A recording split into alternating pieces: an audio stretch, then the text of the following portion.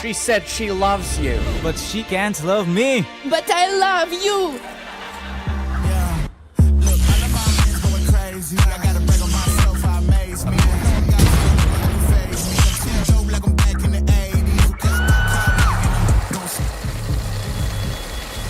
I won't play window anymore. What's going on? Play your role. 1xBet.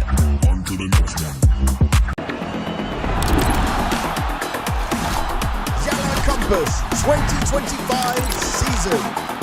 If anyone peeks through, they're both dead. They're both dead in the smoke. Bomb drops, popped up behind it at the edge of. Away with a kill, but quick trade back from Ariel still through the YaLLa Compass 2024 champions. YaLLa, let's go.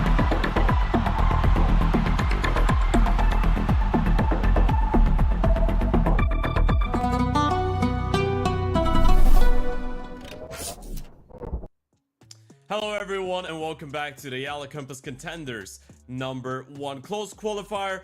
We are ready to dig into yet another portion of high quality Counter-Strike on the way to the YaLLa Compass Contenders 1 main event. My name is Ted and I'm going to be taking you through the first game of the day alongside the beautiful man on my right, Pavlos, ex-warrior. Pavlos, how are we doing on this fine day? Damn, man. I love the fact that you call me beautiful and everything, and I completely feel under the weather. I look like a hot potato. I sound like a hot potato, but you still call me beautiful, man. That's true love. That's true love right there. But yeah, other than that, I'm excited for today's games. Some great Counter-Strike. Looking forward to that. We are currently looking at the 2-0 bracket. Monty and SABRE getting there. Sure, Monty was like dominant getting here. SABRE did get a bye win in the 1-1 in that 1-0 stage. So it did make their journey a little bit easier, but you know, it's exciting when you get to see, you know, a young group of players trying to make it into the tier 2 scene.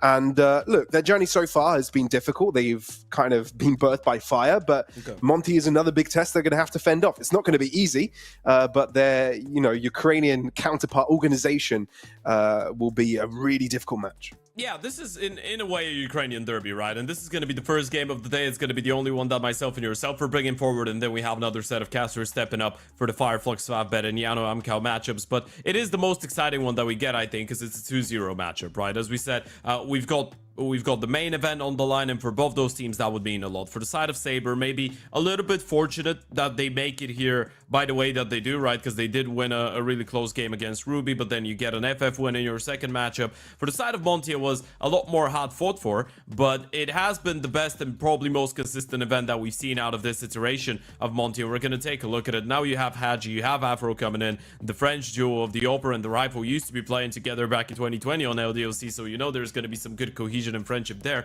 All in all, Monty has been an exciting project when you look at the players. Consistency not really been there with only 8 best of 3s that they've played and only 3 wins they've been able to grab, but 2 of those wins coming in here in the YaLLa Contenders, and they look pretty solid in both those games.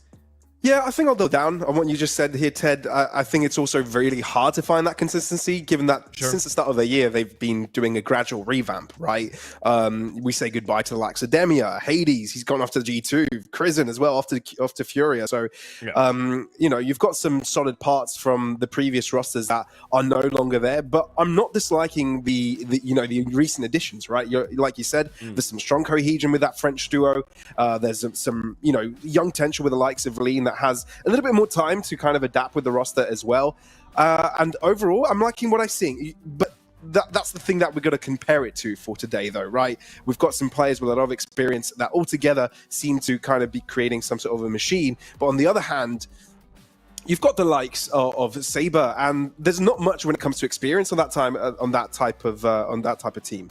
Yeah, I feel so as well. I think if you're Monty, you take down both Zero Tenacity and Favbet in a 2-0 fashion, you feel like you just won the lottery, right? You get to play against the SABRE team that has been together in this iteration, in this lineup for 15 days, and those guys have barely played more officials than you. They've played only 7, and they've been able to get the same amount of wins, only 3. So the win rate isn't that great on the other side of things, and the experience, as you pointed out, is not really on the side of SABRE. A lot of those guys, known for their, I want to say, early 2025 endeavors and open qualifiers with the Nevermore lineup, right, being a bit of a nuisance to deal with. So we do have some familiar names coming in Hodex, Niter, and Jackass. Obviously, Fake Reality and Svemi being the newer kids or the newer boys on the block, so to speak.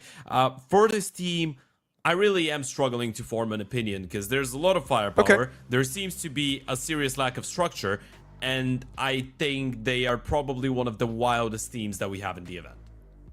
Yeah, you're probably right. It's one of those teams that we always have them like twice a year after the advanced tournaments. You know, getting a top 2 finish in those ESL tournaments, they get a boost up on the rankings, and they are all of a sudden eligible to play like these types of events. So, you know, a lot of these situations, you come up against teams that have been playing at the tier of play, which is a bit of a wake-up calling for you, isn't it? If you're Sabre, you get to play against teams that, you know, play a completely different style of Counter-Strike, a lot more, you know, methodical in the way that they approach the game, and you kind of have to adapt to that on the fly. So with Sabre now being in that conversation for about a month now, you know, having their games in here and there, obviously when they play up against teams that are at a similar level with them, I feel like they are some of the strongest players coming out from that level of play, but I still think they need some time to figure out how do we want to play Counter-Strike at this level of play.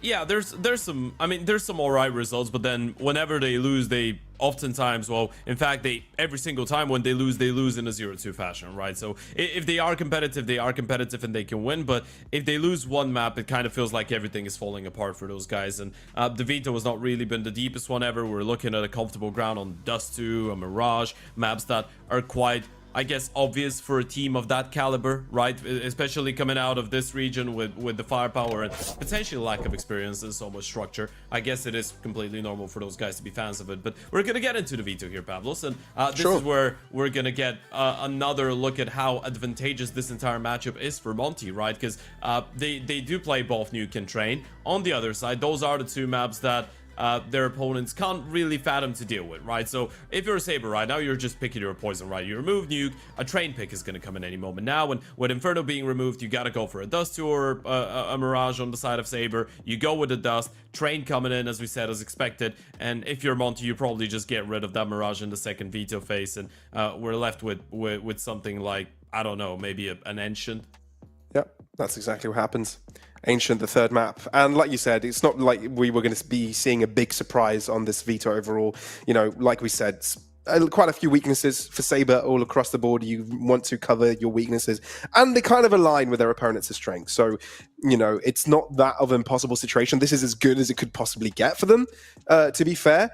But then again, always looking at that Train pickup, it's hard to believe that Sabre has a particular chance on that. Sure, you can argue you've got some really new pieces for Monty with the likes of the French duo Hadji and Afro that now need to slot into your system. And, you know, where the Afro is comfortable on the map and the way that they want to play it and approach it altogether, that is another conversation. So there is a chance if, you know, things don't get rolling on the right side, economically as well, you know, if you know, Sabre comes out rolling in from the get-go on either of the first two maps, there is a chance for competitiveness. But then again, this is us trying to pick up crumbs from the plate right now because there's not much left, given that Monty has just devoured everything. Yeah, I feel so as well. I mean, Monty is not in a great state right now. If they were maybe on a bit more solid legs, we could just go into this game saying, hey, this is just going to be a straight up 2-0. It still should be, but if there was a moment for Monty to get shaken up a little bit and maybe upset by a team like Sabre, it probably would be now, right? You're on the back of adding 2 new players, a new Oper, a new aggressive rifle. A lot changes for Gizmi as well as the in-game leader now, and I guess they're trying to balance things out, but Gizmi himself is an in-game leader that likes to get involved in the action, right? And CT sidewise, he still needs to do that, meaning that you have to find a way to compromise between Lean and Hadji getting that second star rifle spot on the CT side. Who's going to be the one to get the most freedom? You've got so many space-taking rifles on the team now that it could be difficult to actually find a functioning lurker, right? So I guess it's interesting times for the side of Monty. I personally am a big fan of Afro as an Oper, and I like Hadji as a rifle as well. So I feel like purely individually, they should be able to, by proxy of just playing good cohesive Counter-Strike, win this game. But you never know, right? You're going on a Dust 2 against a Ukrainian team.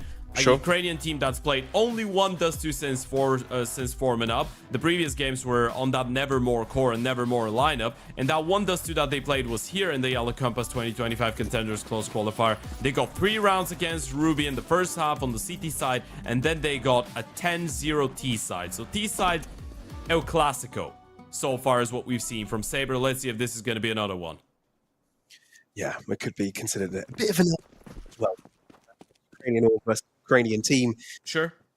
It'll be an interesting one all across the board. But yeah, SABRE, this is the best chance they could hope for an early start in the series. Winning Dust2, I think, is a must. I don't think that's much of an understatement.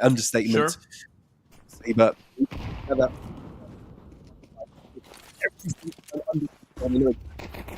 Yeah, Flash goes in. Hadji able to get one, looking for another one, and Lean will join him from the bomb side. This one is already falling apart on the pistol round, and on the scenes, they don't lose a single player. It doesn't really get any cleaner than that for Monty to start it off. I mean, it was the lurk from Afro from the get-go that kind of gave Monty the right idea, right? Given the fact that you know where no one is out mid, process of elimination, you know, they're either going to play tunnels and then it's probably a retake scenario. But given the fact they haven't heard any noise in the direction, it was a clear call to put all your players in long. So there was an instant pincer. 4 players just block SABRE for entering. So as good as starts as it get here for Monty. Yeah, pretty much. You get a lot of cohesive pieces as well. The good thing is, when you look at a win rate, you could get fooled that Dust2 should be a pretty tough one for Monty, all in all, right? But then you look at the last game that they played against Fireflux, and it was a really convincing 13-7. I feel like you give them a little bit more time, they will realize that they have a lot of, as much as they have a lot of aggressive rifles, they have a lot of people that are quite communicative on the team, right? Gizmi, Hadji, Afro, Lean, Ryu. All 5 of those players are really good with comms and really good with staying active, right? And this is the thing that usually makes you a good team on reaction-based maps, like Dust2, like a Nuke, like a Train, all the maps that we were talking about. Monty actually, well, Nuke and Train, Monty being quite proficient on, and Dust2, I think, is another one on the list that give him a little bit of time and they're going to be quite good on. Oof, okay. Couple more digs like that, and this is a very doable round here for SABRE, especially with the bomb going down. Gizmi weaving in and out of battle like a madman, and all the rest arrive on time. Sure, the bomb goes down. Couple more dig shots coming in from Jacast, but that's all that she wrote for this one. Monty are able to make sure things don't go wrong in this round. Yeah, this is too expensive. I mean, if you're... I was even talking over the round. I thought there was no way they even make it to a bomb site, but look at that shot coming out of Jacast. Afro shut down, MP9 there to farm a little bit of cash, but you did lose 1 rifle at least. I think they had 3 M4s being brought into the round, so either way, it was really expensive. As now you get into the first buy for SABRE. First time we're going to see them out with the AK-47s. Let's see what they can do. I like the camera angles. Oh, yeah. There is something. Nice I've always liked seeing someone's POV while they play Counter-Strike on the camera. Ooh. Like, see the game and how it looks. Yeah. I've always liked that. That's what I like about LAN events as well. If you can get a camera Sure. behind all the players, get to see as well how the coach interacts with everyone. But you're right, getting to see their perspective. And their aspect ratio as well. Always cool. Yeah, I mean, it's quite boring nowadays. Everyone's just playing 4x3. Yeah, that's so true. Yeah, you're right. And then there's Hauserk and Shiro. Yeah, Shout out sure. one time. Nice opening kill in the meantime, by the way. Gizmi's there to collect. Fake Reality's going down, and the T's have left pretty much everything besides long. I mean, they do have Jack casting towards middle. That's a good kill. You shut down Ryu. That's going to open up a little bit of space, and suddenly, if you want to accelerate into the A-bomb side play, it could be a little bit more doable. Yeah, the more SABRE wait, though, the more opportunity Monte has to explore the rest of the map. You can see a little bit of movement going out from mid. You'll realize that's sort of clear. The entirety of tunnels has been vacated. So you know it's going to be a long shot. Good nade. That's going Touches to run down a couple players. right on top of them. Another one to try and break the smoke. A couple of them have already crossed towards the back of the bomb side. Oh, Gizmi. Gotta go nuclear. Second kill. Low on HP now, though, and it could be a little bit difficult. He's actually found a way to get back, but Hadji's the one to go down with a nade in hand as well. Not the way that you want it to be, offering your life up, and with that player in towards the car position as well, it's going to be quite difficult for Gizmi to get into a good position. 15 seconds, they got to get a move on the bomb plan. Jump shots coming in. The damage is actually being done, and Lean shuts down Jackass in towards the car. Ooh. But will go down, and Gizmi on 9 HP might be calling this one off. There's no way you believe they will give you a chance. Yeah, he's got to, especially with Zwemi crossing over the catwalk. You've got all lines covered. You're going to have to run away, get that rifle onto the next round. Solid stuff from SABRE, though. It was pretty brilliant how the fact that they just waited, they were patient. It was kind of a resilient style where they were waiting to see if Monty going to overpeak, try and get your shots in. You knew you didn't have the safety after the smokes kind of dissipated. You knew you had to wait to see if you can win in those engagements. That's exactly what they did. Pulled the brakes perfectly, won their individual fights, and were able to somehow scramble that bomb plant. Beautifully done. Yeah, Gizmi doesn't even hold on to his rifle, which is a big one financially for Monty to take, hit-wise. Now you're starting to feel the brunt of the damage from the previous round, right? You lose so many guys against the pistols, and suddenly you lose one round and you're out of cash. Problem is, Ryu is on 1400. You want to make an eco here, but if Ryu had more money, they probably would have ecoed. But now you might have to force, and they will. A bit of a last-second call here. 1 MP9, a couple pistols in the mix. A 4-man starting towards long, though. This could work. Flood of utility, Gizmi, with an excellent blind sheriff shot. Somehow able to keep things for Monty and get them as slightly ahead. A double peek coming through, not favorable for Monty though. Instead, SABRE are able to return the favor and look to speed up towards the A site. Yep, bomb leading the charge. Oh, that's a little bit weird. Jackass is just running through the molly first before the smoke with no chance of a refrag. Just underestimated it, and Gizmi does go down, but does land the tag beforehand. This could be great. Look at the double flank coming out of long. Hadji gotta take first contact. If he gets one kill, then he surely win the round, but he's done the damage. Lean, this is doable. Wow. First kill connects, and now you know. 1v1. Thing is, it's unconfirmed damage. He doesn't know Fake Reality's low on HP, but he's still doubling back, and Fake Reality's actually sending back B. But it's a brilliant situation, right? Even if Fake Reality stuck onto that A site, it would have been 2 players with 1 shot, basically separating them from death. Instead, Fake Reality aggressors. Oh, dear me, you're not going to wait for this, are you? Oh, Lean can't turn around on time. Fake Reality catches him with pants down. I don't think Lean realized there was a B bomb site play. I think he was... He thought it was A. He didn't hear him drop. Didn't hear him jump, didn't realize the bomb wasn't planted. He was looking in towards CT. I'm not sure what was going on there. Still a pretty scrappy round. It should have been a much cleaner conversion for SABRE, probably. At least they get it over the line in the end, but hey. That's why we're here. Yeah, we'll experience all the motions. Yay, Zeus. Give me the Zeus. I think Hadji got spotted, so this might be a little bit of a bait as well. Oh, never mind. Gizmi keeps on giving with the deagles, by the way. Finally put to rest. But he's chunked up some significant damage. Come on, mate. Oh, you sneaky fella. Never mind. Never mind. Yeah, I won't be getting away with anything significant there. SABRE, 3 rounds consecutive. That's not too shabby. No, I mean, this is what you need, right? This is the T side that we were hyping up before the start of this. The T side that got you 10 rounds against Ruby in your first and only game so far in the group stage. As we said, for the side of Monty, has been a little bit longer of a route to, I guess, have both Favbet and Zero Tenacity that you had to deal with. Good news, though. You were able to take them down both in a 2-0 fashion. Corner smoke, Spirit flashes to go out long. But look at how proactive Hadji's being right now. They know there's a lot of T's out that long position. With Hadji's play, I mean, the moment that you decide that you want to believe there's no one in towards the tunnels, you can just rotate everyone here. That's ridiculous how far forward Hadji's gotten. And he doesn't need to pressure into long. He can just hold that position. Wait to see if anybody drops back. See if rest of Monty can put enough pressure to deter SABRE from sitting down to that A-long position. But even if they do double down onto this push, Monty can just pincer them in from behind. Gizmi a bit overzealous with that peek. And SABRE might even have a chance, even with the lurk behind them. There they go. Nate, break the smoke. Perfect timing. Afro and Lean combined for 2.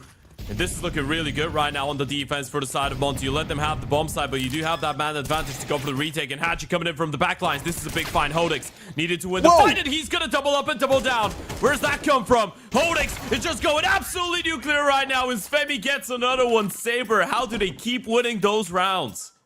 That was an individual play that got them out of jail. That was Hodix playing Monopoly and getting himself into the question mark corner, getting himself a get out of jail free card. That was ridiculous. Completely goes berserk. And yeah, how about that? It felt like Monty had everything under control. The nade onto the smoke, the double kill coming through from the players, both on Catwalk and CT. And then you have the numbers advantage. The cross into the site hasn't happened yet, but Hodix just comes out with the beauty of a show. That was a quick swing, barely had a chance to see his opponent. Readjustment onto Ryu as well. Very patient, spots out the third player, takes every fight head first. And as he dives in like that, just gives Sabre a beauty of a round.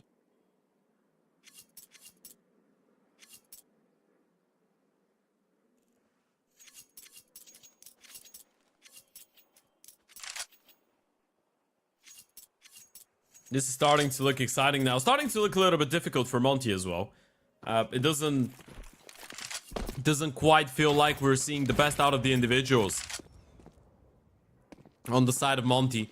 Sabre are playing such, I want to say, simple Counter-Strike, right? Not really overcomplicating stuff. A lot of it has been just long-centric, go out long, execute into the bomb side later on.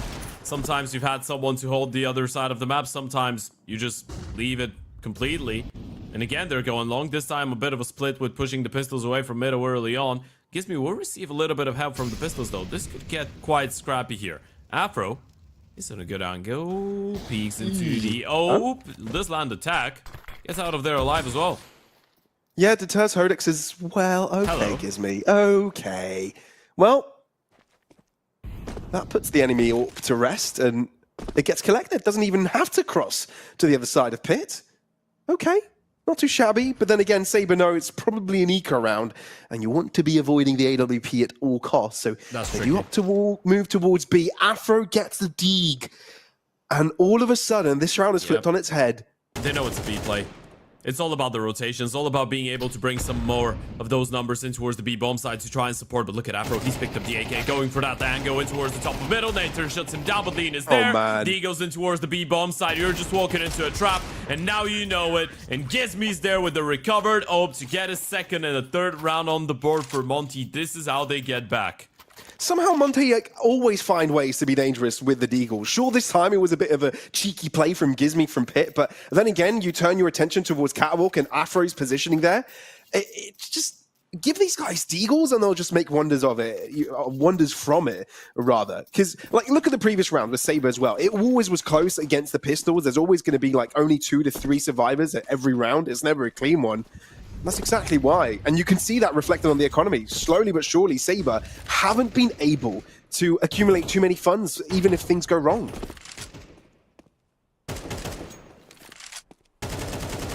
Yeah, those are the rounds that you don't want to give away to Monty. I mean, Sabre is... It's supposed to be the other way around. Monty's supposed to be the one winning solid, well put together rounds, and Sabre is supposed to be disturbing with pistol rounds, but I guess Sabre now are getting a taste of what they're used to being their own medicine. And that's going to boost up the Afro money as well, putting him on a big green. Time to see what he can cook up. A 3-man starting towards that A bomb side. I mean, Sabre haven't really been testing the B bomb side as much, so you can't really fault Monty for having all their pieces centered in towards middle and towards that long position. Now we see a little bit of a switcheroo though. You've put one player in towards that pit spot, and now all 4 trying to make their way up short. Beautifully timed there from Lean. If he would have stuck his ground, maybe there would have been a second kill potential, but Afro is able to select that. Fake reality crossing through the molly. And as soon as he greets his opponent, realizes he went wrong. Afro wants to go for more. Come on! Oh, Afro feeling it today. And Sabre, one by one, find their face planted into their coffins. Jackass the only player remaining, but he gets things done with the nades with 25 seconds to spare, with a bomb to be collected. This is a hard ask from this player. It is. Look at Haji. He's long again, by the way. He's... Every single time they've tried to play A, Haji's been long. Whether it's behind him, whether he it's gets a plant here. Coming in from another spot. Never mind. Yeah, never mind. He could have, but he doesn't. Haji's a nightmare. The 2 Frenchmen, they're both a nightmare. Yeah, one's the Grim Reaper, one's... The Grim Never Reaper? mind. One is Grim, the other's a Reaping all the Reaper. I don't know, Grim. man. I was thinking of the Greek god, Right. Zeus's Hades? brother. Hades, thank you. Right. I was thinking the Greek name of it, and I was just I mean, couldn't he's remember. even an ex-Monty Yeah. player. Come on. Ah, you're right. You're The god right. of the underworld. I mean, I think is he a brother to Zeus? Yes, he is. I know Poseidon is. Yeah, they're all brothers. Okay, yeah. Yeah, I mean, it's mythology. Everyone's connected to each other. And you can marry your own mom. Oh, you could have. Oh man, you could have gone a complete other way with that one. I'm glad you didn't. Yeah, they're all Well, inbred. Is that what you want me to say? You could have said no. I'm not going Yeah. there. You're not going to bait me I mean, into it. it's mythology, man. It's factual, you It's know? mythology, but it's also ancient Greece, mate. It's also ancient Greece. All I right, know, we're Monty. talking only about the gods. Yeah, of course, of course. What else could we be talking about? That was a quick round for Monty. A buy round versus an eco that went the way it should. I don't think a single player got eliminated throughout that one for Monty, and they've been able to get the lead back for themselves.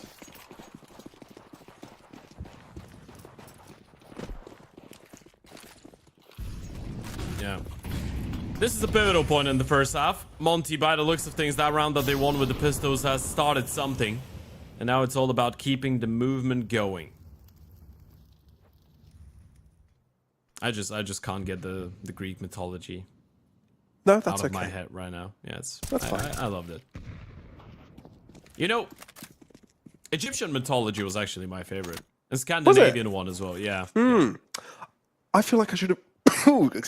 Excuse me. That's all right. I feel like I should have researched the Egyptian mythology a little bit more. Sure. It's nice. It's A really lot of fun. interesting gods, concepts about death. Oh my god. Oh, What that about is. the concept of you look at Haji's eyes and you just die instantly? I like that one. I'm sure they don't Turn like into it, stone. Saber. Ooh. Svemi does fight back though, and this is a good find onto Ryu, but look at Gizmi again. They're so proactive, so aggressive on that CT side. I mean, Lean is already coming back long. Gizmi's gonna be here on such a quick timing. The thing is, he's missed him, but Afro knows there's no one out of middle. The moment they spot Lean, now you know. How quick does Gizmi want to be? I think the position from Gizmi is super crucial. It completely disallows Saber from crossing out into long unless they take that fight together. And once they do, Lean will have the clear bird's eye view of it. So if you kind of lock both players onto catwalk, Monty know if they group up their players here, which is exactly what they're trying to do, they've got a good chance. But Gizmi gets ahead of the curve. And instead of finding the damage himself, is the one being eliminated. Both players isolated, though, from the two different fronts, and Monty able to recover the round. It's just such an important, and I guess Veto round. Monty don't give them a chance. It was such an uncomfortable post plant for Saber. You get the plant, you spot one player in pit. Obviously, Lean is not going to give you the fights that you want, right? They were even thinking about... I was getting a little bit nervous there for a second. But they were thinking about swinging him. Then they realized, hey, you know what? He's actually got a headshot angle. And if we don't get the kill instantly, he can just peek and take his time. And if he gets one kill, the round is over. So they double up and go in towards the short side of things instead. You get the kill onto Gizmi, but then again, Afro was coming in from the same position. That's why Afro takes his time a little bit as well, by the way. I'm not sure if you noticed, but he was holding in towards CT just to make sure that the T's wouldn't drop, right? Because they need some level of comfort. They need some position to work with. They just couldn't find it. Svemi having a look at his camera, making sure it's got the right angle. Just flexing Before the he pecs. walks in. Yeah, he got a bit too distracted, got lost in the source, and found lead, hot lead, when that Imagine smoke. he's just looking at his reflection at the camera. He's like, Oh, yeah. Is this look. me? Is that, are they my Hello triceps? there? Is this a good angle for them? Do I need to flex him a little bit more? He's like, hello there, handsome. I didn't know you were here. Yeah, Saber start things on the back foot in this round. And again, 4 players out in long, with Monty having full control over apps and peek out in mid. They know exactly what's going on.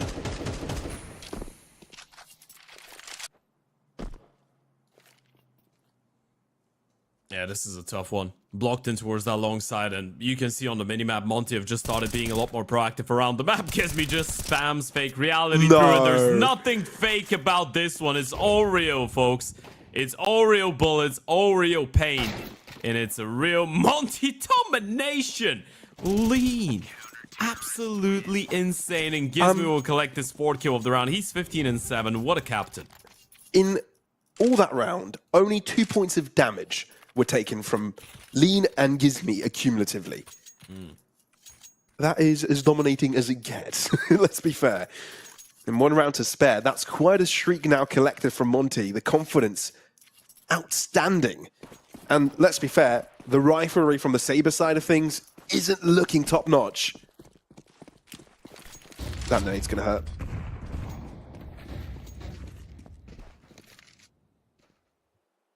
Yep.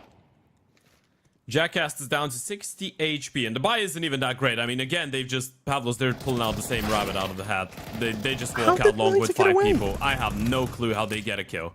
I don't really know. Like, a pixel got spotted, but I don't think Gizmi realized how Nita had crossed there. That's strange. That's super strange, but they'll take it. Hadji enough for return the favor, never mind.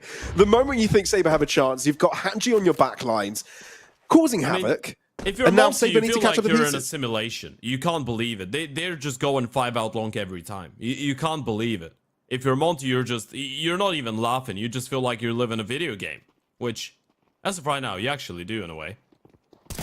Kind of, yeah. Oh, well, Hadji was low to begin with, so not too bad, especially given the fact that Ryu gets the trade. Lean next to be contested. He will have reinforcements shortly, but for the meantime, he's alone, and he needs no friends, needs no one around him. He's a king.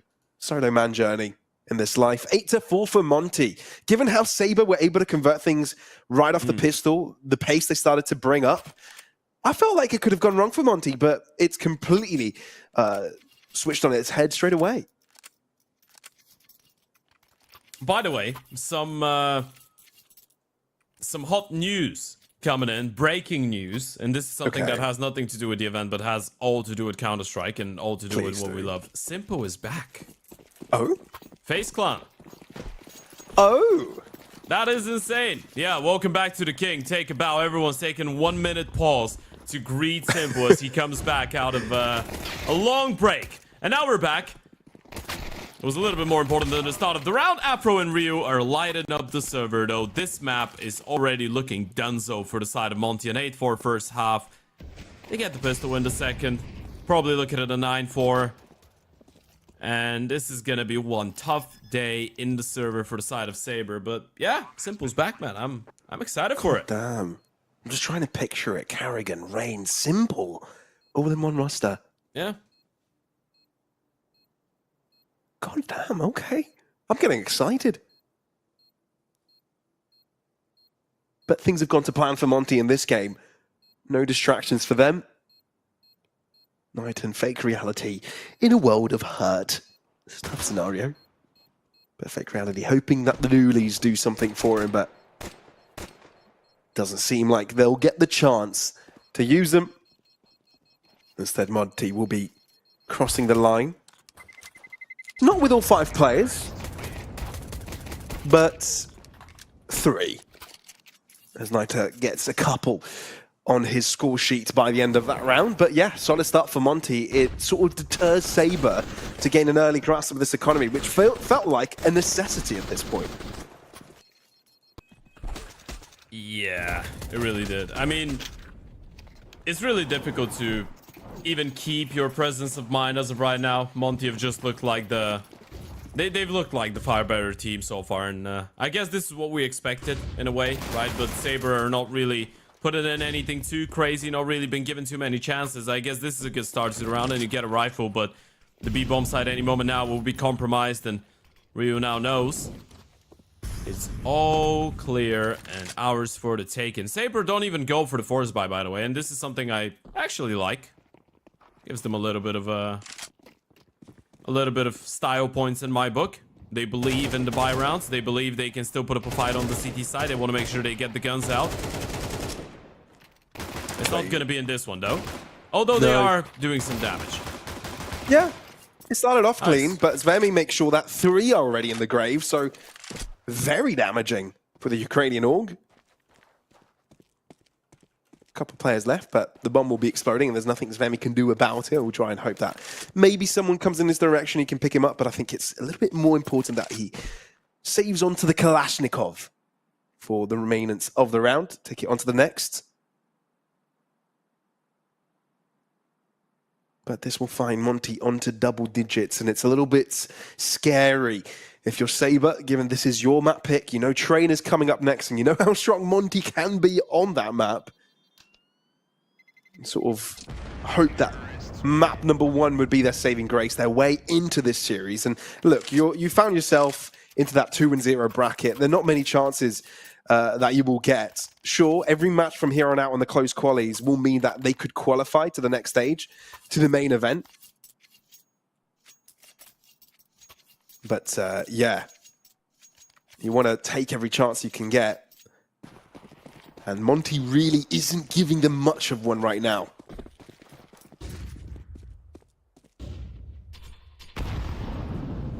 No, you win one by round and you're pretty much there. Lean, again, putting some solo presence into Wars Long, but with the flash now coming in and the re-smoke on a later timing, I guess you can make an educated guess that the CTs were trying to push you back and retake that part of the map. So you're slowly starting to see Monty respond with that middle control. It's a little bit disappointing. We haven't really seen some of the brighter stars on the side of Sabre. I guess Hodix on the big green has had a pretty tough time.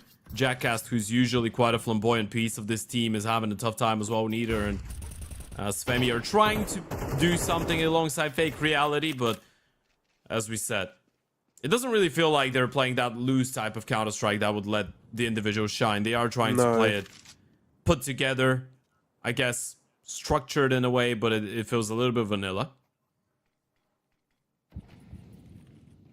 Speaking of which, you can see the approach from Monty go for a 5-man short execute. Yeah, I was about to say, we haven't seen that once from Sabre, and all you need is Gizmy on the first exchange. You've got a player from long trying to see if he can do the hindrance, do the damage. Does not work the way they wanted. Nita tries to be pacey with it, but really gets there on time. And Monte, wind fully in their sails, downwind with a single destination, the 11th round. I'm not gonna lie to you, by the way. I didn't expect to see that. This is probably the most one-sided Monty game I've seen in a long time. Even the 2-0 against Zero Tenacity was really good.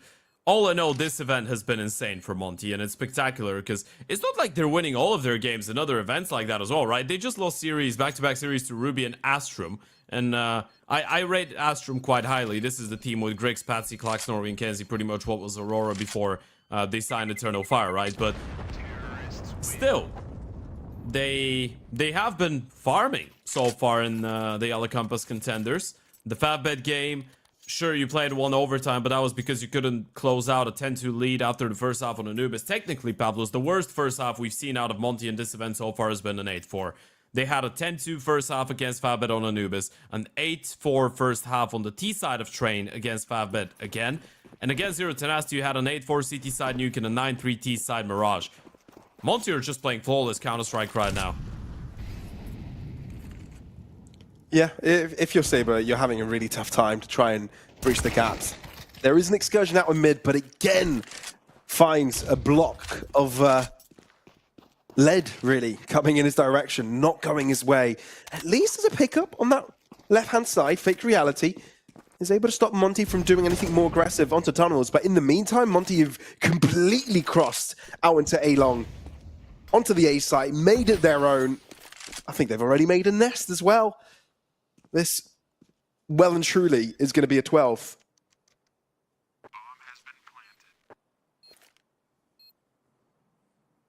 This is going to be a 12th, and it probably will be. Fake Reality going down. There goes one. Rio looking for a second. Neither spotted. And at this point, it's all about the mental aspect of it going into the next map, I feel like. Quite difficult to think that those guys are going to be having a little bit of or any fun, actually, going into map 2. And that was the terrifying prospect. You said it quite right before the start of the game. This was the win condition for Sabre. This map. This right now. Right here. That 12-4. That was your win condition. This was your only way of taking the series to 3 maps and potentially winning it in the end.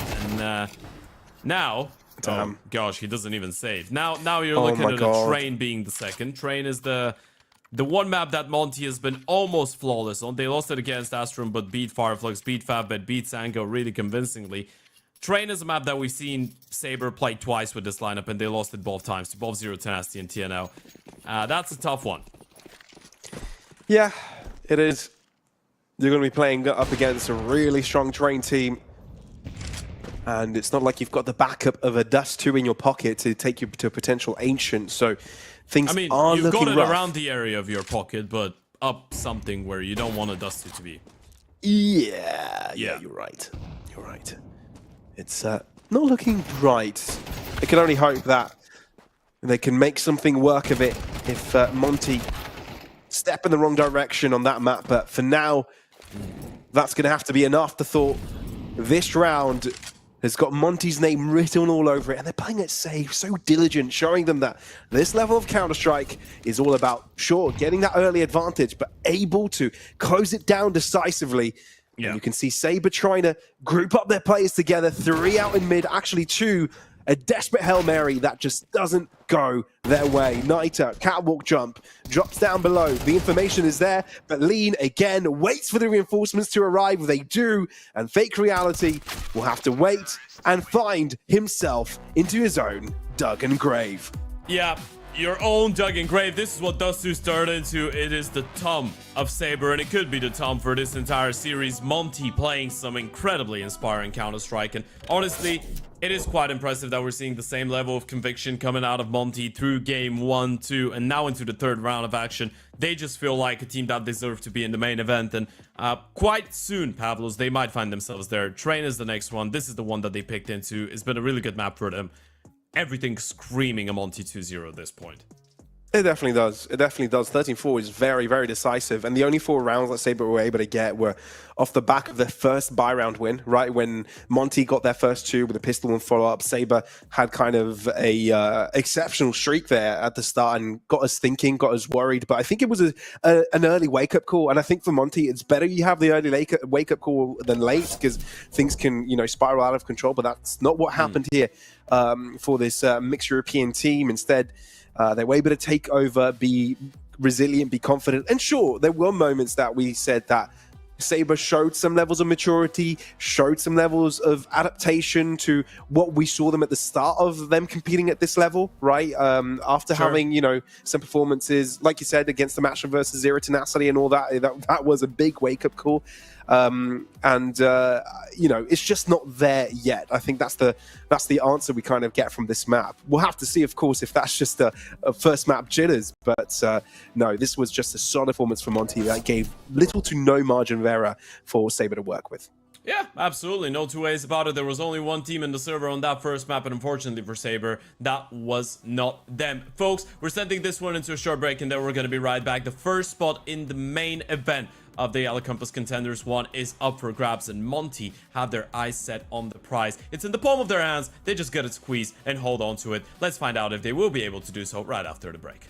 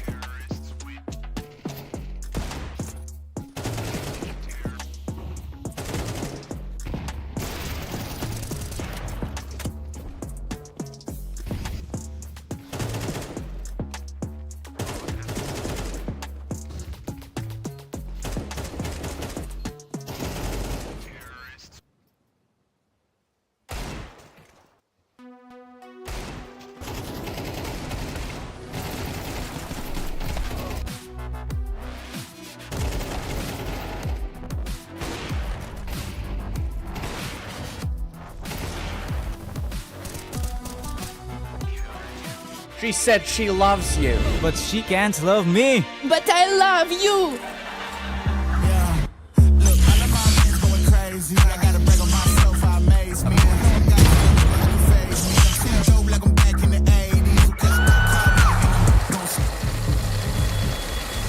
I won't play window anymore. What's going on? Play your role. 1xBet.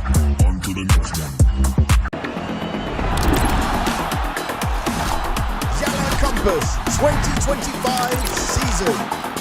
If anyone peeks through, they're both dead. They're both dead in the smoke. Bomb drops, coughed up behind it at the edge of. Away with a kill, but quick trade back from Aerial. Still YaLLa Compass 2024 champions. YaLLa, let's go!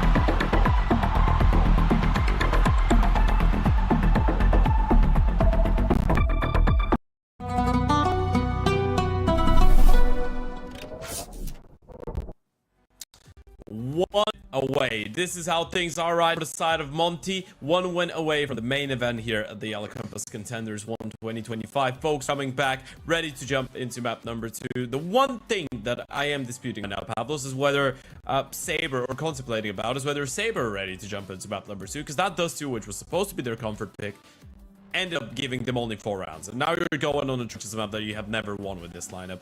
Is there a world? Is there a world they actually win train and win the series? Is that what you're asking me here? Is there a world? Well, there is a world. I don't know if you saw Avengers Endgame, but I feel like I'm Doctor Strange and I'm going. I saw 3 million possibilities, and there's only one. It's not that big of a nod. Of course, it's not going to be 1 to 3 million. There is a chance, but obviously we're talking about very slim chances here. Monty seemed to have this game in their grasp. They look solid. On Dust2, like we said, we thought that was going to be where SABRE could have hit the road running, but didn't end up happening for them, right? Instead, they fell flat. Monty weren't making too many mistakes as well. And it did look a little bit like the A-Long simulator. It felt like SABRE did kind of have some limited ideas and plans on how to execute things. And with the fact that you've had players like Afro going on lurks round after round, it was really hard for SABRE to get the upper hand, given that Monty had all the information. And that was just the first half. When it was the T side, Monty had everything under control. They were playing the pace that they like to play. And again, it was really difficult for SABRE to crack open. And now going on train, I feel like it's going to be very much the same. Yeah, this is what it feels like, doesn't it? I think it's fair to say, if SABRE are able to even make this map competitive, it will still be quite entertaining. Monty picking up the pace early on. Fake Reality is actually there with a double kill, so this is already looking a little bit better, already looking a little bit competitive. And Hoodix will shut down another one. Pissed around, starting well. You get the first, or Afro clutches in a 1v4. He doesn't even have armor. Should be impossible. I mean, talk about the chances of SABRE winning this map. It all starts like this, right? It all starts with you getting early tempo at the very first round, get your pistol round win, and get some early rifles in there. And that's exactly what we see from Fake Reality and Hoodix with the M4s. They know there's a good chance that Monty get themselves like some deagles, try and go for the force buy. They want to make sure they are superior in a round like that and continue that momentum. That's exactly what they're doing. Yeah, I mean, that's how you give it a good go. You start on CT side train, you win the pistol round. What I'm looking for right now, I want to see some creativity on the side of SABRE. This is I'm gonna take it one step at a time. I won't say I want to see them dominate Monty. I don't think that's happening. What I will say is I want to see them free up the individuals a little bit, because in plain sight, to be real, that T side on Dust2 was like a salad with no dressing on it. Okay, I hear that. No seasoning. No, nothing. No, absolutely nothing. It was just, and there wasn't even any tomatoes. It was just green salad, plain green salad. So right now, I want to see a little bit of vinegar, a little bit of olive oil. I want to see maybe some salt, some pepper, something, right? Yeah. I want to see a little bit of flavor to it. But around as clean as it possibly could be, you could argue there is some seasoning there, some salt, some pepper, especially with Niter. Thinking about going around the players trying to drop into A main. And that's exactly what he did. Now Monty will have rifles available to them, and it's not dissimilar from SABRE either. They're going to be strong contenders here, and getting a 3-0, well, let me tell you, Ted, the chances just keep stacking up in their favor. Well, this is the first buy round. I'm not going to get ahead of myself as No, as of right now, but hey, it's just that the later that Monty get into the game, the later that Monty get into the game, the more chances SABRE have from closing something like this out. You know, if Monty go 0-5, that's a splendid lead for SABRE, and it's definitely going to give them some confidence to close things out. Sure. It could give them confidence. Could make it a little bit closer. Early doors, quite aggressive. You've been pushed away from Paul, but it's a good reaction. Deep smoke, you retake main control. B is a little bit vulnerable as of right now. You have no quick rotations. This could be a bit of an issue. When you've left Svemi all alone there, he's going to be just jiggling from the upper ramp position. And Lean is already thinking about walking out B. This could be quite weird for the CTs to work with. Lean hasn't really spotted anything. Monty might actually want to reroute back in towards that B bomb side, but by the looks of things, it's going to be a late A split that they go for. Yuto coming in. It's going to be quite tricky to retake all that space. Molly comes in. It's good timing for it. Monty were poising out for the explosive push. Remollied again. They're going to keep this down to the 30-second mark. Regan knows there's a potential. There's a deep push coming through. Hodix ends up on top with 2 picks. That is massive. Now can the trades come in? I think they can. They are burning up alive though. 20 seconds remaining and you start to break through onto the site. Fake Reality has to be the final man standing to stop them from crossing. Monty keep things close, but they do get a win off of the eliminations. There's no way, man. There's no way they make this round work. You can see the smile on Haji's face. He knows that was the scrappiest, most scuffed round he's won in such a long time. That makes you laugh right there. I mean, on 30 seconds, you get double mollied in towards A main. Then you lose 2 players, and then you're just burning them. You have, what, 2 guys that are left on 1 HP, but you still win the round. What a steal that is from Monty. Big kills coming out. Ryu going absolutely huge, and now it's SABRE, the ones that are going to be struggling with the money a little bit. Utility a lot lower. You still have the rifles and the MP9, but Monty, this is when you feel like you can potentially up the pace a bit.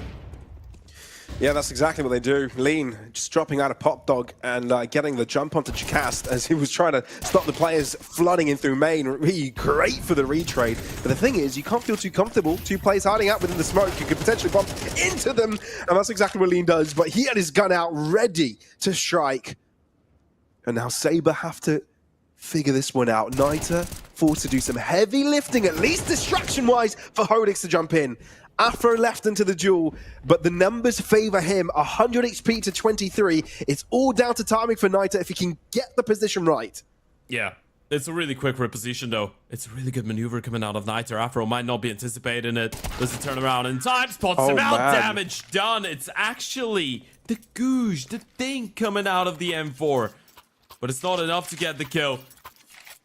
Headshot versus a body shot. Low HP though, and this is a tough pill to swallow. That's why it's difficult to get excited because, you know, they have a good start, 2 really close rounds, but now they're out of money, and Monty are probably getting a 3rd round to start off on the T side of train.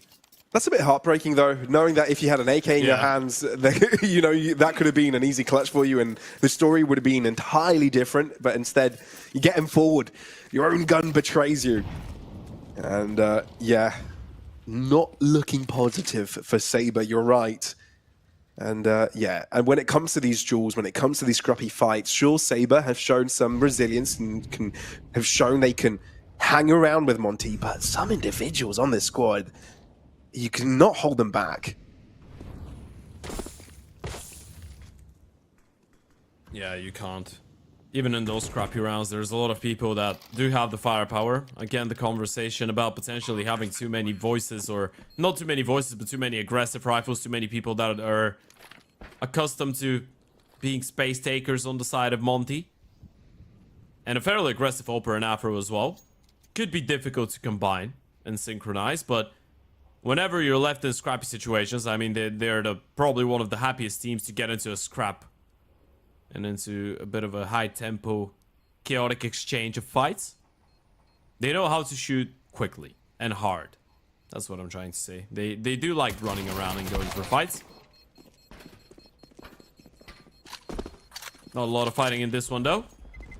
It still will be a clean round for Monty. Not a single victim. Not a single player lost. And this is really good for the money. Yeah, it's done some wonders. Padding up those dollarinos. Something so cool about the ambience and train when it rains. You can just kind of doze off to that noise. No, just me. Do you have white noise when you go to sleep, Ted? No. I don't either, but I can very much imagine someone doing that. It's very soothing. Yeah. There's people that do it. I oftentimes read or just watch something. That's what I do. Banger. Distinguished gentleman that reads. Jackass, that's aggressive. And it's followed up with Svemi's aggressive starts as well, but it all gets put to the hole. Gizmi completely disrupts the play. Yeah. That's ridiculous. They're just ready. Anticipating the aggression, and this is a good proactive play from Hodix, but look at Gizmi. He's still aware of the possibility of there being a third player. He's just backed off, and that's such an awful angle to be holding. Hodix, you're not ready. You're not ready. Gizmi's just playing you like a fiddle right now. He's an absolute damn genius. And there's another one. I mean, you can send all of them if you want. Neither is doing the same that 3 of his teammates tried to do and didn't get much success. Let's see if the result will be different for him. Yeah, no, it gives me doing the 5 Brits in chat a favor here, hyping them up a little bit. Yeah, that's what happens when you get beans and toast for breakfast. You become good at the game. Oh, is that how it works? Yeah, and crisp sandwich. Crisp sandwich. Oh, I guess that's why I'm trash at the game. You haven't tried a crisp sandwich? I have, but not on the regular, mate. I don't want to know you. This is the most atrocious thing I've ever heard of. As in, look, you're gonna make yourself a nice little sandwich. You've got some crisps in the cupboard. Sure, let's just put a couple. No, because I know you know you can have crisps. No. You know what a crisp sandwich is, right? And it's just two slices of bread with crisps in between. Oh, just crisp? Yeah. No, mate. That's Yeah. No, it's not have a big sandwich with a lot of, greens, veggies, meat and whatnot, and you just put a couple pieces of crisps. No, that's not the case. Added texture, some seasoning, That's where I have that, crisps. but I get you. Just the crisp, no. That's a lot of calories. That's carbohydrates. Too much UK. That's a lot of too carbs. much UK culture for too me. Much. Oh no, mate. Grey food is UK culture. Grey food. A lot of it's tasty, but it's not really good for your health. Maybe for Counter-Strike here. Monty have got a lot of players that got down that round, but honestly, this starts from Gizmi was brilliant. And again, the reposition here, smart to think there's a third player on the lurk. And sure, damage is done by the end of the round, but it's the round score that matters. And it's Sabre's bank account that's empty. Yeah, Gizmi is a really smart player. I think his forming as an in-game leader has been really interesting for me. I think it was a really tough task to put him at the helm, right? Tell him, hey, you know what? We've got a project that is struggling a little bit. You, the guy from the academy, go in and fix it. As an IG, I was all playing with much more experienced players than yourself, but I think he's given it a good go. I'd want to see what he can do with this lineup if you give him a couple months to be the in-game leader of a team that is not changing players every now and then. Definitely an in-game leader that's part of that new generation of the guys that are individually quite skilled as well. And he seems to be quite creative in the way that he can use his players, right? Give everyone a little bit of space, make everyone feel good about their contribution to the team and their comfort zone. Also a merchant of the UK scene. And as we know from Mezzi, those could be quite good every now and then. Yeah, just every now and then. Yeah.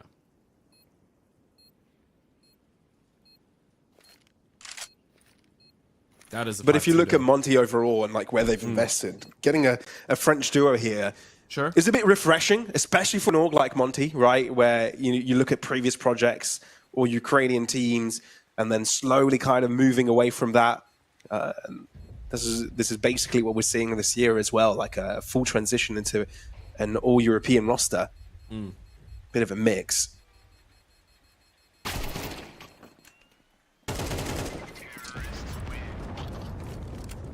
Solid hold for Monty, though. No casualties on their end of the wagon. Pun intended. That's fine. There's been a lot of trains running over people so far on this map. SABRE do really look a little bit stumbled, like they've been run over by a train. Hodix will have the money to facilitate a big green, which is good. Let's see what he's going to be able to make out of it. Yuto comes in. Molly to deny the CTs from going in quickly into our spot. And look at Lean, look at the pace coming out of his side. Ryu's actually the one to pick up a double kill. This is just not looking easier for SABRE, is it? Neither finally gets one in return, but now they know he's towards the back of the bomb side, and you're definitely not giving him more kills. There's so many players on that A bomb side from the CT side, but they just can't find the kills. Oper misses, Afro's perfect with the jiggles, and Svemi needs to clutch up a 1 versus 2. It's not undoable here for Svemi. Could try and isolate those fights. They know exactly where he is, though, and that flash right in his face in the second will confirm it. They're just toying with him right now. Afro switching back to the rifle, making sure he doesn't need to just hit the one shot, but that's exactly what he does. It's between the eyes of Svemi, and Monty gets 6 on the board. And now, Ted, I'm trying to reflect on what you just said a couple of rounds ago, right? You want to see Monty get a little bit more creative, change things up a bit. Oh, no, I was talking about SABRE. For SABRE, sorry. You know, SABRE trying to switch things up a bit. That's kind of what they try to do here, post 2 players close up. And then it blows up right in their face. And I feel like every time SABRE's trying to do something different, trying to, you know, put pressure on the setup for Monty, it hasn't gone the way they would have liked. So it's demoralizing, right? Knowing that, sure, you've got to be a bit unpredictable here if you want to be beating your opponents.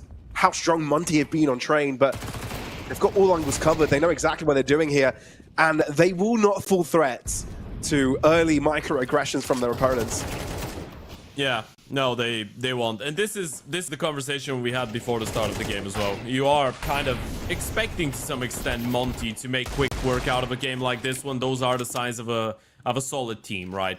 When you have those players, because as of right now, the quality of players on the side of Monty is quite high, right? You have a trio coming out of the academy, Lean, Ryu, and Gizmi and Ryu, of course, with some previous tier 2 main team experience last year when they were part of Monty for a short brief. Now you have Haji, who's been playing professional Counter-Strike since 2016, has been around and about in pretty much every single team that has been a possibility. You have Afro coming in, obviously after a pretty long, around 1 year stay, not the most successful one, but still a stay on Fnatic, where he's played 12 LAN events, 3 seasons of EPL. He's played an IM Cologne. He's played a couple big events. So you are expecting the team to be performing, right? You want to see good Counter-Strike. You want to see a high floor out of this team. You absolutely do.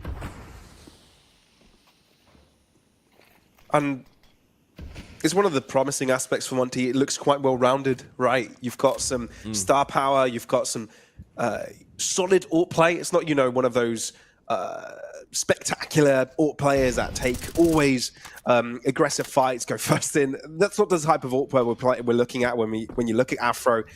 You've just got solid players for every single role that they have, and with potential to grow together, right? When you look at Haji as well, he hasn't been in contract for a few months now. I think ever since November. Yeah. So he's been hungry to play some Counter-Strike. So it's cool to see all these pieces being put together. And you know what? Sure, they've stumbled here and there. It's always going to be an issue when you put 5 players from very different backgrounds together. Sure, when you've got some camaraderie from past projects, that does help. But it's a roster of 2 speeds, and so far they are showing some really good positives. So if they're able to eliminate those, you know, down points, the low of the lows, start having some more solid performances, more consistent, this is looking to be a really dangerous roster on the tier 2 side. Yeah, definitely is. Been together for only 1 month as well, so I guess you could say still yet to see their full potential. Hodix does shut down Lean on the way in. Haji with a good response. Not used to seeing Haji on the big green. Of course, low HP will motivate him to try and give it a go. Afro on an AK though, this is what it all means, and he needs to step it up right now. Ryu still went towards that lower ramp and hasn't really activated. Hodix will shut down another one. Ryu needs a 1v3 clutch if he wants to win this one. Tapping away, we'll get the first one, and the time is running out. They do have a kit. We'll try and stick it. Ryu still trying to bait another one. Does realize what the case was, but couldn't win the fight against Femi. It's a good retake coming out of SABRE. They get a third round on the CT side. At this point, you get as many as you can. Sure. This retake didn't look that bad. Nice shots from Hodix on the big green. Yeah, wasn't much of a retake either. Given the fact that SABRE never left the site to begin with, they were able to eliminate some of the players upon their entry. But that's the kind of round that tells Monty you can't really relax, you can't really hold back, because SABRE is the type of team that will punish you when you start to make mistakes, you know, start to give them some minute advantages. They will take over. So it's not just Monty sit back, relax, play your own gameplay until the map ends. They still have to work for it, and that round was basically an indication of just that. A correction though from Hodix doesn't go well. Yeah, no, not quite. And as you said, we are seeing the attempts, right? We are seeing them try to be creative. We're seeing them try and pull off some aggressive plays, but they're just getting repetitively punched in the face and shut down. Kicked, if you will, and being kicked with a knee in the face or in the head is not great. No. Instant concussion. Yep. And Haji is giving exactly that to Niter.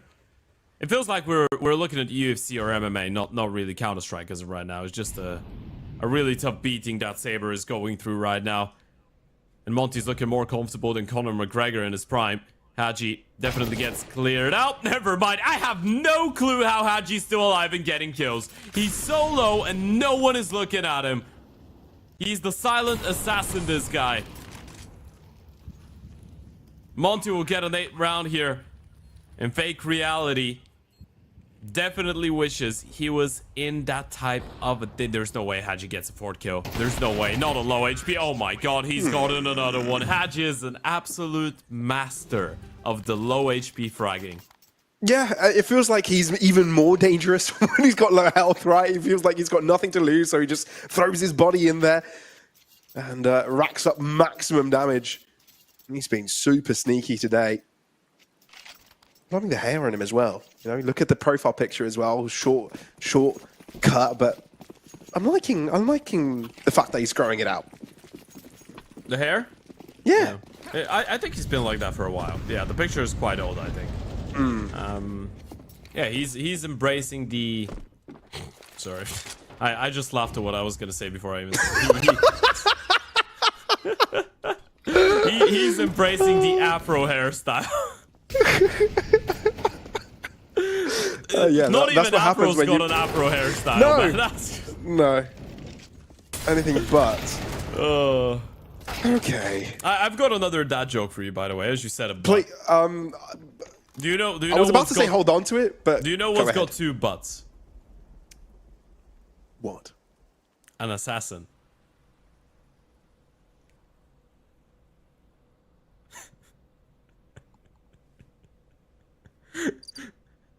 Why are you not saying anything? Okay. Nice. Yep. Oh, Ted. It's been a while, hasn't it? Been a week. All about making people laugh, you know. It's all about the jokes, all about the humor. Yeah, if you make yourself laugh. We gotta know how to laugh when we're witnessing sad scenes, and unfortunately, it's been one big sad scene for the side of SABRE.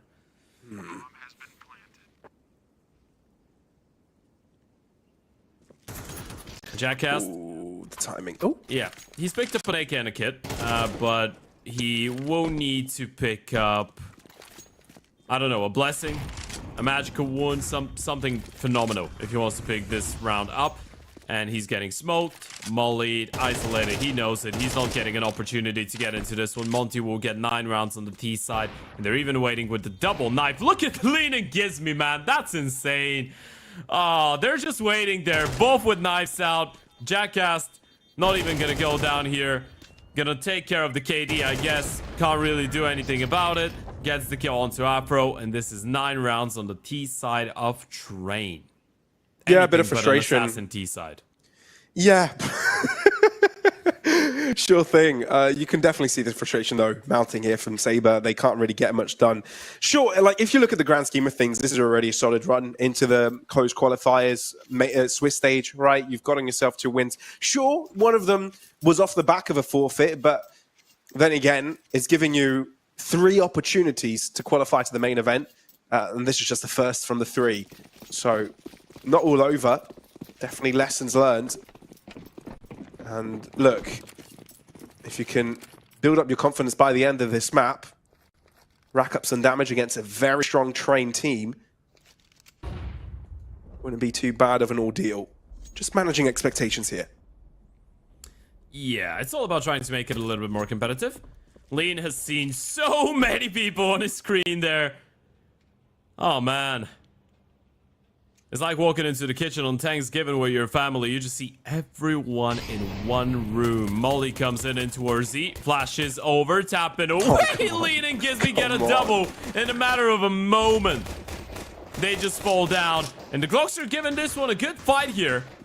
Let me tell you that. Fake Realities maybe are trying their best, but the Duo Boretis have dropped another one. Low HP on Ryu and Gizmy. This is not impossible to win, but Ryu's he's just insane. He's just on another level. He gets 2 kills on 3 HP, for goodness sake. Yep. It feels like Monty just continued the madness from before. Hadji doing it, you know, with a rifle and, what was it, 15 points of health, 10 points of health just a couple rounds ago, and now the rest of them like to repeat it. They were 2v3 with 3 of them being less than 20. Yeah, it's madness. And look, getting the pistol round win feels like you're entering one by one the nails in the coffin for Sabre. Really feels like it, doesn't it? Monty, they've come today just to make sure they've got enough time to play a little bit of Counter-Strike, make it into the main event, and go for a quick walk in the park after that. And even that quick walk in the park would probably last longer than their series. On 11-3, they don't even let them get a bomb plant. And sure, again, you're giving the credit to Sabre for trying to go for the eco round, get the guns out, at least give it a go with the full buy. But Monty's just 1, 2, 5, an infinite amount of steps ahead today. Yeah, no, Monty's showing they're on a different level. And we kind of knew that coming into this series. Sure. You know, Sabre racking up some reps, really, getting that second place into the advanced league, and from that, getting some good invites into tournaments just like this. But you got to play against teams like Monty, and it's a bit of a rude awakening, given the difference of level in play. And this is a buy round, and the MP9s are doing damage. Close distance for Afro. You know there are some players nearby. Hadji's read this one. A bit of a small, you know, a slow peek from Hodix, and it won't do the work. Niter gets bumped to a crisp, and little by little, they close in on Fake Reality's position. You've got a player knocking on your back door as well. Gizmy chimes in. Monty on 12, 1 away from qualifying to the main event. If they win the next round, they would have qualified for the main event after losing only 45 rounds across 3 best-of-3 series. 45 rounds. And I know it sounds like a big number. For 6 maps of play, it isn't. That is insane. It really is. And I'm gonna do the maths for you, by the way. That's an average of 7.5 rounds. They're losing 7.5 rounds on average. Yeah, my man. Quick on the calculator. Yeah, I thought that'd be an interesting stat to look at. Yeah, but 7.5 rounds per, on average, they've lost so far, Monty, in this event. What should become 7.6 as Sabre win this round? All right. Yeah. Yeah. Hasn't finished yet. It could. It could be. Sabre. Time to ruin the stats. Fake Reality does get a kill onto Hadji. Fake Reality is one of my favorite nicknames, by the way. Yeah. You know what is Fake Reality? What? The one in which Sabre get a map off of Monty. Yeah. That ain't true. That ain't something Afro's that still we'll here. be witnessing All up. today. They don't know. Okay. The Fake Reality does get the pick eventually, though. So Lean forced to go for 1v2. Now, economy, not great for him, but his team do have some savings. Oh, low HP. Oh, they're not Lean. looking. He's got it. And- He's got it. Oh, never mind. Never mind. Svemi's quick enough. Okay, we're cooking now. We're ruining the 7.5 stat. Thank you very much, Sabre. So it's 7.6667. Now, the average round count. Thank you. Yeah, so it messed up with a really nice, clean 7.5. Damn. It's not worth it of a social media post anymore. No, it's not. 7.5 hits different. Yeah, but you could say 7.7, but it wouldn't be round, you know? Not a round number. No, not quite. I mean, neither is 7.5. No, but it's rounder. Right. Like 5 is the number of fingers you have in one hand. All right. And 7 And is the number that's of how we brain cells base the I'm whole left with decimal after that system on. argument. That's how we base the decimal system, Ted.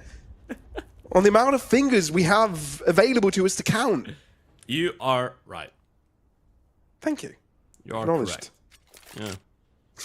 I feel so acknowledged, so heard. I wanted to make a joke, but I won't do it.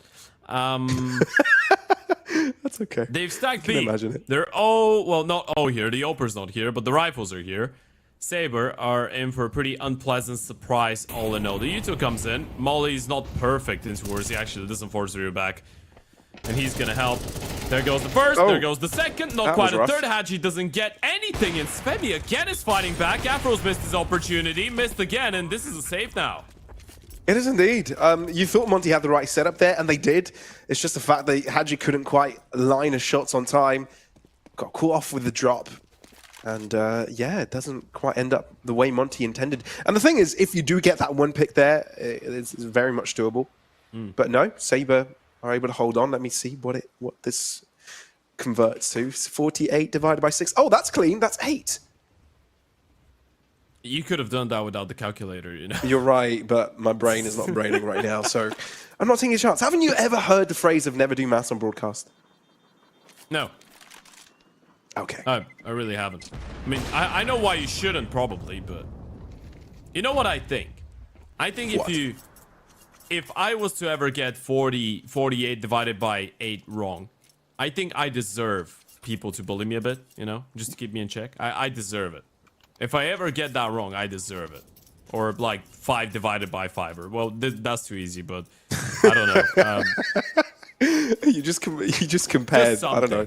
Just Yeah. something. If I get that type of a thing, like I don't know, 72 divided by 9. Yeah, what's if 9 I get plus that 10, type of thing right? wrong, What's 9 plus 10? Like, if you don't say 21, like, what's wrong with you?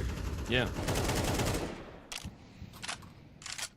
definitely 21. People watching are probably like, what are these guys on? Oh, what I'm is a Afro Monty. on? I'm high on some Afro highlights, and I love it.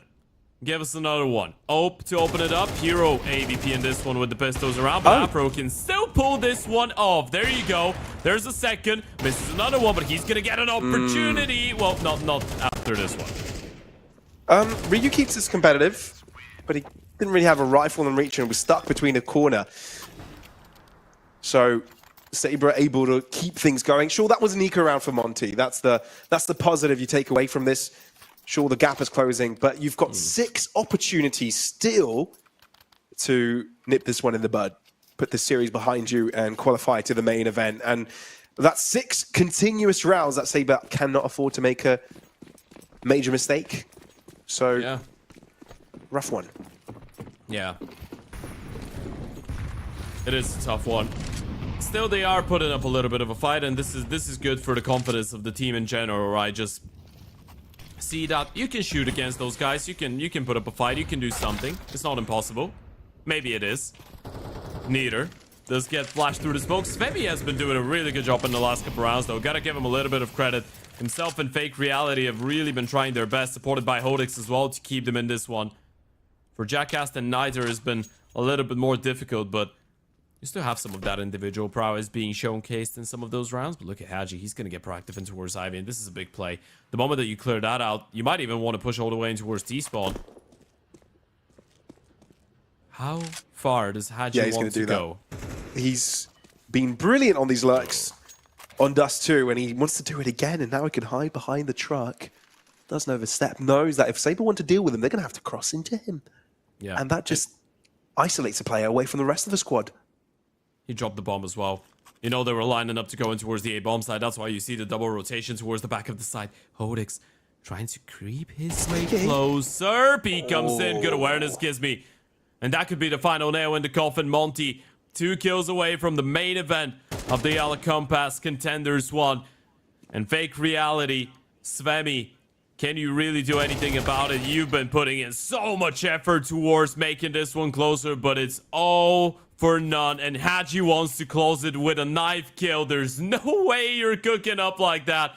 Oh my god, Haji, you're a bully. Finally takes him down. Does not go for the insult to injury with the knife, but the score alone is enough of an insult. Yeah, no, Monty, you know, they were threatening to barely, you know, allow your opponents to stack up more than, what was that, 6 rounds overall? But inevitably now it went to double digits for Sabre. Still a very strong showing from this side. And look, it's been a month now where they've made their most recent changes, adding in that French duo. And we knew it would be taking some time for them to get solid with each other. Sure, Sabre is at a different level of play, and, you know, haven't had the reps at Monty's level for much time at all. So I still wouldn't consider this the test for Monty, but it shows that with the 3 consecutive match wins that they've gotten, the 6-map consecutive streak that they've received in these close qualifiers is a decisive way to put them into the main event, and one that shows confidence that they can bring some higher level play. That's the thing, right? You don't want to ride the train too much and scream about beating the teams that they have, but you still do get clean 2-0 wins over Zero Tenacity, Favbet, and SABRE, right? You go into this stage, you were supposed to run away with it cleanly. That's what you do. And for a team like Monty that's been changing players so much, they've been on shaky legs, and I feel like this is just gonna make the players and everyone on the team feel a lot more secure going into the main event. It was much needed. And the good news for SABRE, on the other hand, that was your first opportunity. You're gonna get 2 more chances, right? You get to play 2 more BO3s. Maybe today was just not your day. Maybe Monty were too good. There could be a lot of factors. Maybe you were just too flabbergasted by receiving the news that Simple is coming back, and you didn't want to play. You couldn't focus on it. You were just thinking about Simple, right? So you never know what the case might have been. But yeah, the truth is Monty was the far better team, and unfortunately that means that the first game ends really quickly. Good news is, Pavlos, we've got 2 more best of 3s coming up, and it's gonna be a little bit of a prolonged, around 1 hour and a half pause before we get into Fireflux taking on Favbet, and of course we have the elimination game of Jano Amkal as well. Myself and yourself are not covering those games, so I'm gonna ask you for a quick fire prediction. Fireflux, Favbet, Jano Amkal, who's taking those? Ooh, Fireflux, Amkal.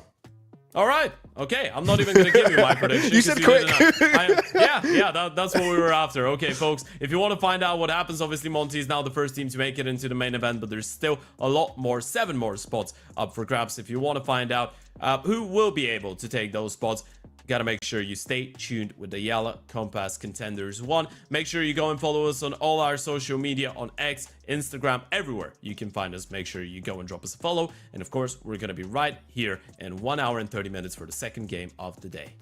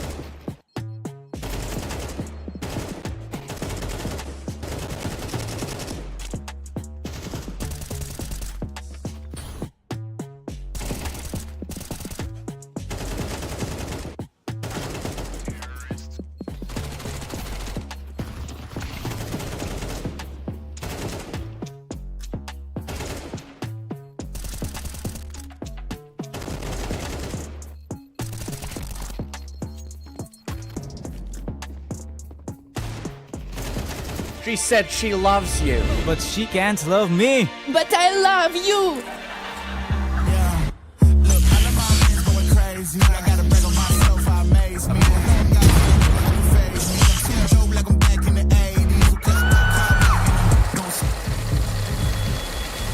I won't play window anymore. What's going on? Play your role. 1xBet.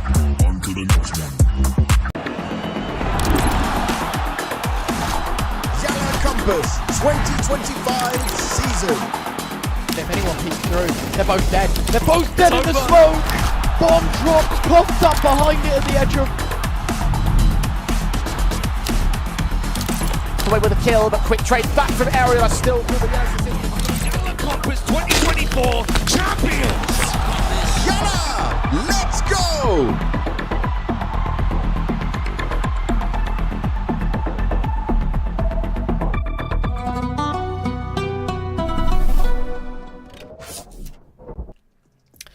Hello everyone and welcome back to more YaLLa Compass 2025 Contenders stage, of course, the closed qualifier for the Contenders stage. And we're looking forward to seeing two more matchups this afternoon into this evening. Fireflux and Favbet and Jano and Amkal. It'll be me and YaLLa to take you through those two matches. How you doing, my friend? Doing pretty good, and I'm kind of excited to finally see the stakes be turned up a little bit, you know, because when we start heading into the 1-on-1 brackets, that's where the fire starts to brew a little bit. It does indeed, and I think as well it's quite important to say that how important it is for these teams to actually do well in this particular bracket, because making through to the main event, of course, gets you to the next stage, gets more prize money in action. And I think in general, for these two teams that we're going to be covering in our third best of three of the day, Fireflux and Favbet, I think Fireflux are in a weird position right now where their form's not too great, and Favbet are in a position where they're actually have got a little bit better form, but it's against lesser opposition. So, also well-known players coming in here. We'll have a look at the Fireflux roster coming in first. Of course, playing with Maze instead of Scrunk. And obviously Scrunk, he has a lot of history playing with the likes of Soulfly and Paz and the old Sangala rosters back in the day. But Maze has got synergy from playing with Banjo a hell of a lot as well as the in-game leader, right? So I think this is a pretty interesting move. If it's permanent, we don't actually know just yet. So the reason we don't know is also because this isn't the first time they've played with a stand-in, right? They've also had a couple of other stand-ins. So I'm still trying to figure out what the situation is, because we kind of have... We've been left in the dark a bit with what the Scrunk situation is. Regardless, you've already talked about it. There is already quite a bit of synergy within the team. And I've always, even with my conversations with Josh, I've always talked about how Fireflux might be a little underrepresented in their rank as long as they can finally start to approach the potential ceiling that they might, or the potential that they might have, not ceiling. Yeah. I think what's interesting for me as well is the fact that they moved on from Sensei. He was another one of those players that was in that sort of Scrunk era of the team and the core. Dougie comes from Eternal Fire Academy. I think he's had a couple of outings for the main roster, very few as a stand-in. And from what I would guess, personally, that seems to me like a hardstyle recommendation. Of course, hardstyle, the coach, around the Turkish scene for a very, very long time when it comes to Space Soldiers, even the Eternal Fire setup for a little bit as well.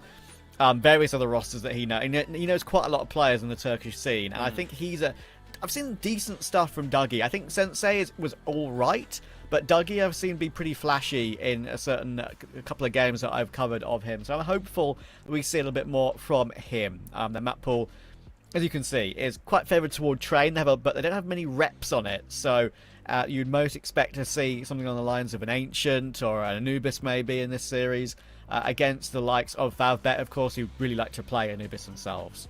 Yeah, and they can't really play with fire too much. It does feel like in this instance, these two teams are the types that will have to completely shy away from each other's strengths, because the disparity is pretty big for the stuff that they don't like to play. So Favbet, they barely play Train. Fireflux are quite comfortable with it.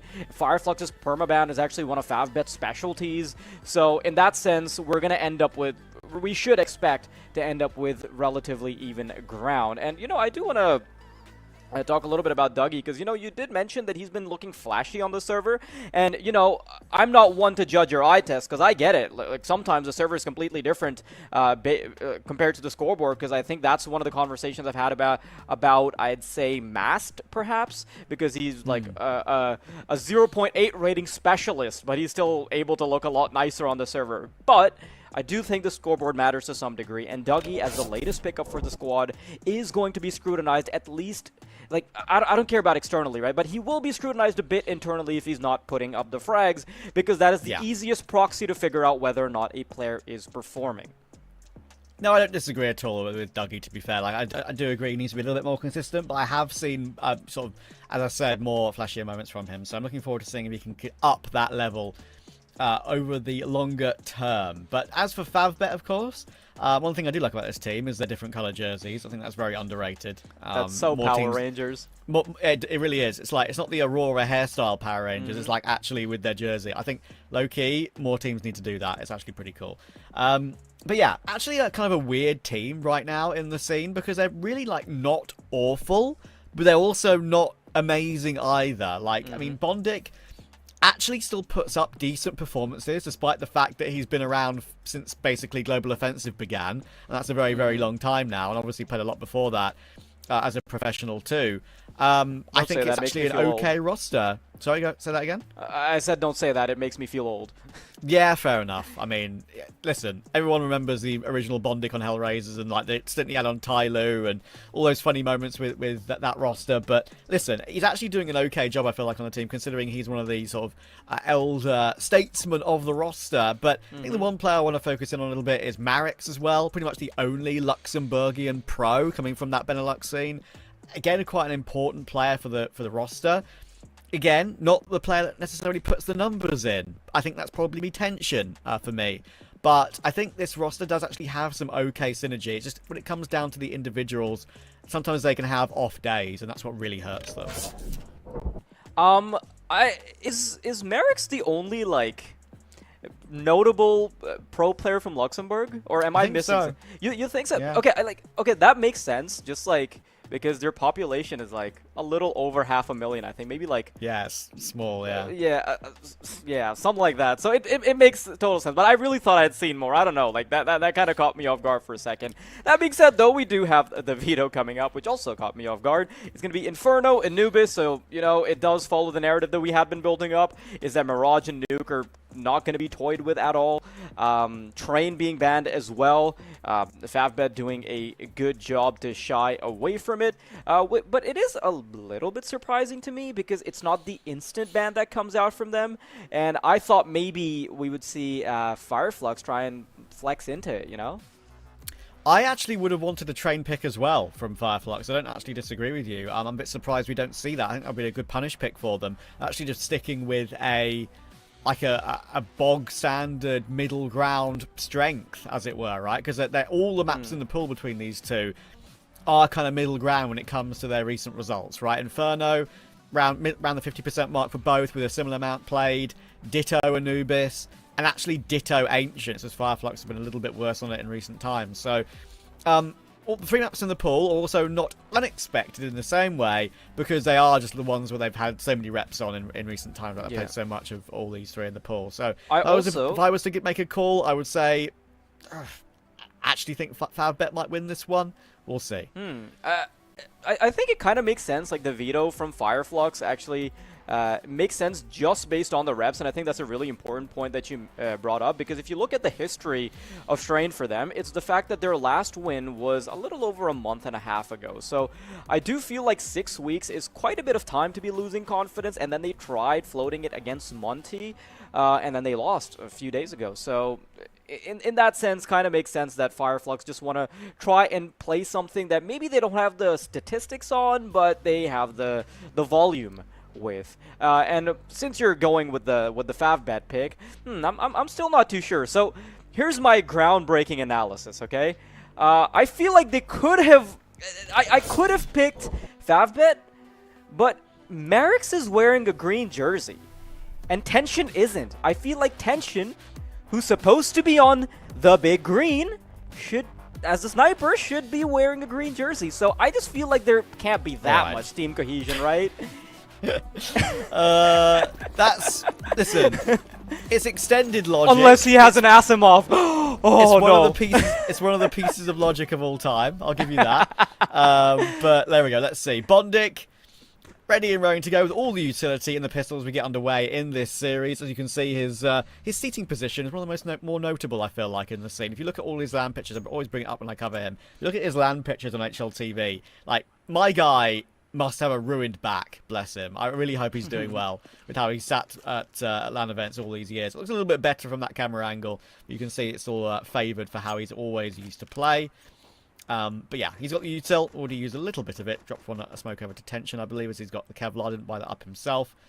And Favbet are going to go for a play toward A, by the looks of things, on round 1 here. Yeah, somewhat of a slow start, no real instant connections being made. And they're going to go straight in with a flashbang. A trifecta setup does make this A site nigh impenetrable. They're just taking shots to the head now, and it's just Jeki remaining who wants to try and fight back. But he does have 2 barrels that he's staring down at. Does go swinging for the hills, and he will be punished for it. One of the things I think is also pretty cool to mention is the fact that Skrunk, when he was the leader of this Sangel core with the Sensei, Paz, Soulfly core, Inferno was one of the main maps I thought he did really good work on. I think they did fall off a little bit overall at some point. I think they had an RMR once, if I remember that Sangel team, and didn't look too great. I think QB, of course, was on that roster as well, if memory serves me correctly. Didn't do too great in that RMR, and then they kind of started to fall off on Inferno after that. But it was always one of the maps they liked to pick into.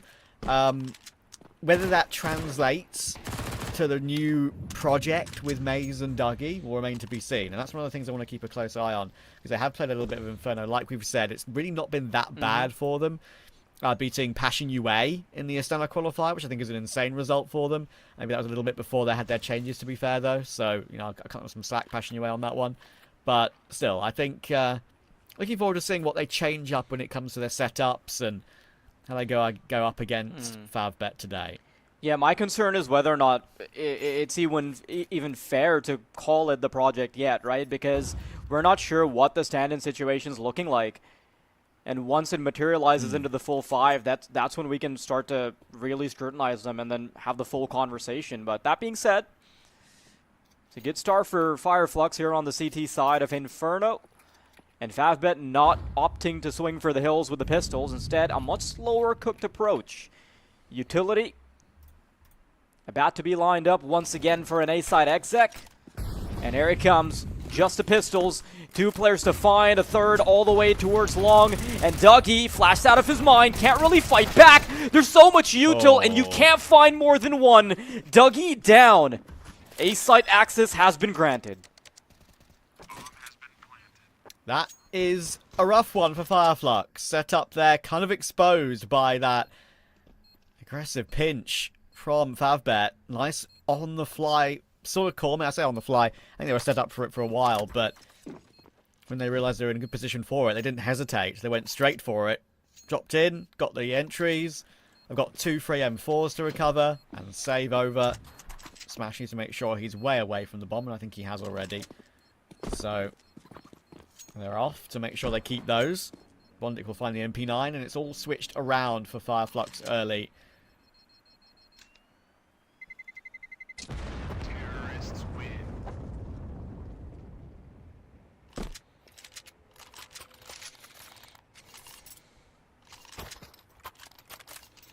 Yeah, a little bit disappointing to see that hold. Can't really blame Dougie too much for it, because it did feel like those flashes were a bit tailor-made for him. But everybody else, not too sure. And I want to see how they try and recover from this. It's the instant investment into weaponry. Can't really have too many options. I thought maybe they... Yeah, go on. I just want to say, I wondered what they were doing for a second there, because Paz only had a USP and he bought up Kevlar and armor, but he's gone back and found a P250, which he forgot at the beginning. I was a bit concerned that maybe he was playing a strat where, like, you don't buy anything weaponry-wise, and then you just wait for a teammate to die and pick up his. Be a bit of a weird force buy if they went for that, but it's fine. It's called the lack of faith special. Maybe. A very commonly used strategy in the tactical grounds of level 4 Face It. You wouldn't know that though. You're level 10. Oh, yeah, I suppose I watched a stream or two. Give yourself some credit, man. Come on.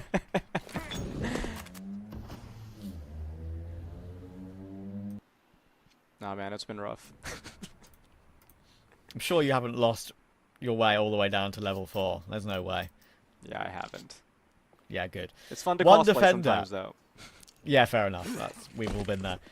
One defender over toward B here. It's Soulfly. He's got utility to use, but unfortunately he's deployed some of it and he has one flash left. He's going to be smoked off towards CT. That one smoke has delayed Favbet though. He's just not calling for rotations, however. Favbet are going to commit to it. Soulfly will go down, round over, just like that. Yeah, I mean, the kind of setup they had, they recognized that they would always have a weaponry disadvantage, so you just have to go for the gamble. But after it became a little bit more apparent that it was going to be the B-side hit, I did expect the rotations to start coming in, but maybe it's just the full commitment that does also give them another chance in the second round, or the upcoming one. Doesn't quite feel like they're teeing up for the hunt, though, because Favbet do realize that this is potentially a bunch of exit fraggers waiting for them. You drop those AK-47s, your life becomes a whole lot harder in the next one. Yeah, doing the right thing here. Favbet, just to make sure they go down Banana as far as they can without just throwing away their weaponry. Got to smash as far away as possible. He won't go down to the bomb. So 9 players will stay alive. It did all hinge on Soulfly going for his peak. And even if he got a 1-for-1, it was round over. So that's just the way Inferno is, I'm afraid. And yeah, I think you could have, in this round, you can definitely make an argument for Fireflux playing aggressive exits if they can't find progress in the round. We'll see if they do go for something like that, because they're buying next round anyway.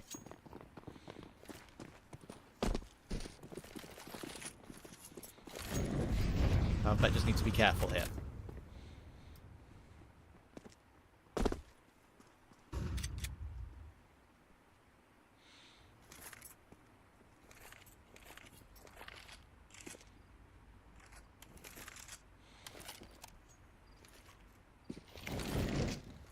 Favbet have had a very interesting pace where they're not really going for fakes or anything just yet. And although I know it's early days to call it, but stylistically it does feel like they cut off audio for the first few instances of the round, and after a couple pieces of utility, they just straight up rush into a bomb site with not a second thought.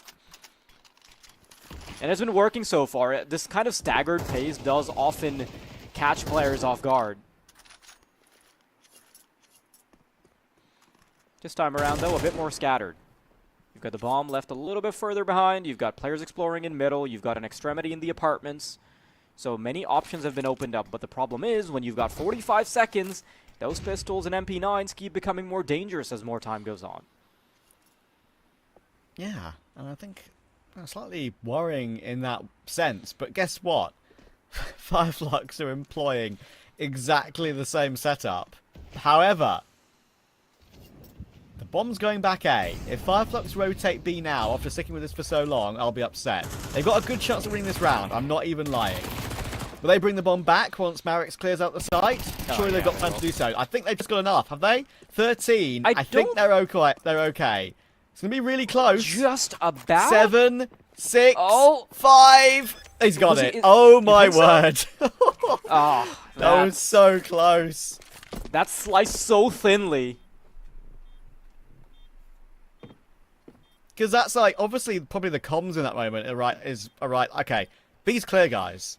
We can come back B. Wait, the clock? Do I commit? Do we have to rush A into 3 or 4 players here to actually win the round, have any chance of winning it at all?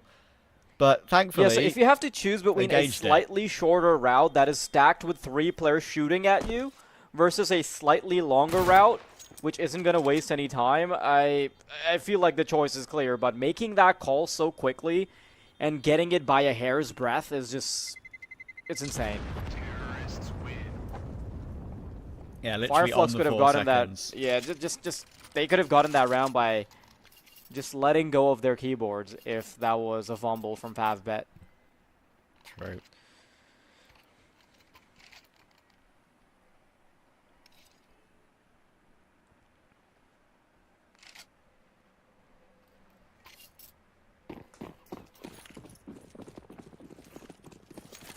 The first gun round, the proper gun round for Fireflux here, has still only got 2 MP9s. That is a painful one. Obviously, prioritizing Util on Inferno, absolutely understandable, but still, MP9s are powerful. You'd prefer an M4. Jeki going for it very quickly, and Dougie has no idea he could be in that position as fast as he was. A flash out as well to send Jeki out. Still half blind is Banjo as more flashes get chained in. And they're going to drop that into pit from Apps during all that madness.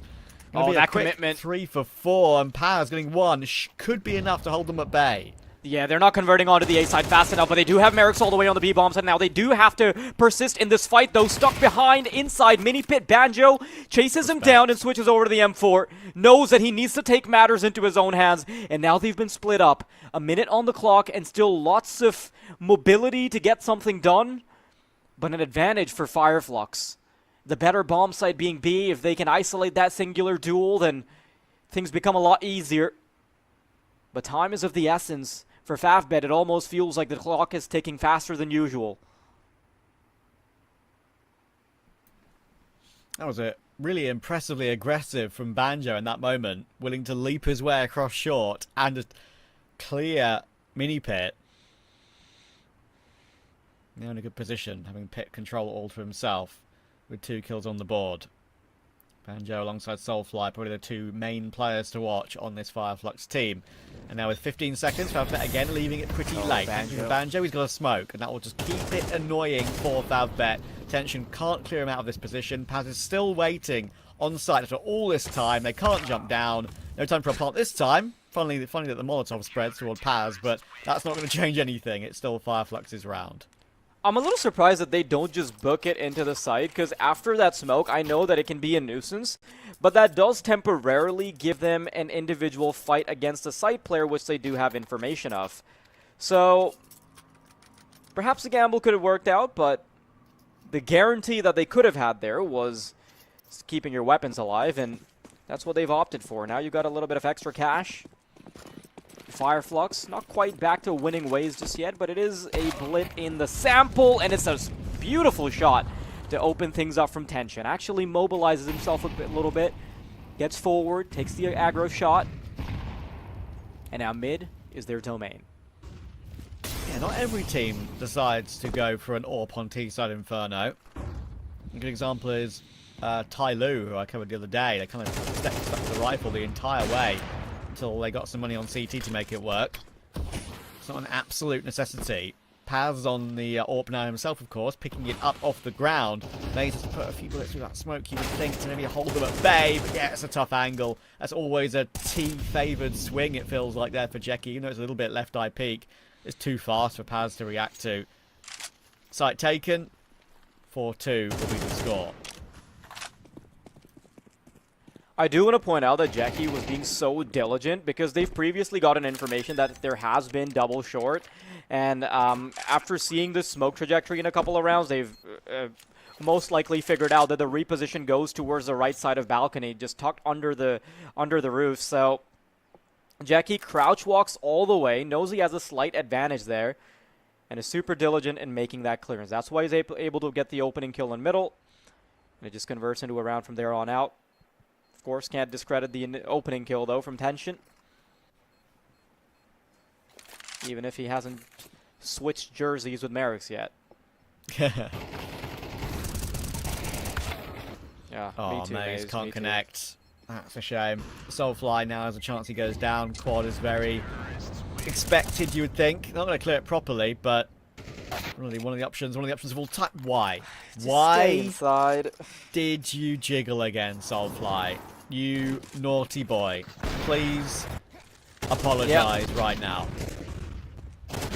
Yeah, he's getting cold. I just want to see that again. Long time to wait to get cold, but it would be deserved after peeking again there, to be fair. Yeah, it's worse when you wait that long in anticipation. True, true. It's a great headshot from Favbet. I'll give them that to be able to clear him out that last second of the round. But it's Soulfly's fault by far. The And he'll classic know it. final frame headshot. Yeah. Uniquely frustrating in its properties. I think it's like a pet hate for many casters, even though like we've never been like players at this sort of level. Is not saving properly when you've committed to it anyway and just die for no reason. I think that's like one of the most frustrating things for commentators and viewers alike. Like, why have we done that? I agree. I am a bit of a W specialist myself, though, so I don't want to be too much of a hypocrite. Yeah, I mean, fair enough. We've all made the same mistake, I'm sure. Like, but we don't expect the mistake to be made by professionals. In a way, I suppose. We're all human. We're all human. Slight brain burp for Soulfly, but I'll forgive him. Favbet. Switching up a little bit. It seems like against the weaker buys, they have always kept Fireflux on their feet. Make sure that the rotations are hard to come by, and it was nearly botched before when they had a last minute plant. It shouldn't be too much of a problem this time. Some baiting going on here. USB to try to poke them out. Now they know where Dougie is as well. They're going to be running into a stacked bomb site if that's what they decide to do. But again, there's only 35 seconds remaining, thankfully. Much less stacked this time. It's only a singular M4 that's all the way on the other side of the map. Dude, they need to do something. Yeah, it's going to be very hard. Oh, 20 seconds though. A push to the CT smoke from Someone Dougie. please fight. You need to maybe take some initiative rather than peek one by one, and that's what they're doing. It leaves just the USP left. Sure, gets the one, nabs the AK, but it's not enough. No CT smoke gives Maze a glimmer of hope, but of course Jackie will hear him trampling his way up through CT. Will just go for the swing, knowing he's got the drop on him and trusting in himself. Favbet 5-2. Banjo could have nearly been a problem there. If he somehow maintains trigger discipline, well, I mean, it's like next to impossible, right? But he had the precision going on. A singular headshot on the first player, then he very surgically picks up the AK-47 before it's touched the ground, and he gets ready for that second duel. It could have been a problem, but once again, crisis averted. Favbet, they've been playing with thin margins, playing with fire. And surprisingly, that also means that for Fireflux, some of the rounds they've gotten closest to winning have been ones where they've not been equipped very well.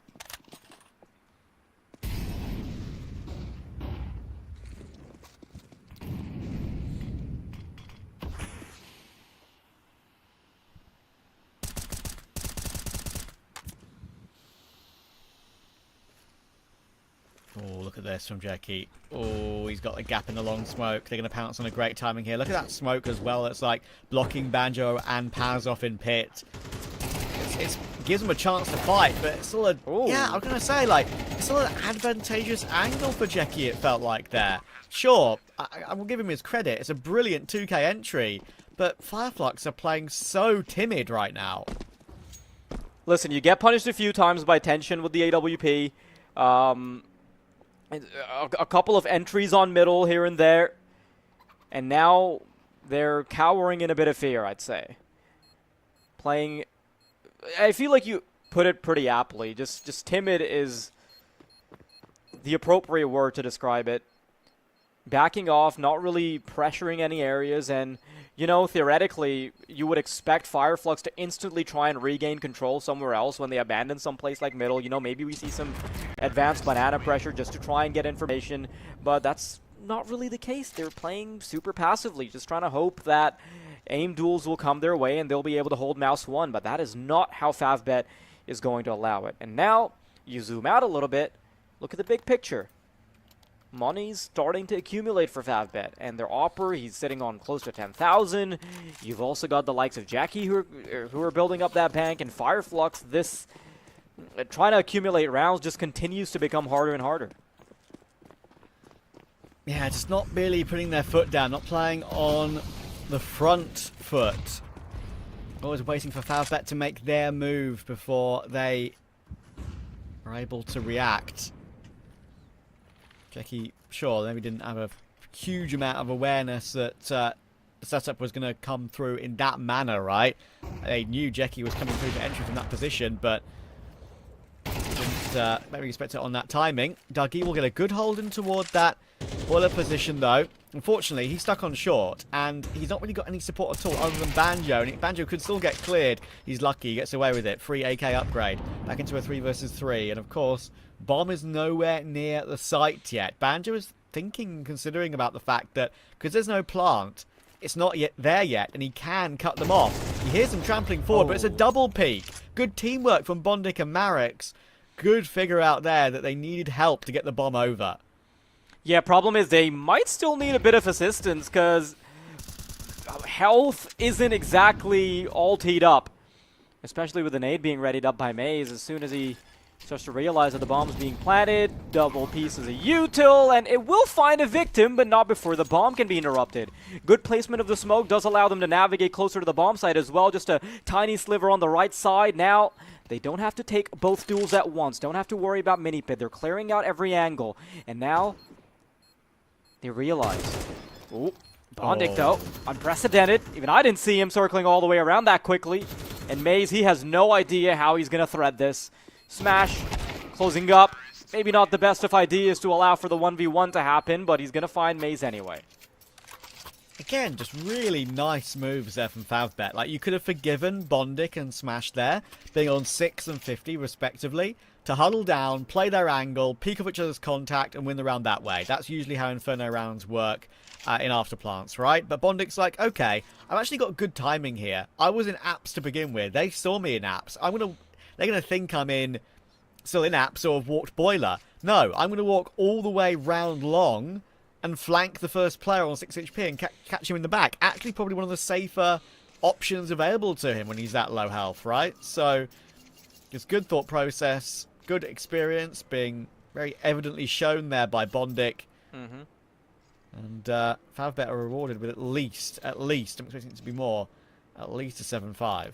You're right, definitely played the theory right to maximize his chances with low health. And now, Fireflux, a best-case scenario is still not the best of CT sides that are available.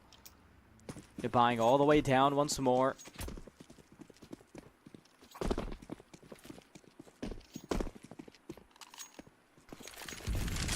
And I want to see if we see a change-up at all from Fireflux, because we've talked about how they've looked a little too passive and not been getting too much control. They got quite close in the last round. Could have been the 2v2 that ended up turning out, but Favbet have very consistently had their number. Util's been good to keep Favbet at bay, but remember, their pockets are a little empty, so this early deployment does leave them a little bit dry, Travis.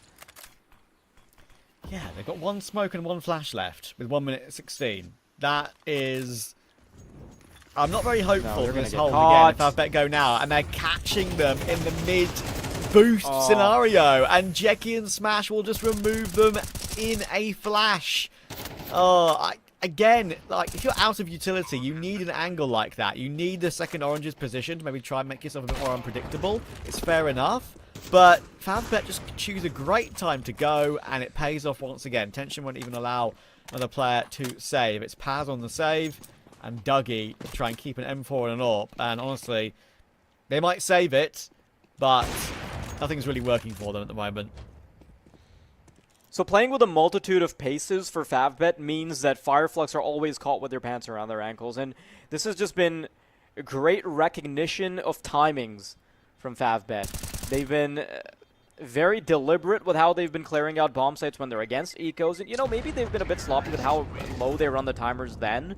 But then up against the forces, the actual full buys, we've seen many, many different paces. We've seen them do it quick. We've seen them be super deliberate with everything. We've seen the staggered kind of push where Fireflux were caught in between the boosts. So there's a mix of everything, and that does make it difficult for Fireflux to have one particular solution figured out that they can just apply to the rest of the half. And this has been great from Favbet.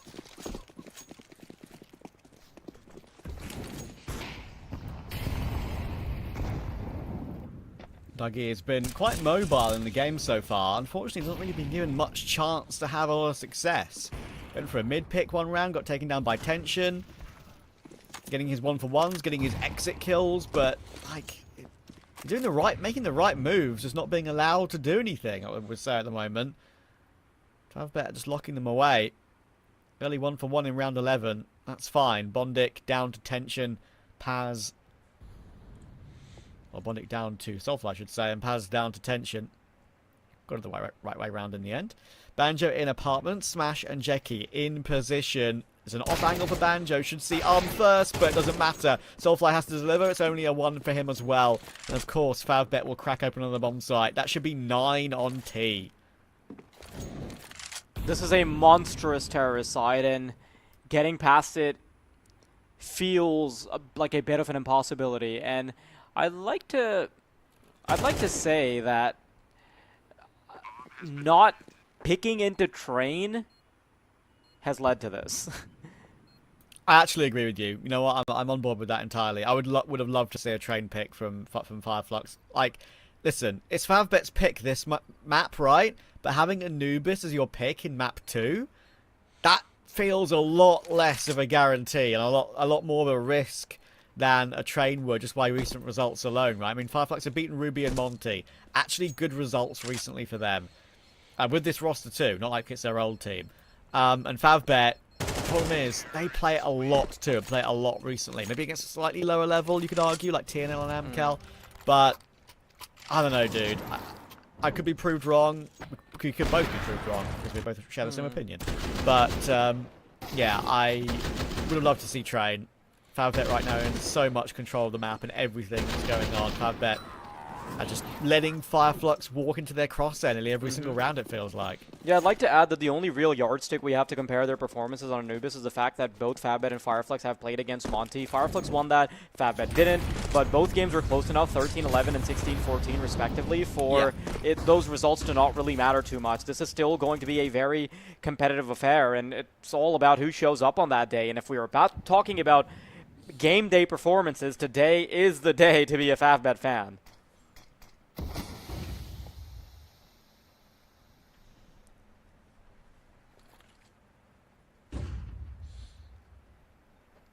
Agility lining up Molotov to deal with a bit of short and under balcony, as you can see. And once again, Fireflux are employing this 4A 1B strat, and it hasn't really worked at all. There's that one round where we thought it might, purely due to presence, not due to frags, right? With when Favbet got their plant down on B with half a second left on the clock to get it down. Now, we are actually getting a few rotations in. Maze is doing a good job of keeping them at bay, but the MP needs to get one and it won't. Sure, 2 quick rotations. That's probably why Maze swung. Try and lure them into 2 more who will peek together here. There's no CT smoke landing just yet. Good shot. Soulfly needs to go for something. He'll get 2. Excellent work. And there's the pass from Paz. Actually, somehow gets 2 of his own. Don't ask me how. And it looks like they're going to wrestle 3 from the CT half. Yep. Not even a consolation frag being afforded for Tension there at the end. And Favbet, it's been nigh flawless, right? And for Fireflux, there's just too much to do now. I'm very interested in whether or not they can turn things around, but it does seem a little bit unlikely. I don't know, maybe the courtesies that you get with being on the offense in today's day and age of Counter-Strike, maybe. Yeah. I'm not counting them out entirely, but pissed around is definitely a non-negotiable. Doolies on Marix. Already a tag on Tension as he crosses mid. Always annoying, even if you've got Kevlar. To already be within 1 Glock headshot of death from any range.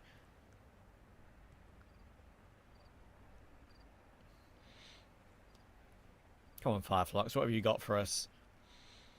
You'd expect a T-pistol to go their way with what they've got here. Molotov, smoke, 2 in fact, and a flash. Smash has that 1 re-smoke available, which could be pretty important and impactful.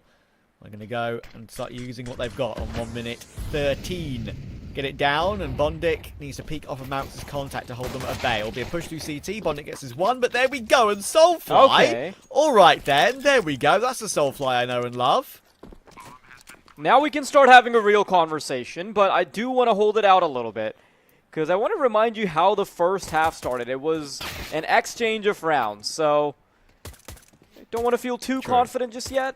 Don't want to get the hype train rolling until we see a couple more conversions, but that is some good shooting from Soulfly, who's been generally good in the game, despite the fact that we haven't seen much of a performance from everybody else. Everybody else kind of going negative. I think there's maybe one in there with a neutral KDR, but lots and lots of kills on the scoreboard for Soulfly.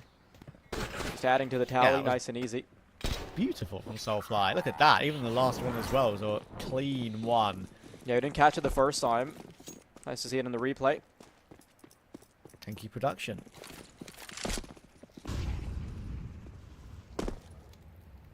Maybe as commentators we should have like a little tip button or like a little bell we can ring when there's a particularly good producer moment. Just say, Bloodline, great job. Shout out Bloodline, the best, the GOAT.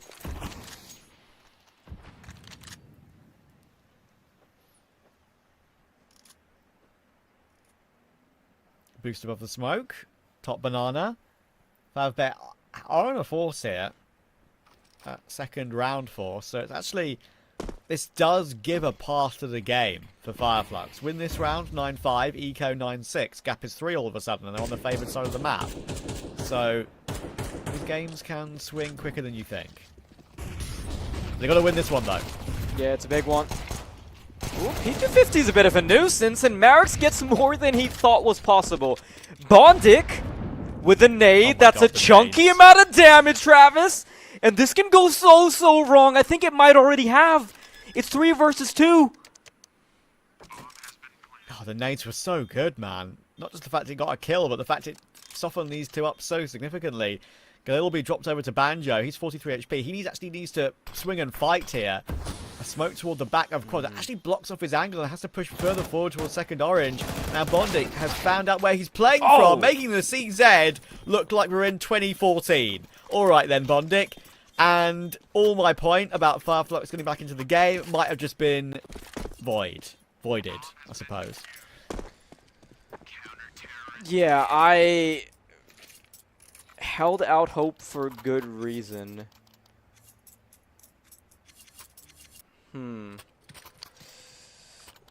Sorry, I meant to say held off on having too much hope for good reason. Just realized I didn't phrase that right. But yeah, double digits now, and margins starting to look a bit too thin, Prav. They've got 2 players on 12, Smash and Jeki, but no one else is on double digits. It's been a solid team performance across the board. Tension's barely had to do anything. He said like 1 or 2 really important opening round kills, and that's pretty much it. From the riflers to do the damage. And once again, Bondik proving that at this level of Counter-Strike, my king is not washed. Genuinely. I actually think at this level he's been totally fine recently, which would probably surprise a lot of people. If you like told a friend who loved watching Counter-Strike in like 2014, 2017, and you told them now after they woke up from a coma or left Counter-Strike for however long, yeah, Bondik's still playing professionally, by the way. That would probably be one of the most surprising ones to that person. It is pretty crazy. And you know what? It's also...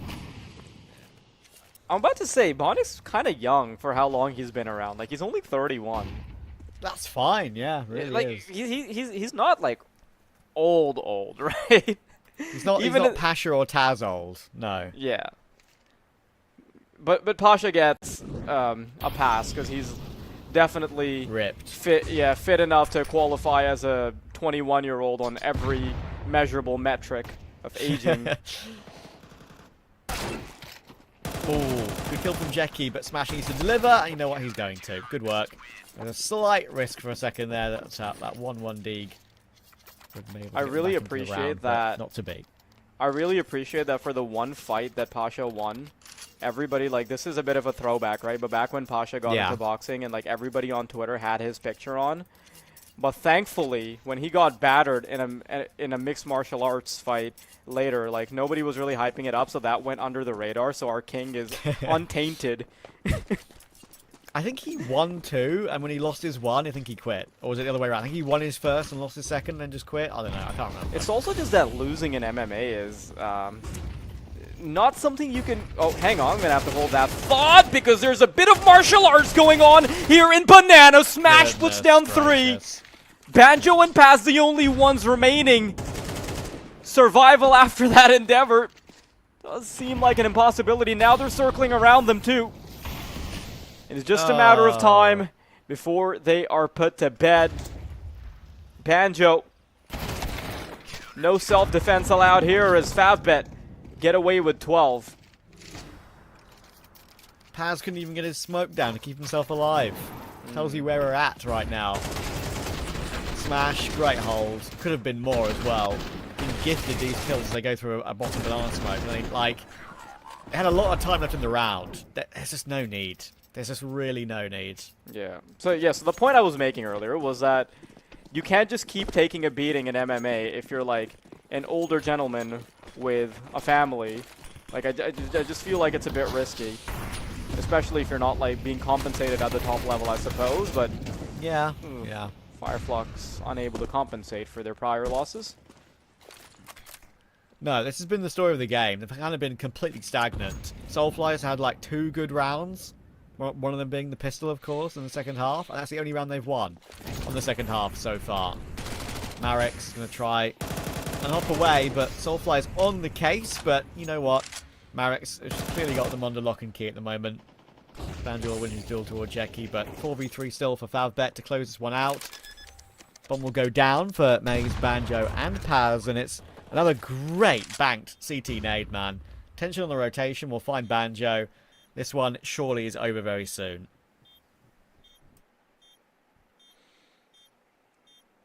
Just a matter of time. You can almost count it down. Surely the acrobatics necessary to make this happen aren't going to come through. That's one down.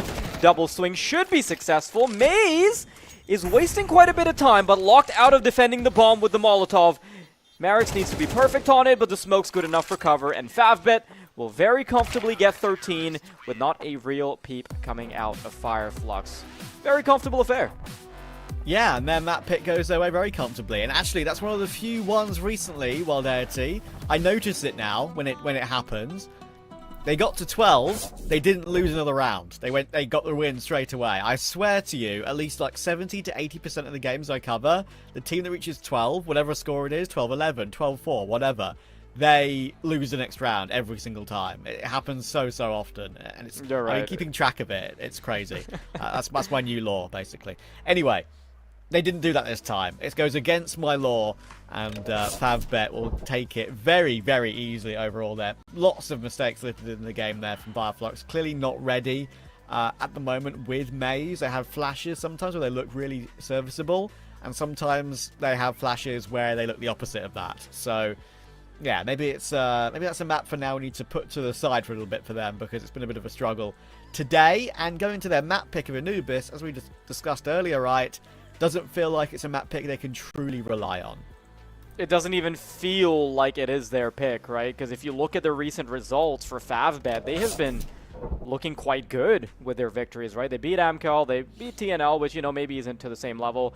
But I do feel like now they're in a bit of trouble. Like, they were in a bit of trouble when they started struggling on Inferno, like, to begin with. I feel like when they didn't pick into train, when they didn't have a bit of an ace up their sleeve already in the Veto, they did tee themselves up for trouble. And now we've got proof in the pudding. They've lost the first map, and they're about to go for a second one that they're definitely not in for a treat on. That being said, we're about to go for a break as well, so be back in about 10 minutes time to see the action.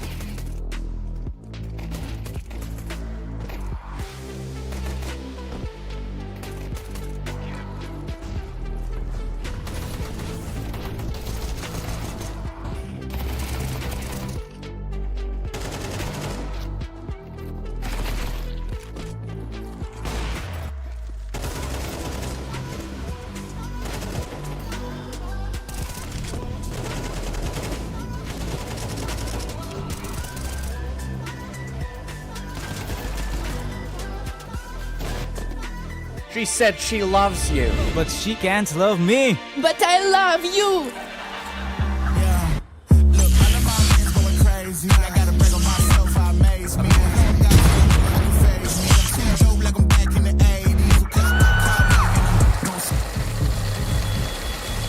I won't play window anymore. What's going on? Play your role. 1xBet. On to the next one. YaLLa Compass 2025 season. If anyone peeks through, they're both dead. They're both dead in the smoke. Bomb drops, coughed up behind it at the edge of. Away with a kill, but quick trade back from area. Still through the YaLLa Compass 2024 champions. YaLLa, let's go.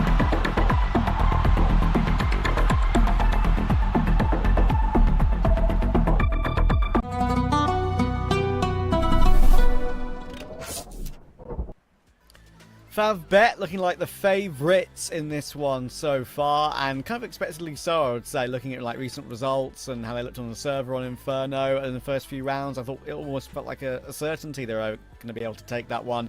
Now we go into Fireflux's pick of Anubis. I'm expecting better from Fireflux, but we know that Favbet like playing this map too, so definitely a concern for the Turkish core. Yeah, Anubis is... it's hard to even say that it's up in the air. Like, I mean, it is, but then Favbet's form today so far has been so criminally good that I'm not sure if I have faith in the Fireflux boys. Yeah. Yeah, it feels that way, doesn't it? I mean, I want to say... as I say in the past, beating Monty and Thunderpick with the new lineup. But they've only played 4 times with this particular lineup, right? With like Passion UA, Sangal, and that Monty game I mentioned, and Ruby. So it's been very up and down for them. 2 wins, 2 losses. Last 2 have been wins. It's fair enough.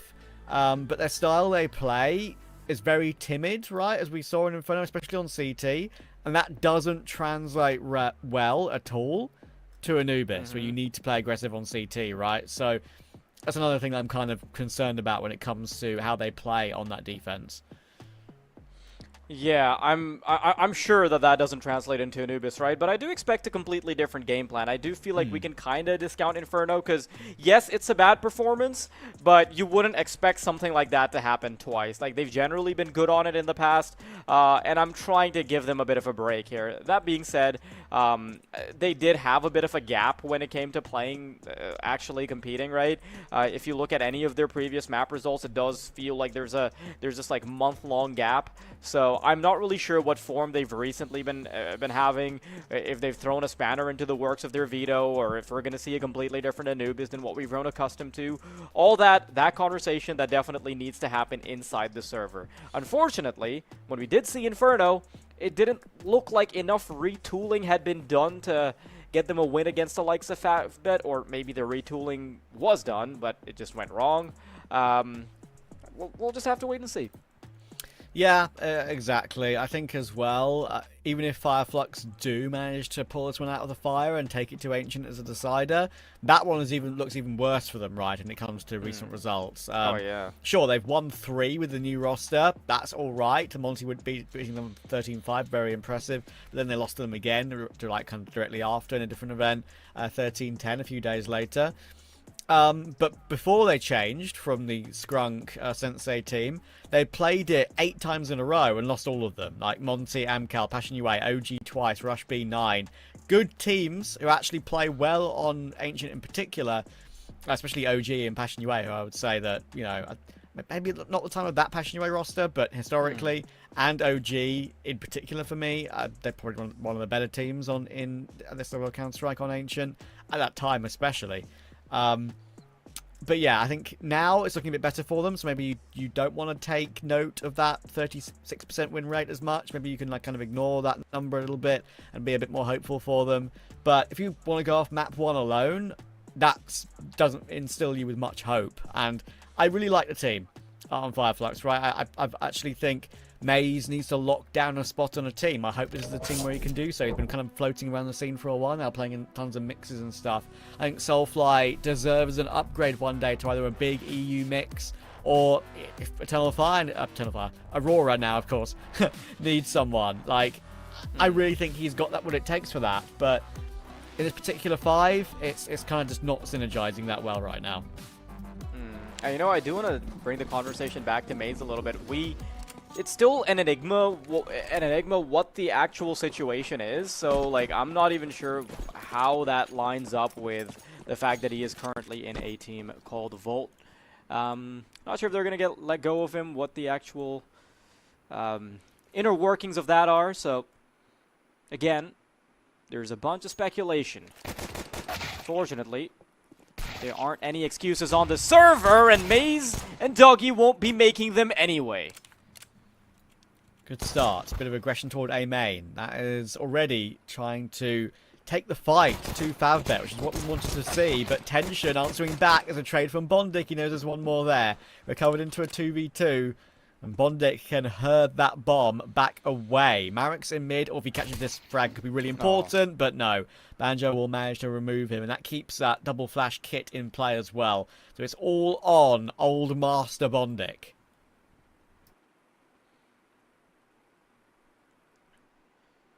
Got a little bit of space to work with at least. The bomb being alive or being kept in his hands is the most important piece of the puzzle, and he does need to get it going soon. But I really appreciate this. He knows he's got a little bit of time to work with, so he's trying to take an advanced position, try and isolate an individual duel, and then try and talk about it. But that has allowed them to get up close a little bit. Bondik, there's a commitment on the bomb. Will a 1v1 be the right call to make from the CTs? I don't think so, because Soulfly's starting to be tagged up a little bit, but he'll be able to respond. Nice try from Bondik. I agree with you. One of the way he paused his way around that one was pretty good. Trying to find one kill before he gets the bomb planted. In the end, just not actually like jiggle peeking the broken wall and just shifting into the open. That's what did cost Bondik in the end. Soulfly did a bit too much damage to him to be able to recover after that. There we go. And you've got to remember that a bunch of the conversation about whether or not Fireflux can persist in this map is how well they do on the CT side. Favbet, of course, getting the advantage courtesy of Fireflux having picked the map. They get to start on the offense. That is what has generally been very successful for teams.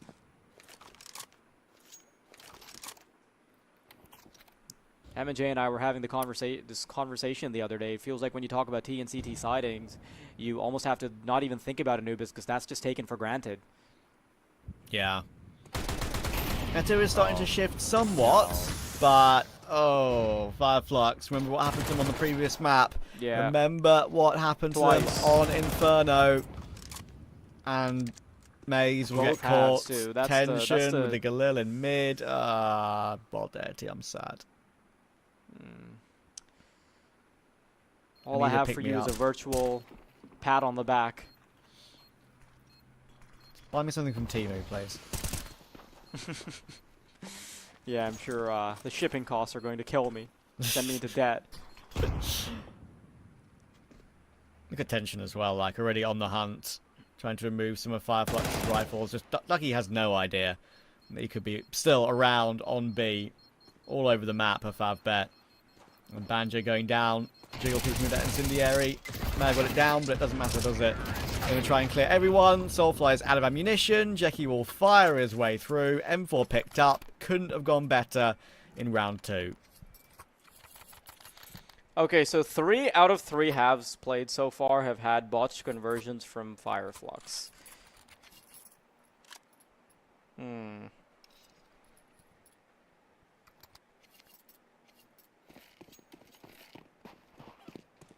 The worst part is that it did happen on Anubis. And it's so hard to recover your finances on the CT side of Anubis because you're already struggling to get rounds. Then you have the boon of being on the CT side itself, which is already just terrible for maintaining financial control.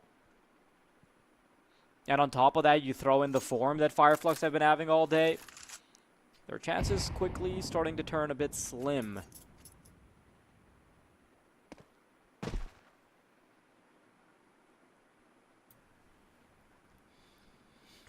Yeah, this forced by war needs to go Fireflux's way somehow for me to feel like they have any chance in this sort of first half anyway. They're able to grab 4 or 5 like you kind of mentioned. I think it's fine, but Molotov on toward Banjo's position. Will force him out. Now Soulfly's in the open. They're going to wait for a double swing here. They are. They can just go for a double swing. Make that a triple swing. Tension will deal with Soulfly. Bondic will deal with Dougie. Paz immediately swung by Jeki as well. It's a very confident round 3 here from Favbet, dealing with this force by.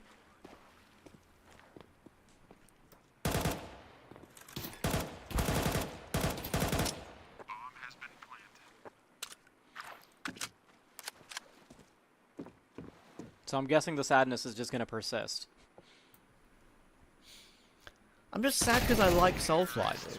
Like, I think I really like the individuals here. Part of me thinks Paz can be like he was on Space Soldiers. Part of me thinks Soulfly could be one of the best players in Tier 2. But I just know one of those two is definitely not reality. You mentioned Space Soldiers, and thinking about the icon of Space Soldiers just makes me feel old. Yeah, it's... You know how nostalgia is quite a big thing right now? Like, I feel like the urge for any age of person for nostalgic content, I think, is like at its all-time high. Like, from what I've seen on like TikTok and Insta Reels and, you know, Twitter and anything. I saw a Fortnite nostalgia compilation on TikTok the other day, and I was like, bro, I realize that game's been out for like 10 years now, but please just give it a rest. For Fortnite at least, please give it a rest. Yeah, it's a bit much for sure, and I feel like the reason people have had the urge to explore things that would trigger nostalgia is because everything new that's being produced is very inorganic, because like AI and everything. And I think that makes people yearn for anything that was pre-auto generation. But yeah, Fortnite's still a bit too much. That's my line in the sand as well. So I'm glad we agree.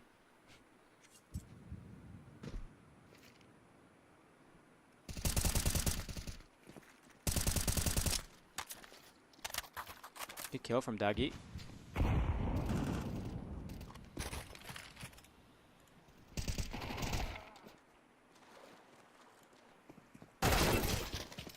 Oh. Okay. Bit of a response. There we go. Finally seeing some life in Fireflux. And Favbet kind of forced to walk around the map one by one at the end right there.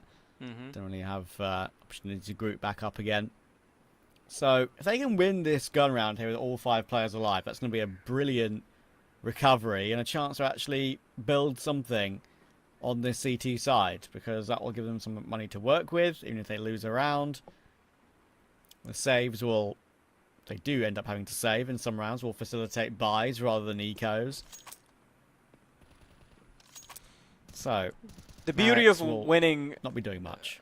The beauty of winning the conversions on the T side of Anubis is just the monstrous economy you'll be able to get, and that is the storyline we should be seeing unfold. Bondic about to get a couple more grand in the back pocket. Everybody else close to 10,000 as well. The only one with the short end of the sticks being Jeki, and he's going to be handed over a free AK-47. So there's a lot to pass around.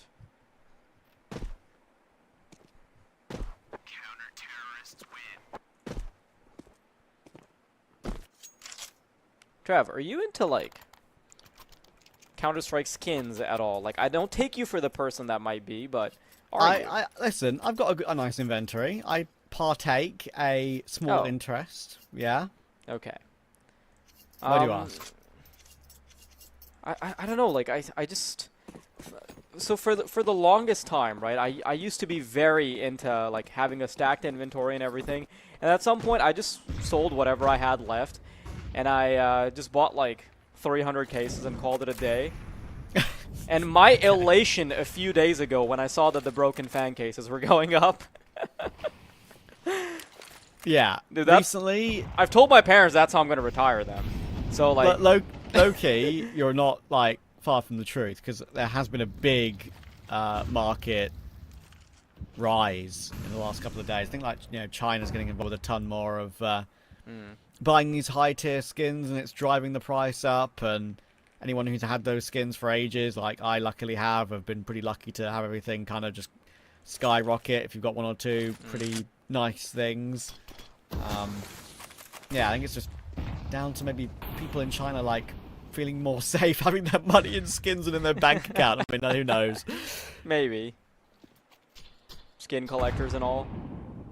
I mean, Yeah. I feel the same way. I'm from Pakistan, and it's, like, much safer to just have Counter-Strike items at times. Oh. Banjo and Paz getting a little bit of footwork done in connector. Tension tries to respond, but this has largely been a slow game. There is a little bit of life coming back into Favbet, though. A 2v3 that could be converted. Cheki's got the bomb, though, so trying to usher him into a bomb site is the hard part, and they're a little too far away from the extremities, Trav. Oh, Maze will manage to get that catch on Jeki to finish the round. They do it with 3 players alive. They recover the AWP on Paz. That'll be dropped over to Dougie. Here we go, then. This is the buy for Favbet. Proper investment coming in again. But for now, of course, both teams have everything they could possibly want here. I'm really not a big fan of slower playstyles on the T side, to be honest. I love a good staggered push and stuff like that. Just hard to clear angles and hard to re-enter a bomb site on the retake as well. Just, it's hard to play if you barely got any time left. Oh, Dougie's gonna get caught through the smoke as Smash is gonna trace his body with his crosshair.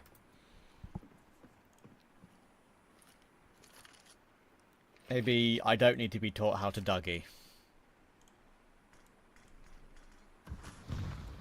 No?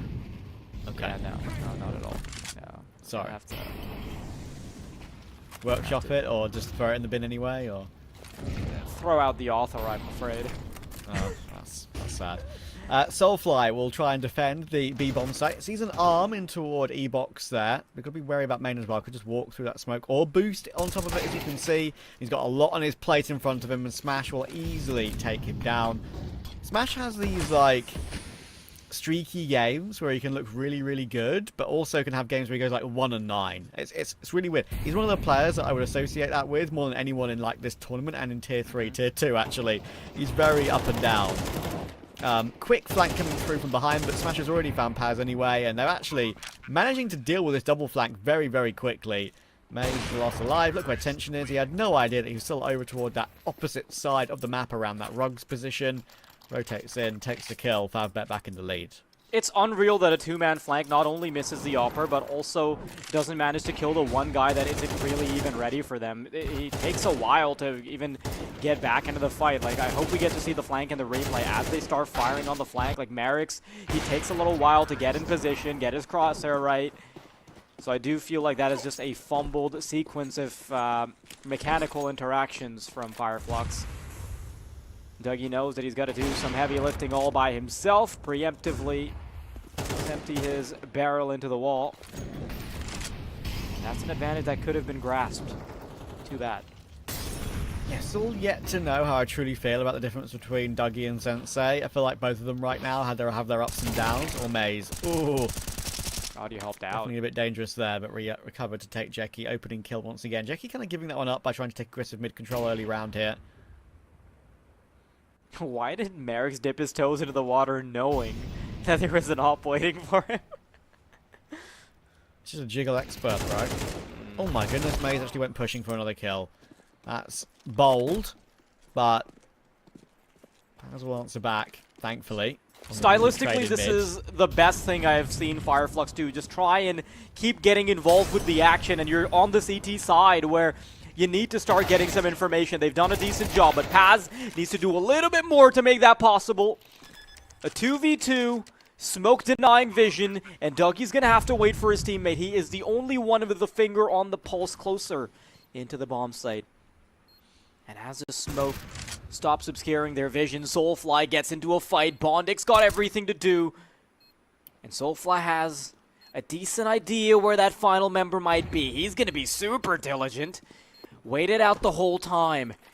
And so is Bondic. No, yeah. Soulfly still worried, and his awareness there is unreal. Oh, yeah, I mean, it was just too quiet, right? It was the one logical option left. Main hadn't made any noise. There was no really, real other position to worry about. And even though there was no kit in play, I believe, there for Fireflux, I managed to figure it out. And Soulfly, as you say, very diligent. Keeping an eye on that smoke. For 1 second, I thought he was more focused on main. He was going to give up that idea, but switched back when it was about to fade. And Bondic will not be allowed to make any cheekiness happen in the midst of that cover. I think the reason he also focuses on that smoke is because based on the position of the first player, it seems it's not a convincing enough A main and site crossfire, if that was the hypothetical position of the second player. Yeah, fair. That's fair.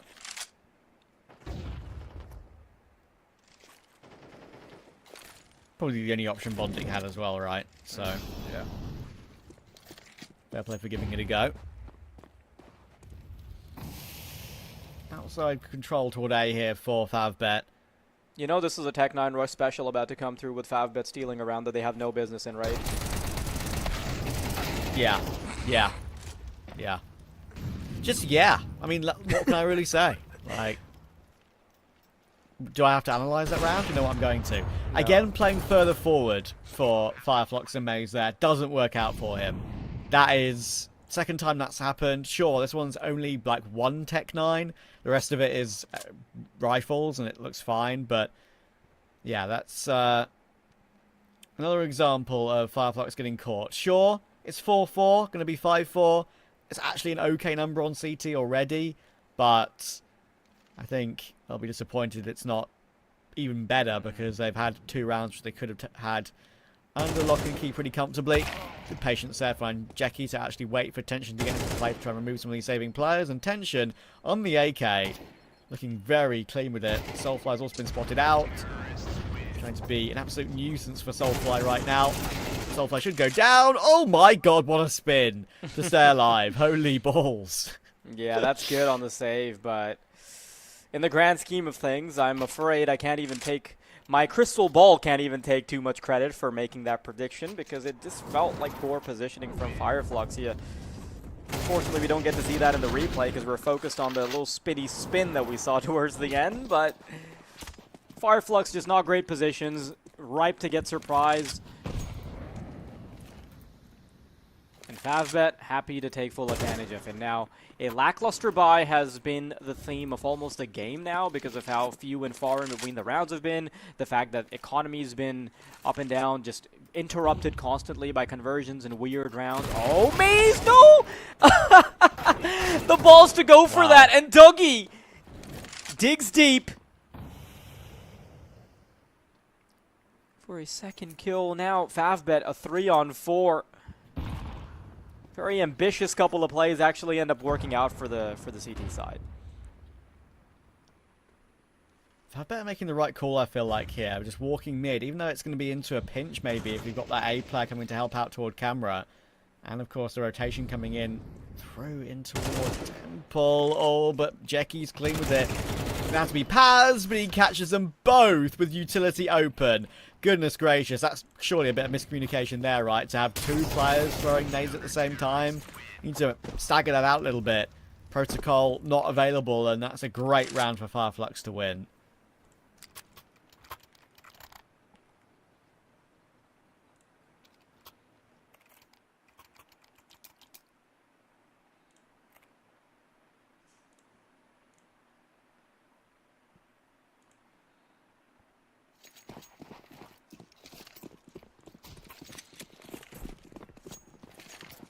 And when all's said and done, it's been a shaky performance, but it's not a bad CT side at all.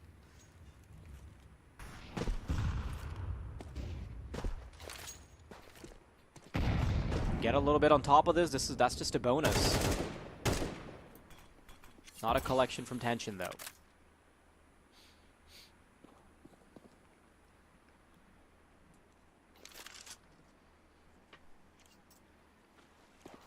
of course, this being the penultimate round of the half, and Favbet going for this full investment, if they lose this round, they're going to have the same sort of bye for the final round of the half as well.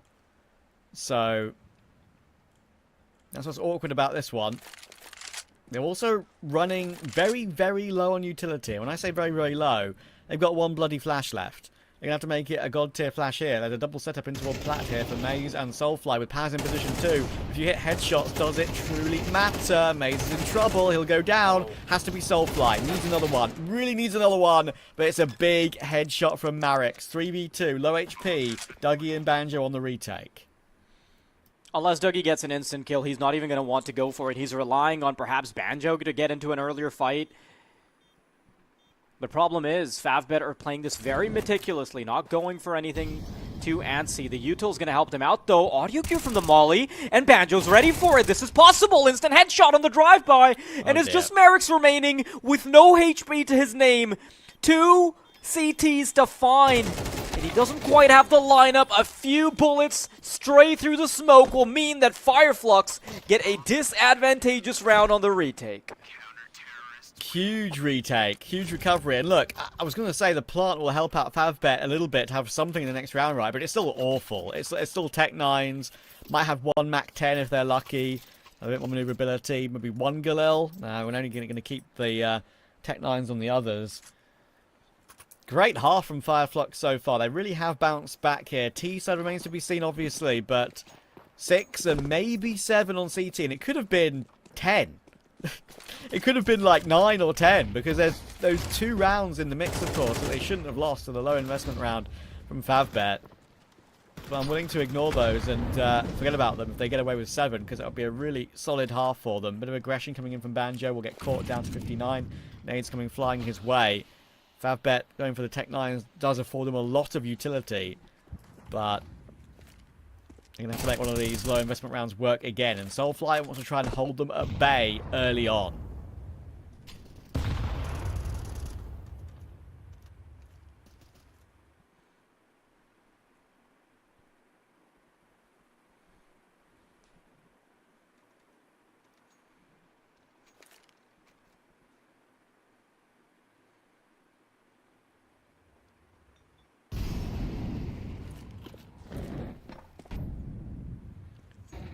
Soulfly might be able to find a really good timing here. Favbet, though, they're teeing up for a B-side aggression.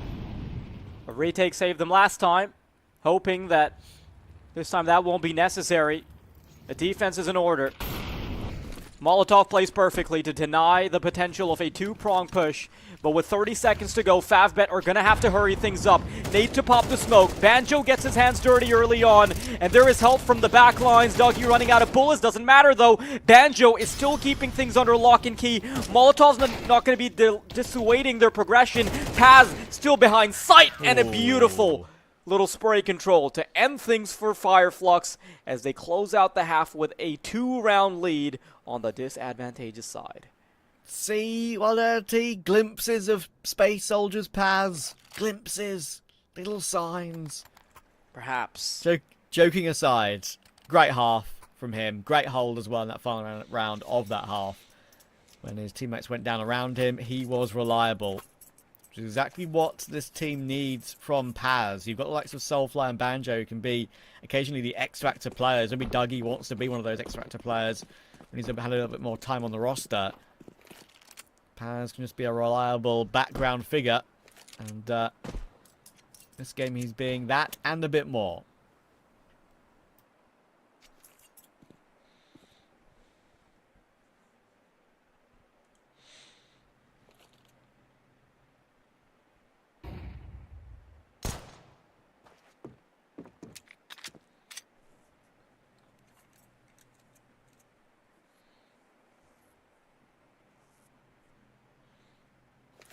Pistol round is quite important. It could be a way for Fireflux to segue into the rest of the series with a lot more comfort than could be expected. Oh. This is incredibly immaculate timing from Fireflux to back off with no audio cues. And Favbet unable to get control, so a neutral exchange on both parties.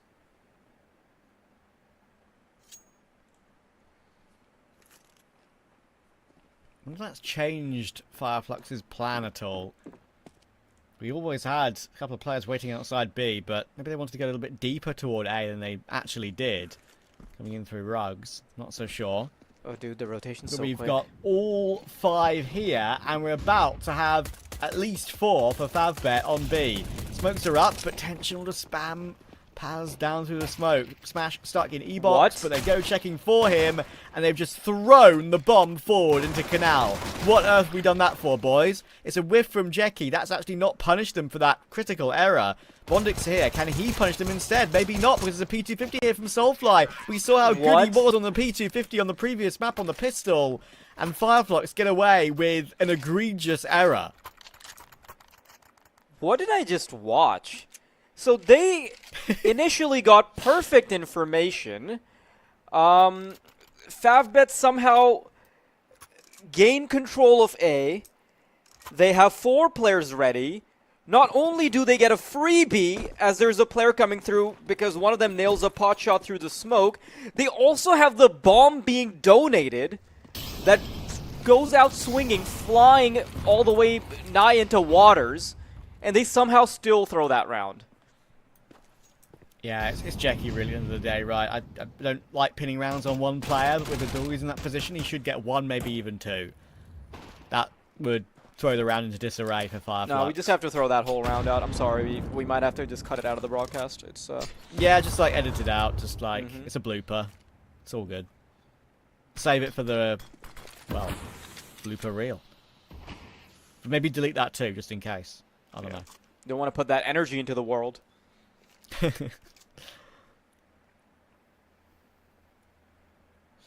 Yeah, I've seen. Listen, I'm sure the logic was make sure to clear out E-box together, right, as a group. But I've seen level 10 Faceit players, your average level 10 Faceit player, clear out E-box without having to throw the bomb in there.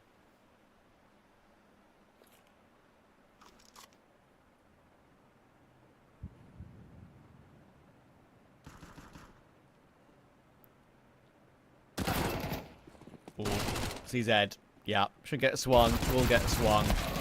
5-7 will only get the 1. Fireflux showing a little bit better. Maybe seeing why they actually made this one their pick. Thought their Full Moon Inferno was a bit worrying, but they had a really good CT. It set them up for a good T. Do you have a favourite T?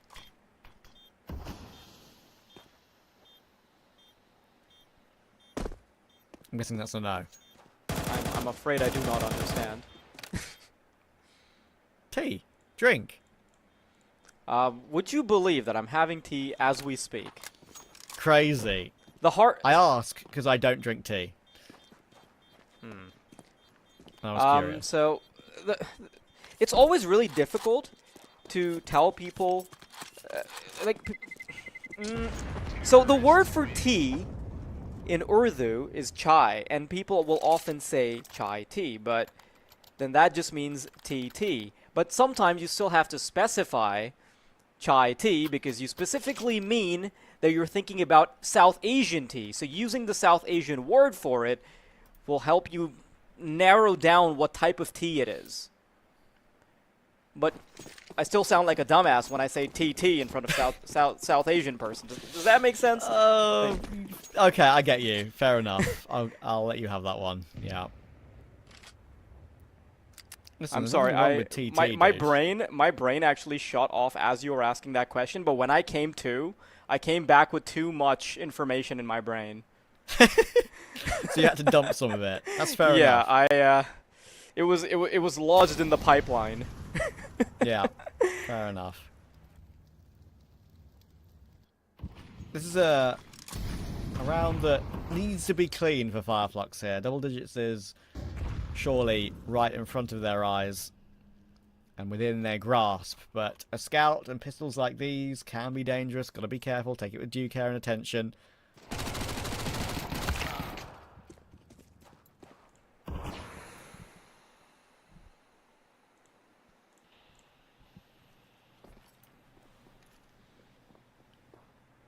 But now it's a worry. Smasher's got a Mac 10.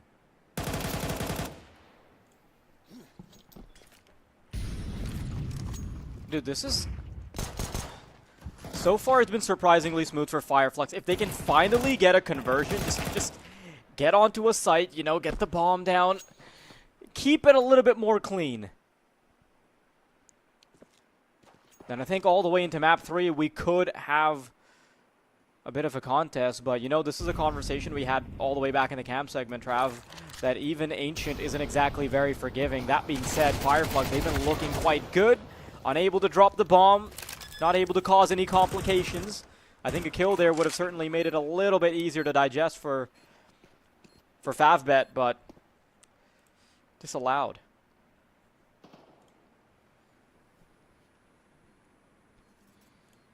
Yeah, no choice but to keep what they have. Maybe look for a few aggressive exits here. You can see Tension and Bondek are playing up together, hoping that Fireflux run through a few players through Beach. Well, looks like they're not going to be giving anything. 10-5 will be the score.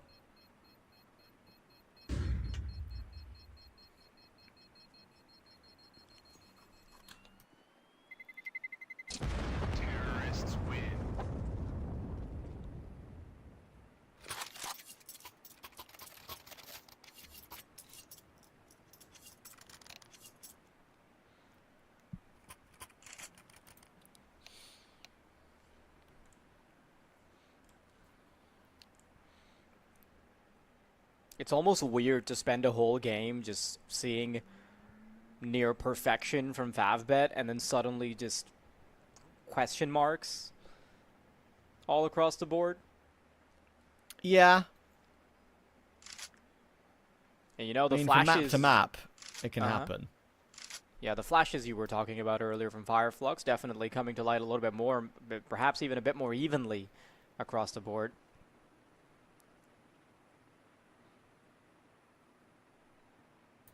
Not sure why we're seeing a timeout. Do we have an update on that?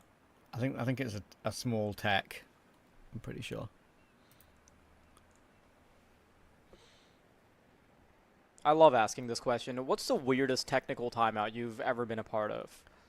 I think I've had one where, like, a pet has, like, knocked things over.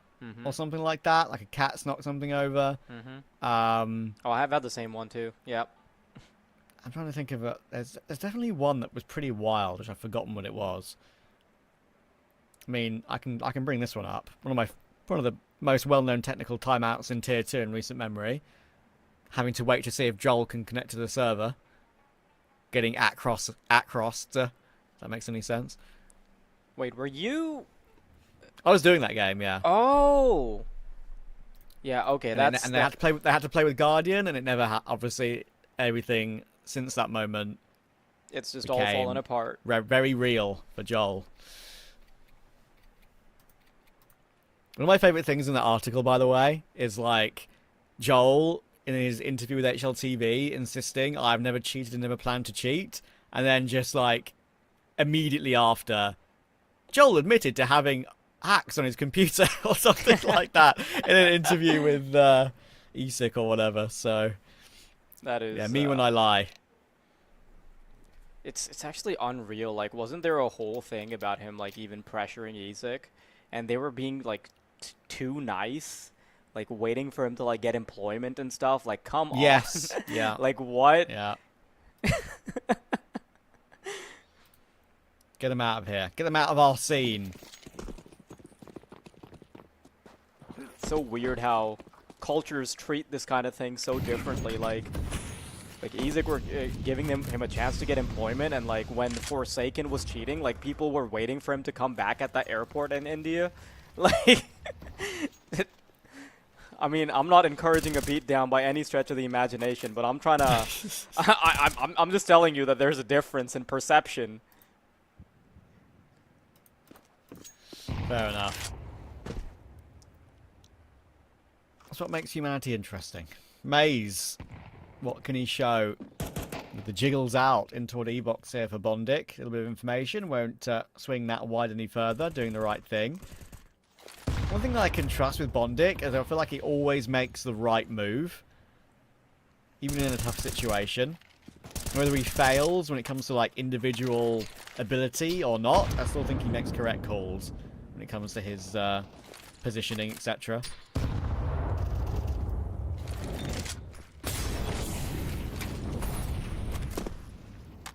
Fireflux.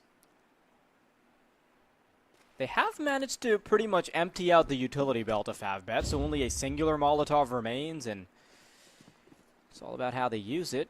Tension.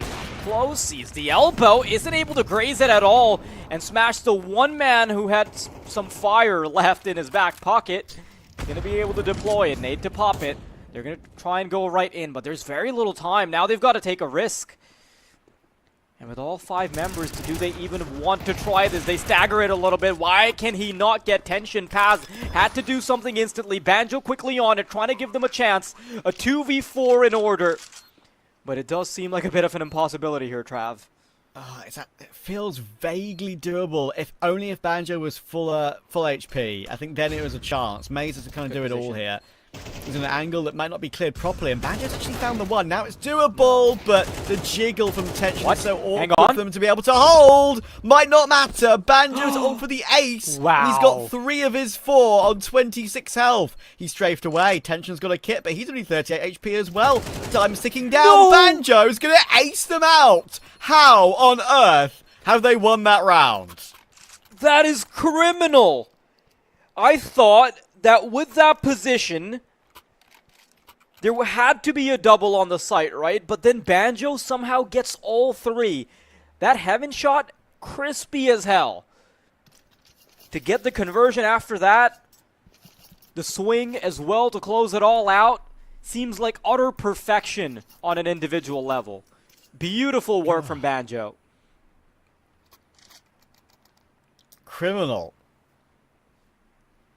And you already know that that tactical timeout is just to clear the air. Yeah, it's funny, right? I mean, there's a little borderline now famous part on one of Ash's recent videos where he kind of just says, listen, if I called a timeout and I just went around like that, I wouldn't want to do that because that gives the other team a chance to reset, even if it, in our minds, we're making them stew in the mistake. So yeah, there's a different thought processes on that one, but yeah, I think Banjo, well, he deserves his flowers for that. That was a stunning round from him. 4 of his 5 kills, I think, on 26 HP there. How on earth has Bondic just killed Dougie with a CZ from that range? It used to be called the Pocket AK. Can't believe it can still bear that name. Sometimes, at least. Sometimes gotta pull out the old uniform. So, some players do still like it a lot. They clearly have a preference to it. And I can understand why, because, like, it depends on your setup, on your sensitivity. Using a fully automatic weapon can sometimes feel easier than having to adjust your aim and spam mouse 1, like you would have to do with a 5.7. But it's clearly just 10 times more powerful. I think the borderline trolling you there. You can see... What? Why did you have to do that to me, Smash? Why then? When I was bigging up the 5.7 and bigging you up... Oh, for goodness sake. Doesn't matter, they're going to lose a round anyway. Soulfly survives on 12 HP. Tension will be saving the AWP. It's going to be 12-6, and we're probably going to be going to a third here. We've seen quite a few spectacles this game, honestly. Just the inability to make conversions happen. Weird Tech 9 rounds, pistols. We've seen a brilliant ace from Banjo. It's been a good watch. Also a difficult watch sometimes, but it's like fine literature. It's very difficult to get through, but you'll enjoy it.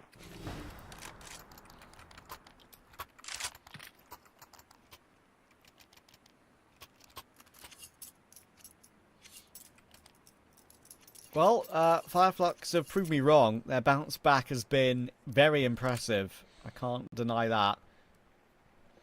Banjo's clutch. Not going to say it was a game winner, but it definitely made it more certain.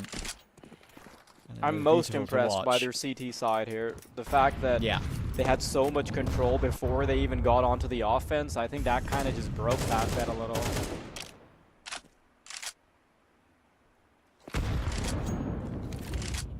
It was a 7-5 finish, right? Okay, so Favbet have not won a singular round on the CT side.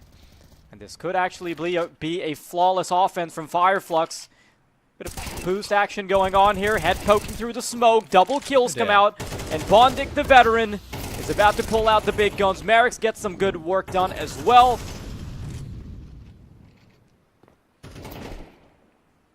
Just Dougie remaining now, so... do feel like I might have jinxed it a bit. He's going to chuck that AWP out the map. Fair play. Only got a Glock now. Fake flashing with the bomb. Respect. He's actually managed to nab an M4. You cheeky boy, Dougie. He'll get punished for his misgivings, but there we go. Still made it relatively entertaining. Didn't actually see the need to worry about throwing that AWP out because his intention had one. Not sure if they knew he had one, but either way, all good. Got plenty of money. They can rebuy in here. Looks like we might be going in for a little bit of a faster play as Dougie. Really Banjo, yeah, Banjo could have dropped an AWP, so I guess we're not committing to it for him on this round.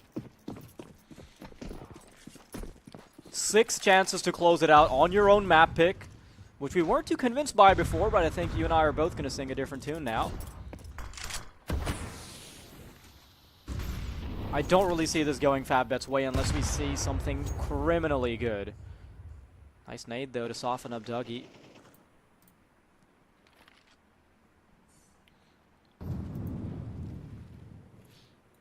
Slower round from Fireflux. Trying to maintain some control towards middle. Force Jeki back. Deep smoke also allows them to pivot into either bomb site. And suddenly puts Favbet in a tricky position. Ooh, flashbang's real good. How? Yeah. How has Banjo not died? My guy is living a charmed life. An ace clutch on 26 HP and then that? Favbet must think he's got 1,000 health.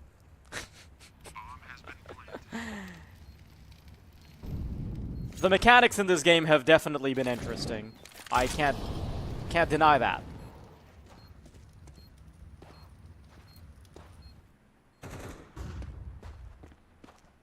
Favbet, of course, do now have to throw in the towel. A little too far gone. A 2v4 looks like an exercise in futility, but you've got to give an honest crack at it anyway. Double kills come out, and this is kind of doable. No, Merrick's!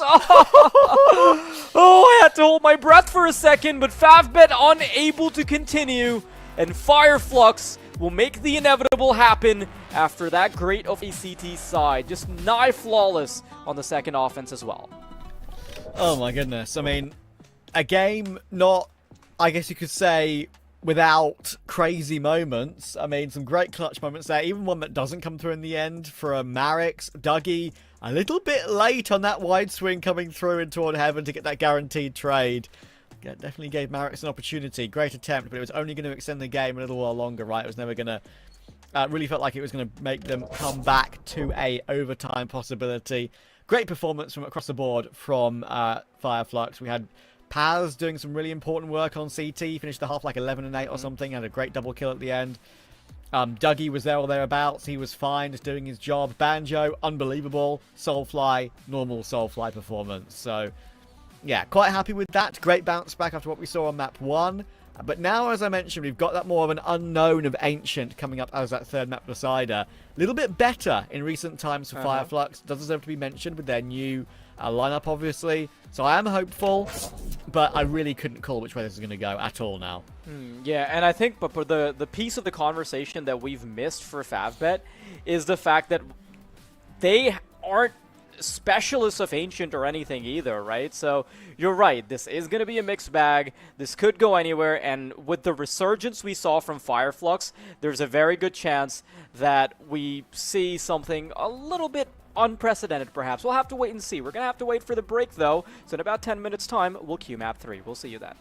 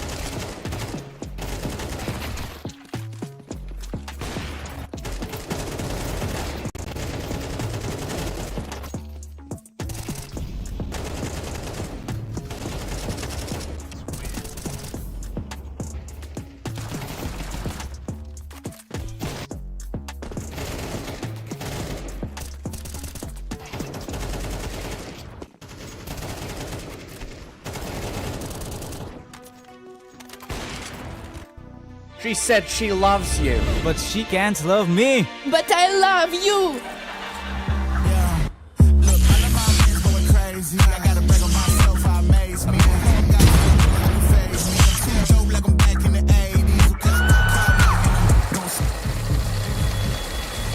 I won't play window anymore. What's going on? Play your role. 1xBet. On to the next one. YaLLa Compass 2025 season. If anyone peeks through, they're both dead. They're both dead in the smoke! Bomb drops, coughed up behind it at the edge of... Away with a kill, but quick trade back from Aerial. Still through the YaLLa Compass 2024 champions. YaLLa, let's go!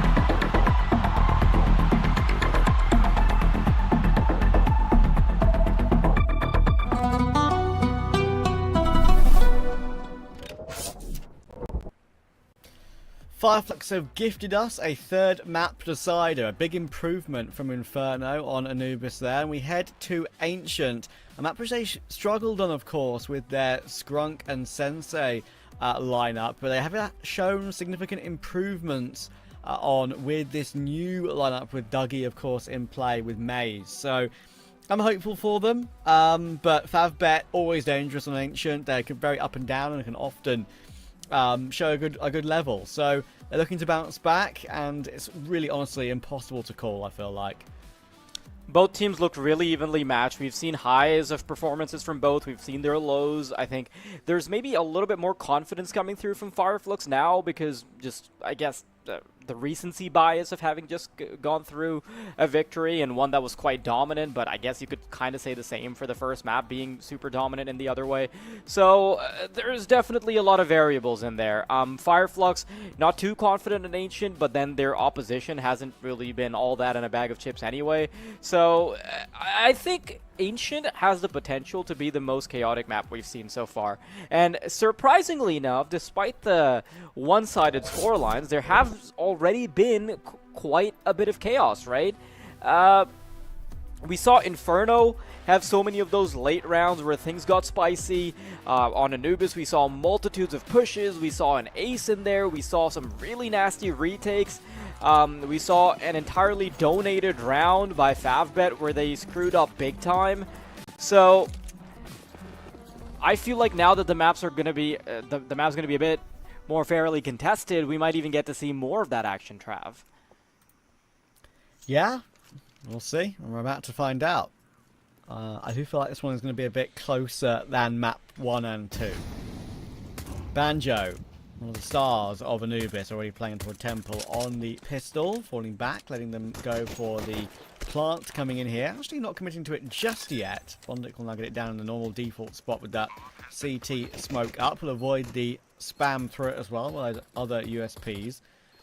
And Banjo making sure to stay alive a little bit longer because he's obviously got the smoke and kit. Jackie with the last bit of utility he's got left. Flash over the top to try and keep them at bay a little while longer, but the 5-man retake is on. It's going to be quite hard for Jackie to stay alive there. He'll get taken down. Tension, jump spotting over, back and forth in main. When they get the smoke up on the bomb, they can just go for the holes. Banjo's doing it right now. They know it's coming through, but there's just nothing they can do about it. That is how critical that smoke kit is. Beautiful work being done by the CTs, and you're right, just having a smoke and a kit, if you're playing against one of the most impossible retakes in... well, I wouldn't say impossible, but against pistols, right, it does get really tricky when you have to fight 1,000 angles on A of Ancient.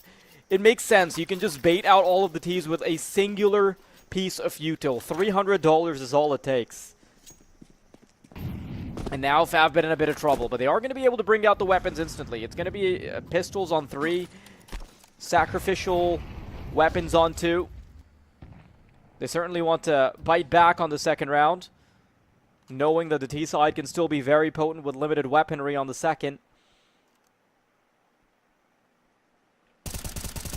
But it does seem like Fireflux's hot hand from Game 2 has still continued to persist.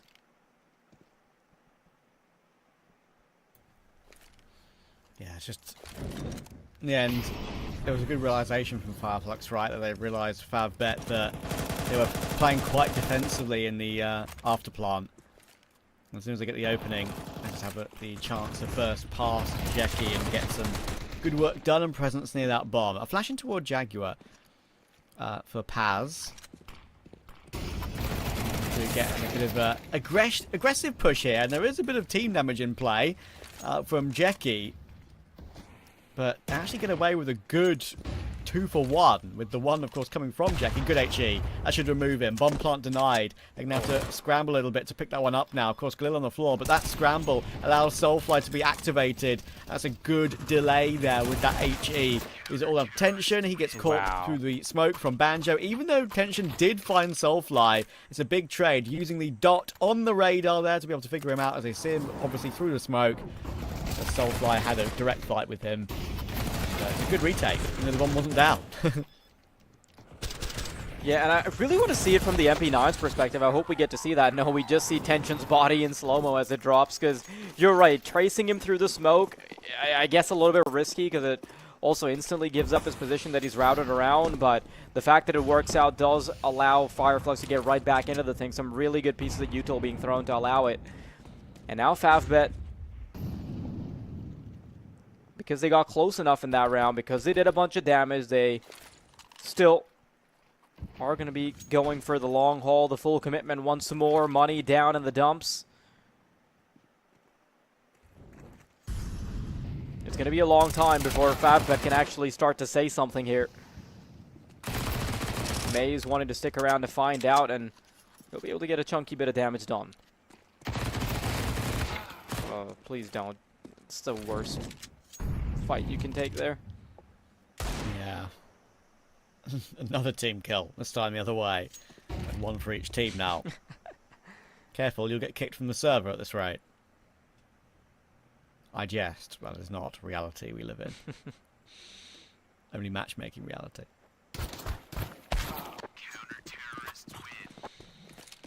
I still have, though is okay.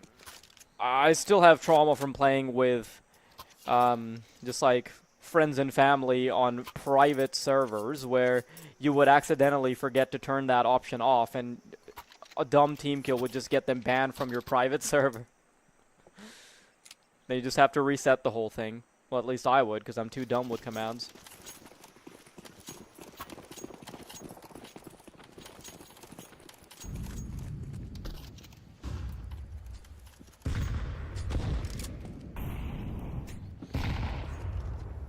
I appreciate this in a way, though, right? Like, quite often, you would go for a more significant buy here. But we're seeing Favbet take a second. Take a breather. Go for a full Tech 9 armor round, which you can do good economic damage on. Maybe even have a chance of winning. I'm sorry, but I just can't pat them on the back when they've already just had 3 rounds. Well, obviously, like, okay, let's exclude the pistol, right? But then beyond that point, they've just been throwing money at the wall, like whatever they have left, to get something done. So it does feel like they had no option but to now save, right? Yeah, to finally have a buy. Because that 3rd round was a bit egregious. I would have really liked them to just save and opt into buying for this round instead of the previous one. Credits yeah, I get it. But as you say, maybe it's a frustrating decision to have to make for them anyway. Good control here of lane. Should be a line-up for Maze. Doing quite well here. He's managing to flick round to the 3. That's actually surprising he got 3. Good work from him. Fireflux with a 4-0 start before Favbet get their guns out. A bit unusual, like we've been saying. But yeah, that's quite important for Maze to get that 3rd kill. It allows 3 players to stay alive eventually. For Fireflux once again, slow build-up of their money. I can't remember the last time it took until the 5th round to find weapons in the hands of the T side. Is this their first AK being purchased? Like, finally? Yeah, I think they had a couple Galils in the one previous buy that they wagered. Beyond that point, they just didn't have the money. So yeah, I feel like this is just a huge economic oversight from Favbet. And they're already starting the round off with a big amount of damage. Access to the B bomb site, sure, but they're going to have to do it at the cost of basically losing all of their health. Dougie will hold the line against Bondic, though. Needs to find one more somehow. Actually does find some more, but it's another quick trade from Smash. Wow. Soulfly is pouncing, and he's pouncing at the right time. Oh, now Jeky's 8 HP in a 1v2. Soulfly had the perfect timing for that. Oh, now it's all down. Oh, the Molotov's going to spread. And he can't even jump away because he gets stuck on the pallet in toward cave. It's a nightmare for Favbet so far on Ancient. This is the messiest start to the game I've seen in a while, because it almost feels like, much like chess, opening moves, at least for the economy, for CS, have been figured out, right? Like, you just generally have like 3 or 4 options you go for. Maybe someone ventures into something dumb if they're feeling particularly confident, but this is really egregious from Favbet. To bring out the weapons on the 5th round, that just turns into an AK-47 rush onto the B-bomb site, and before they even get onto the site, they've lost a third of their collective HP.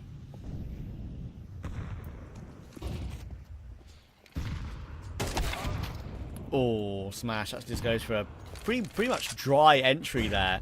And gets a bit shocked by Dougie being there and ready to go. Again, like, this is a stagnant, static round, which they're kind of peeking one by one in toward mid.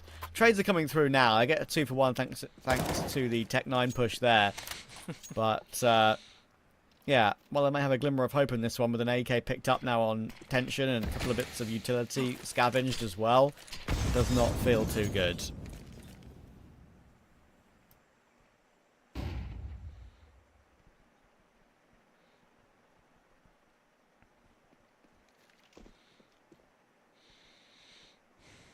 Marix. He could do a lot with this. The most important part is to allow time for his teammate to start coming through. He's looking for the second prong, but he's not going to be able to find it, so might as well go for the knife, but he's not too sure, so doesn't want to be caught with his pants down. Now allowing tension to come through. Needs to make sure that he can usher his teammate into the bomb site. Oh, there's the first contact. First headshot found, and Marix is ready to execute. Dougie probably feels a bit hard done there. Yeah. Best moment of the game by far for Favbet. Just good communication. Marix, good positioning. Good flank behind and choosing the right time to get the kills required as well. But hang on a second. It's Clutch Master Banjo. Doesn't choose to smoke the bomb. I actually like that. Goes for the duel. Spots one. He's got a kit still and an incendiary. Fortunately for him, bomb is planted very, very open, and he thinks there's a player ramped because of that plant position. Quick jiggle in there from Marix. Tension can't afford to do that because he's very low HP. Does get gifted a duel, but the round is over. Trying to run away. Not allowed to. Everyone will die in round 6, but it's Favbet who get their first round on the board. What an interesting way to do it. It wasn't cut and dry by any stretch of the imagination. Just has to go. Marix has to make a masterful play to get behind the AWP player and very closely thread it to allow for his teammate to walk into the site. Just difficult stuff and some brilliant timings, but I'm not really sure how sustainable that is. We've seen that the game plan from Favbet's been a little bit sloppy. We saw, ooh, hang on, Smash! Very nice little spray down, is able to get a shot on the fadeaway as well. Dougie still wanting to keep presence on middle, but it's 2 against 1. And Dougie has to make sure that he can navigate around the smoke. Paz wanting to be a part of this conversation. Needs a piece of this pie to help out his buddies. Tucked into the corner here. Marix might not be ready for it because he's not had his finger on the pulse for a little while. There it is. Headshot found. And flashbangs are going to assist the team. You're right. Oh, the duel comes through. Yeah, I just saw Maze creeping through into spawn. That's a really good catch. They recovered the man advantage, and Dougie's found Jakey in mid as well. Suddenly, it's all down to tension. If you wondered how this round's fallen apart, that was a swing that wasn't necessarily there for Maze, but he's done critical damage. Should be enough. And it is. 2 entries from Smash that go unrewarded. And after mid control like that, you would instantly expect some kind of conversion, right? Try to get a bit more control, maybe sneak into Donut, fight for further red room control. But the fact that they linger around for that long, allow for Paz to creep in, allow for the full rotation, sorry, the full wraparound from Maze, just means that there's so much wasted time with the gaps being unaccounted for.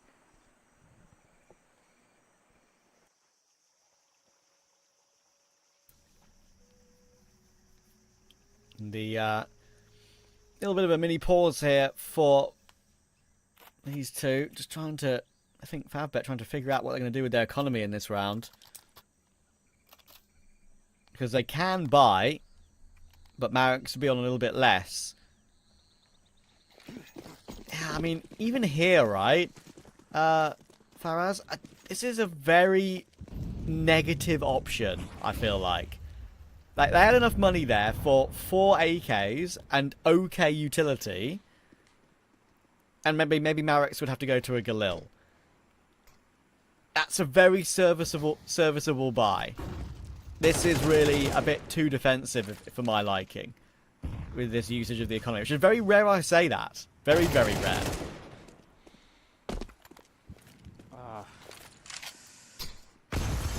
I mean, firepower is still available on the team, but there's so much pushback from Fireflux. Now that Star AK-47 not being available either. Maze has the shotty out. And Tension, last man remaining to try and do something, will quickly be met with deadly force. At the end of map 1, if you told me that Favbet would be getting pummeled like this, I would simply call you a liar.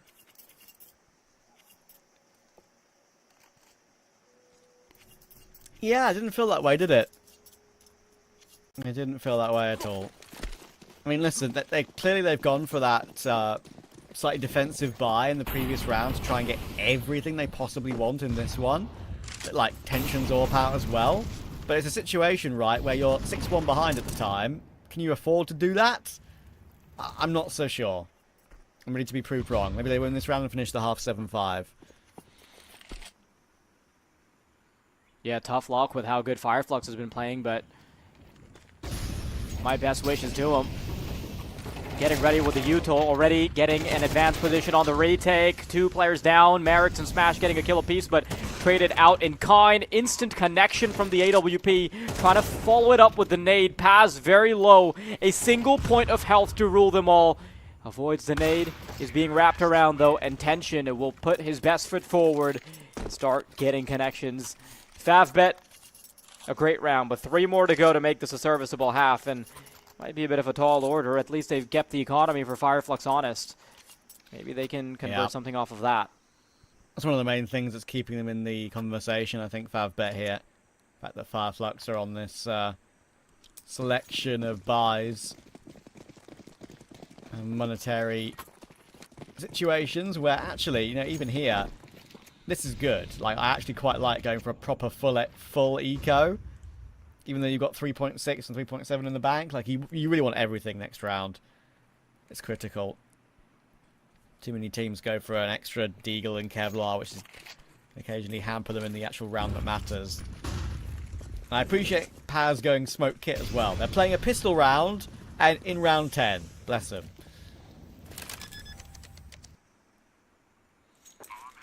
Can they get that smoke kit onto the bomb anywhere? At all possible? Come on. They can, Faraz. They can. They'll lose a round, but they can. Okay, but picture this. Last 10 seconds. All 4 act as decoys to just usher this defuse kit onto the bomb. Maybe. It's possible.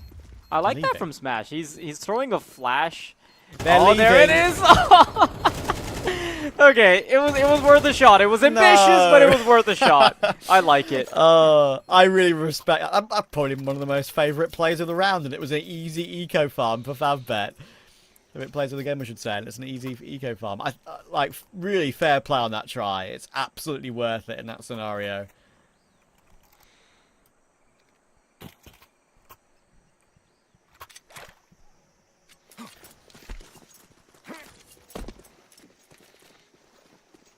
But now the weapons are going to be brought out, and Fireflux do have a responsibility to cleanly close out what they've been building up so far.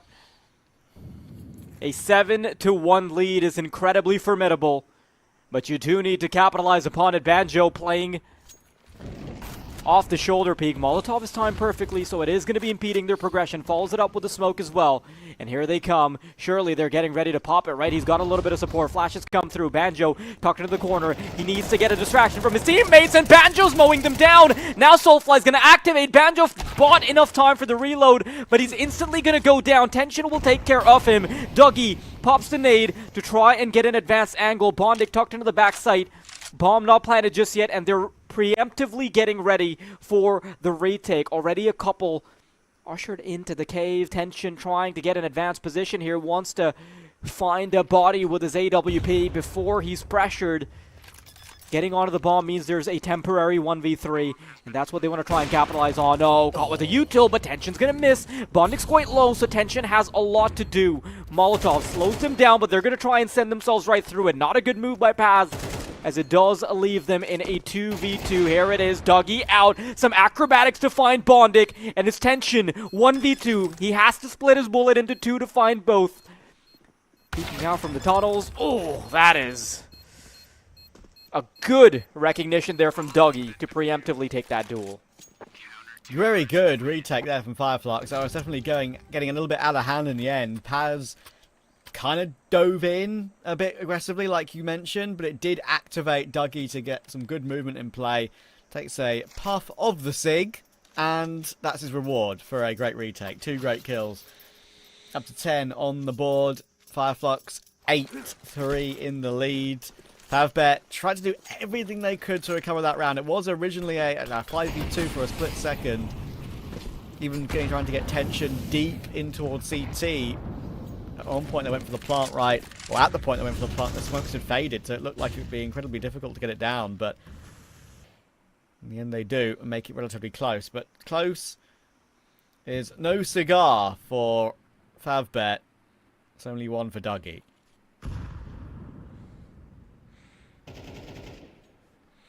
A completely different version of Fireflux we've seen in map number 3. If you take it all the way back to map 1, don't think it was expected at all. Big duel could be found here, though, in cave. 4-man setup. Permeating through the doors of this bomb site is going to be nigh impossible. Beautiful collection from Eric's. Dougie unable to find it either.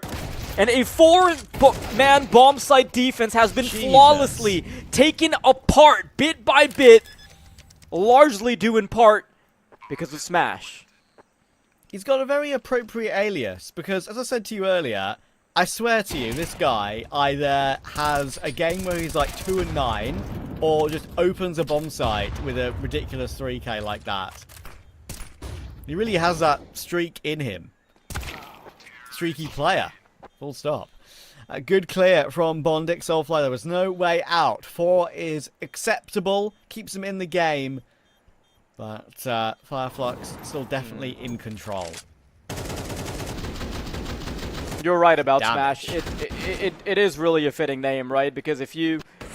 I feel like the analogy there is that if you try and go for a full swing that's intended to be a smash with your balled up fist, as long as you connect on the target, it'll be fine. But if you miss, then you're in a bit of trouble. And you're getting smashed, unfortunately. Bruised knuckles and all. Pistol underway. Straight away. Smash is looking for a bit of a opening gambit here. Pushing A long, jiggling it at least, giving himself a chance to hop away if necessary, playing that particular angle. Sees nothing. That could be fake info. Will run away. Not sure if that's been heard by Fireflux. But going back in could be a death sentence. And it is. Banjo will rip his head off. And now Maze. Noise is being made. Marix. Good catch. That actually gets him back into the round because the bomb's already being planted on A. Paz's position is perfect. Surely the dualies aren't going to catch him there. I like the attempt from Merrick's to try and jump into the angle, but Paz is keeping them so damn busy. Problem is, he's disconnected from the action as a result, which means that temporarily this is a 1v2, but Banjo needs to buy enough time. There it is. There's the teammate coming through now. Quick tap on the bomb, but the commitment can't happen because there is no defuse kit available. You're right. Bondik knows he's got to get on it fast. This time he will stick, and the USP needs to be perfect. Paz prioritizes the diffuser. And now there is simply not enough time, and Jacky's 3K will be all for nothing. People might question there why on earth Banjo is hiding and not like pushing with Paz, but I actually quite like that, right? Because it delays the defuse and... I don't delay the defuse. How can I describe this? It kind of just basically has an insurance policy in place where if you throw Banjo in, or throw Paz in, sorry, here, right here, and he goes down immediately, that still wastes like 3 or 4 seconds off the clock. Then, if Banjo is absolutely needed, he can throw himself in. That might waste another 3 or 4 seconds, and that guarantees, if he gets the kill, it guarantees the round either way, right? It almost feels like a bit of a Pokemon battle, right? You just keep throwing out the HM slaves over and over just to tire out the one Pokemon you can't deal with. You know what I'm talking about? Yeah, just whittle them down, exactly. Like, it's a weird way of going about it. I think the other way, going together, is not the wrong way either. I think there are two ways of school of thought on that one. But either way, it's a school of thought that worked for them. That's all that matters, really. I had them before, by the way, here, and it's not got anything done whatsoever. They're scrambling to try and pick it up and get deleted by Mr. Soulfly on for an anti-force by Ace here. Yeah, it's always really fun to see a whole team try and play musical chairs with the one weapon they purchased.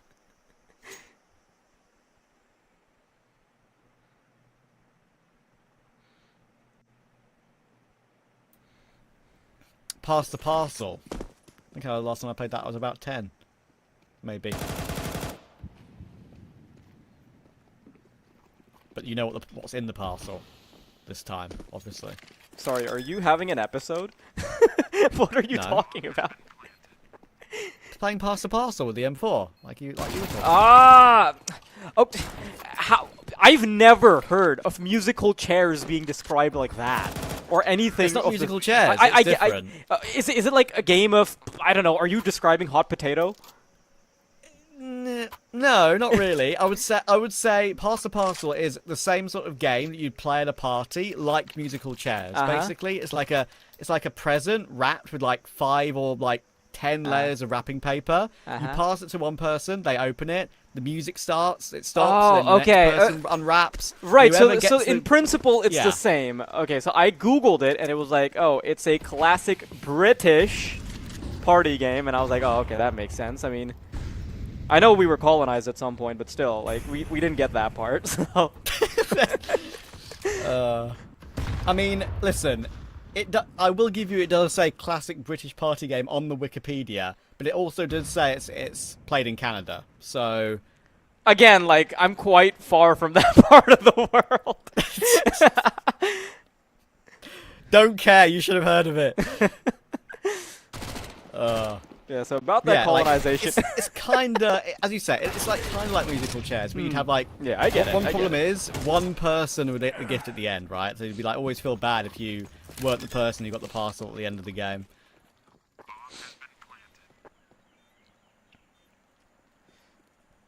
I like that. I'm learning new things. I think it was like a mini Lego set I won once when I was like 10, playing that game. I don't know why I remember that, but... Lego is a pastime that can't be forgotten. Dude, I thought you were about to explain Lego to me. No. I thought that would have been really funny though. Yeah, right? It would be an extension of the joke we just had. God. Fun day. Yeah, Faraz, Lego are these bricks you put together and make cool inventions with. It's and then like and then you're like, but in real life. And then you slow down and you're like, okay, so bricks, about them. These bricks are made of plastic, and plastic is made, We can't go too far with that line of reasoning, lest people get too judgy. Yeah, fair enough. Right, we can lock in now because that was the those were the ecos. Fireflux in a great position. The buy rounds out here for Favbet. It's a must-win to stay in the game. Fireflux have put a great performance on the board here on map 2 and 3.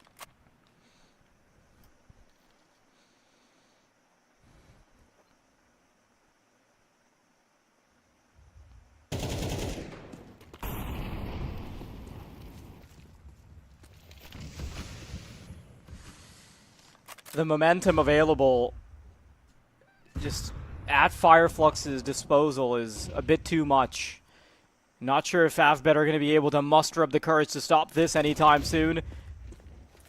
Good work from Smash to try and delay them. Merrick's also doing a bit of damage. Is able to find a second kill in the madness. And Favbet, at the very least, will be able to delay what seemed like the inevitable a second ago. In the conversation still at the moment. Has will not be able to jiggle out tension. It's a good reaction from him. 2 from Smash. And the round will be secure.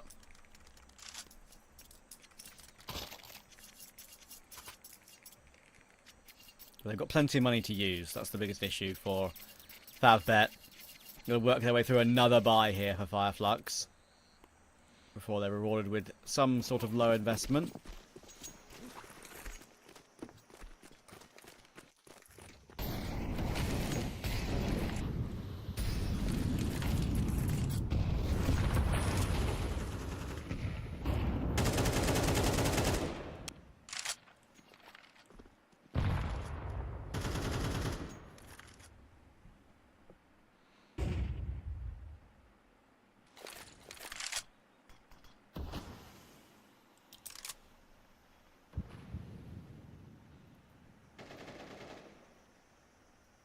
Like this from Smash.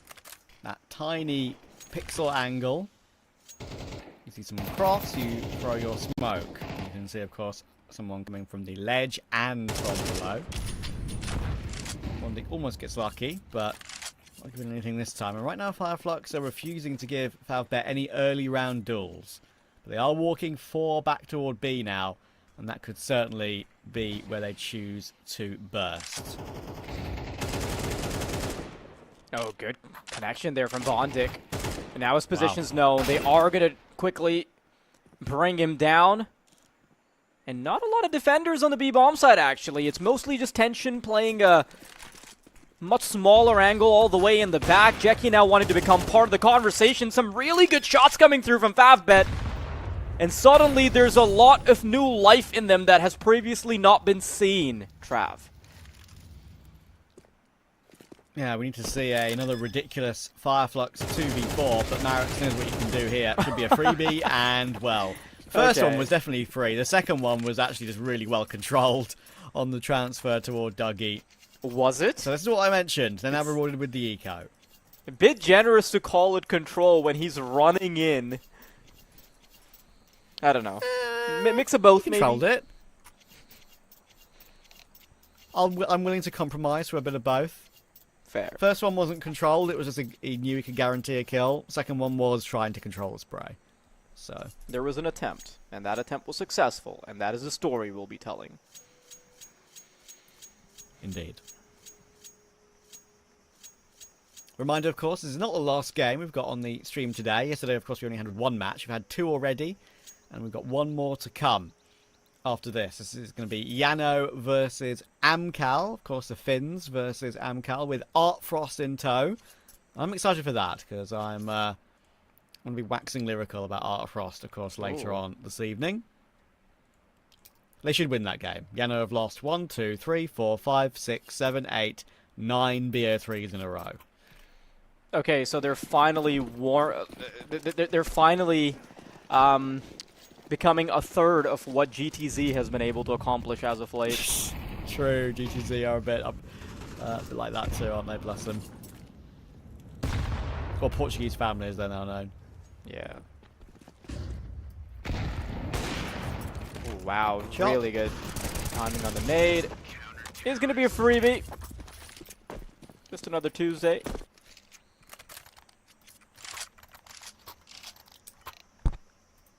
this is where things start to get a little bit tougher again. Do believe we're seeing a technical timeout and not a tactical one. Regardless, it is going to allow a bit of a breather for Fireflux, although just rushing in with an eco did also kind of do that as a proxy, I guess.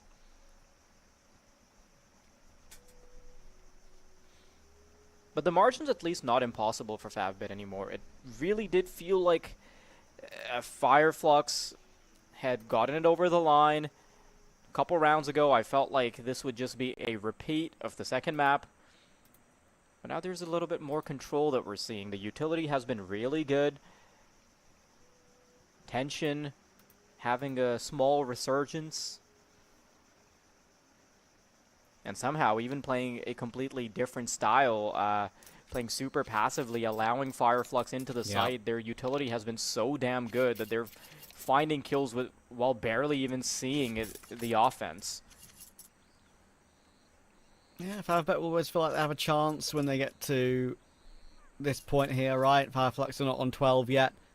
There is that gap of 1 that you can afford to make one big error.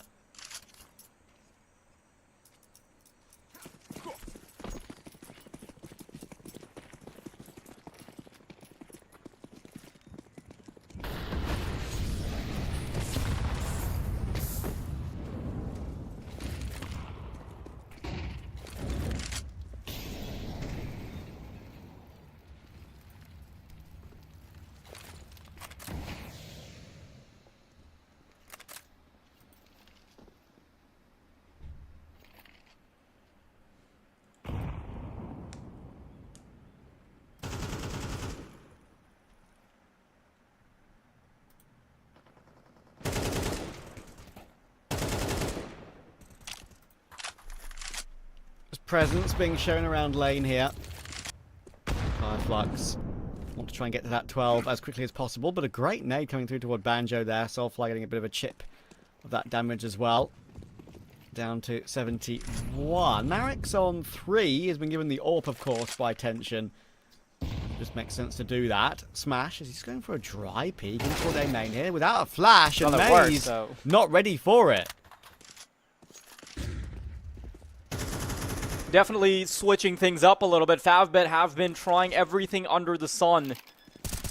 And once again, passivity is the name of the game. This time they don't have too much utility to flush them out. Just a couple of mollies and perhaps a couple flashes.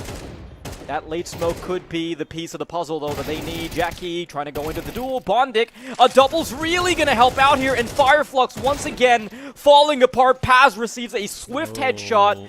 And Favbet are right on track, Travis.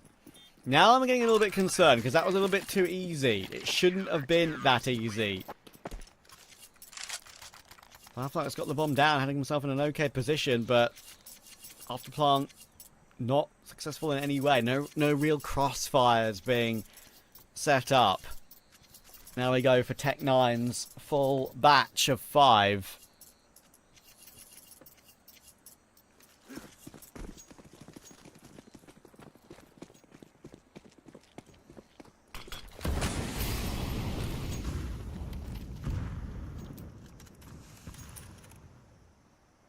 The problem for Fireflux here as well is that Favbet actually have a great amount of money, so economic damage doesn't really mean much. If they don't win the round and get like 4 kills, it's not going to do a huge dent. Fireflux, yeah, they just try and book it into A, but not a single casualty is going to come through. Insult to injury with the nade from Bondic as well. Now, it's close enough where it's anyone's game again. And the T side from Fireflux has been largely uninspiring. Nothing too fancy. When they've tried to play a more deliberate playstyle, they've been a little too slow. They've never really gone to the lengths of trying to bait out any earnest rotations from Favbet. We're seeing the good old go A, if that doesn't work, go B style of play.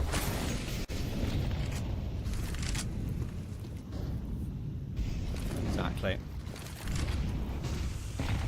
Marek's pushing forward with the AK, wins his duel. Soulfly was very blind, and already Fireflux trying to get control of mid in this gun round. Punished straight away for that. Gets away with it, just under half his health as well. Marex can fall back and enjoy the 5v4.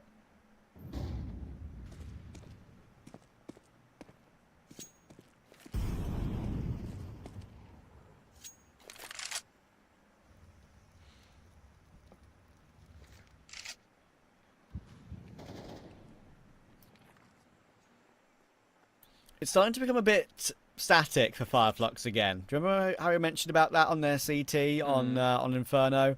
Very different scenario here, but kind of just waiting for Favbet to make a mistake, and they're not really giving them any right now. Banjo will take advantage of Smash getting that one, but Tension is the one not making errors, and somehow gets away with both over toward Donut there. Banjo will manage to take Jackie, that keeps him in the conversation of the round, but it's a 2v3 to try and recover. Oh, the bomb is in no man's land, though. Tension off of Donut. He's going to be able to put them all down, and icing on the cake from Bondic, as now they are a single round away from tying things up. They were so far away at one point. It felt a little bit unfathomable for them to come right back into the game, especially against potentially what could be a monster of a T side. And now we're starting to see why that win percentage for Fireflux has been abysmal on this map, despite wanting to get the reps in. It's definitely been better, and I would definitely say it's been better on their CT as well. In recent times, of course, their real bad record came with the Skrunk and Sensei lineup. Now moving on to Dougie and Maze, whether they're permanent or stand-ins, I don't necessarily know. But definitely had some improvement on the results coming in lately. Even just the pure stats tell the tale on that one. All numbers are all in the red in that streak they had with Skrunk and Sensei, and then the last 4 they played is much more positive, much more green. But the grass is not green at the moment for Fireflux. They're in a very tough position. Low buy here coming through. Got a Hero Galil now transferred over to Banjo. Very limited utility. They tried to go fast toward A on one of their low investment rounds. They got cancelled out with all 5 players of Favbet staying alive with great counter util. Tons of mollies and nades to stop them. Playing a bit more defensive this time though, and I like that call. That is going to deactivate the AWP though. Tension, he's going to have to find a way to be relevant. Instead, Smash is going to stick around, and he finds out. Dougie finds a beautiful kill with the Technon, and that does give them access to the bomb site. I'm not sure if it's going to convert. I love that Tension's preemptively ready for it. He doesn't get spooked by the shadow, and there's no way you can bait him out. Pristine focus on the sniper. Banjo and Paz with everything to do, and Paz doesn't even have a rifle to try and get it done. Now stuck inside the tunnels. Stuck inside Temple. Does get a shot on the fadeaway, but this is just Favbet written all over the map now. Oh my goodness, 11 all, 1 map all. We've got to our guaranteed round 24 in map 3. I didn't think we'd get here either. Also, comeback from Favbet. Tension looking superb at the moment. There's a reason why this guy is the top rated on the team. Dude, 16k on 2 players just shows you how dominant they've been. Not only does it signify that they've been winning, it's the fact that they've been doing it cleanly. It was 11-4, by the way, just to confirm.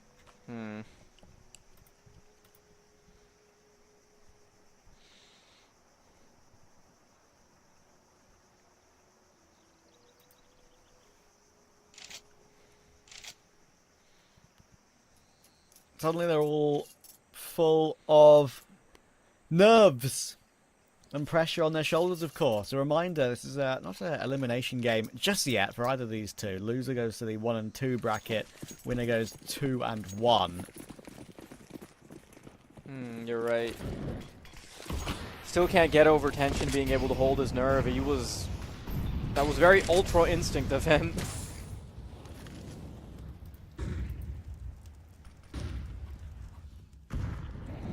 Jackie wanted to go exploring. I'm not sure if I'd recommend it, but they're the ones in the driver's seat right now, not me. Mid-control starting to be established. This might be one of the few rounds where Fireflux have some kind of control, but Jackie has something entirely else to say about it. He's got a bit of a bait and switch setup as his teammate's chucking out utility from the left side angle. Talks himself into the right. Fireflux do not want any of the heat that's waiting for them in cave, so they're going to stagger it for a little while, but then that is still going to eventually be their destination. Jackie with shoulder peaks to keep a finger on the pulse. 1-1-2 setup, with mid and A being slightly weaker. But Favbet have made the right call. Most of the attention from Fireflux is most likely going to convert on to B. Look at this Molly, so annoying.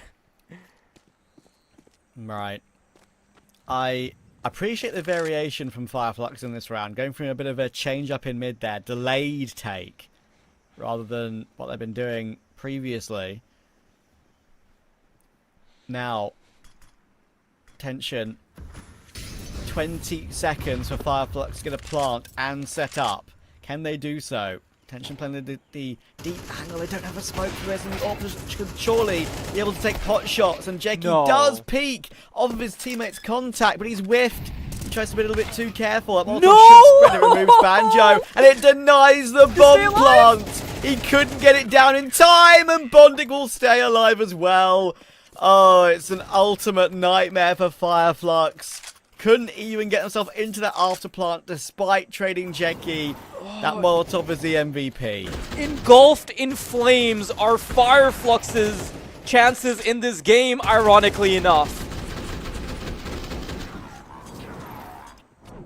A single round separates Favbet from a monster of a comeback. And it's a Molotov to put a ribbon on what has been a fantastic watch. Surely Fireflux getting a bit desperate now, getting a bit frustrated. Are they just going to book it into the B-bomb site? It does seem like it's the case, Travis. Are they going to be able to thread the needle now and get it done to try and get the equalizer? Absolutely not, as they get ripped to shreds by Jackie. And it's just Maze remaining. They haven't budged from 11 for God knows how long, and it's the final nail in the coffin from the man that's been smashing them. It's Favbet with a beautiful comeback to get it all done in map 3. Oh, Fireflux is going to be absolutely apoplectic with themselves at losing that. 11-4 up, it looks so comfortable. They had a really, really solid map overall, and every single round from 11-4 was kind of like slightly worse. There's a little bit of a resurgence at the end. There was a good mid take. There was a good B take. A delayed idea to change it up because they had kind of no variation at all. And then, that incendiary, man. The incendiary suck, but it was good enough to spread in that scenario. Well placed. Won the round, denied the plant. And the fact that plant couldn't even come through and they couldn't even play for the later round there and set themselves up. Must be just so heartbreaking in general for them, because they had a good chance, a real good chance of being able to take that one. That was the all-important round at 11 all, and in the end, as you can see, they were forced forward to try and take fights which they were never going to get. Favbet did the right thing by running one player away and guaranteeing it. But Bondic took them anyway. As you can see, right, I mean, Bondic, 37-34 in the series. Just a generally solid performance from him. Makes the right moves. And clearly, Favbet have that synergy that this current Fireflux have not got yet with their 2 newer additions. Yeah, and we don't even know if they're the new, if Maze is their permanent addition, right? And that's my big question mark, because Paz was missing. He had a great couple of moments in that second map, but he doesn't really end it on a very high note. I mean, I couldn't get a good look at the scoreboard, but I think that was like 29 kills across 3 maps. That's definitely not enough kills. Very disappointing end towards the end. And then Maze again. Maze wasn't a particularly solid foundation for them either. So definitely a lot of work to be done. That being said, though, we've got another game coming up right after this one, so we do have to throw it to a break. It's going to be Jano versus Amkal coming up next.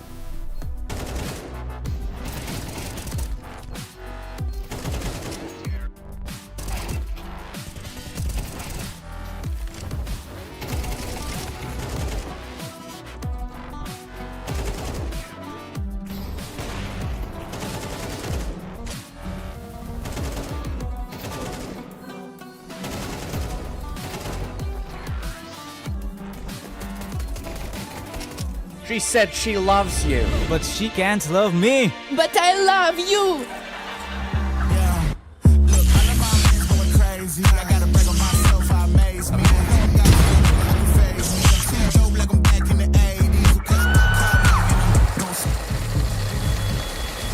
I won't play window anymore. What's going on? Play your role. 1xBet. On to the next one. YaLLa Compass 2025 season. If anyone peeks through, they're both dead. They're both dead in the smoke. Bomb drops, coughed up behind it at the edge of. Away with a kill, but quick trade back from Aerial. Still through the YaLLa Compass 2024 champions. YaLLa, let's go!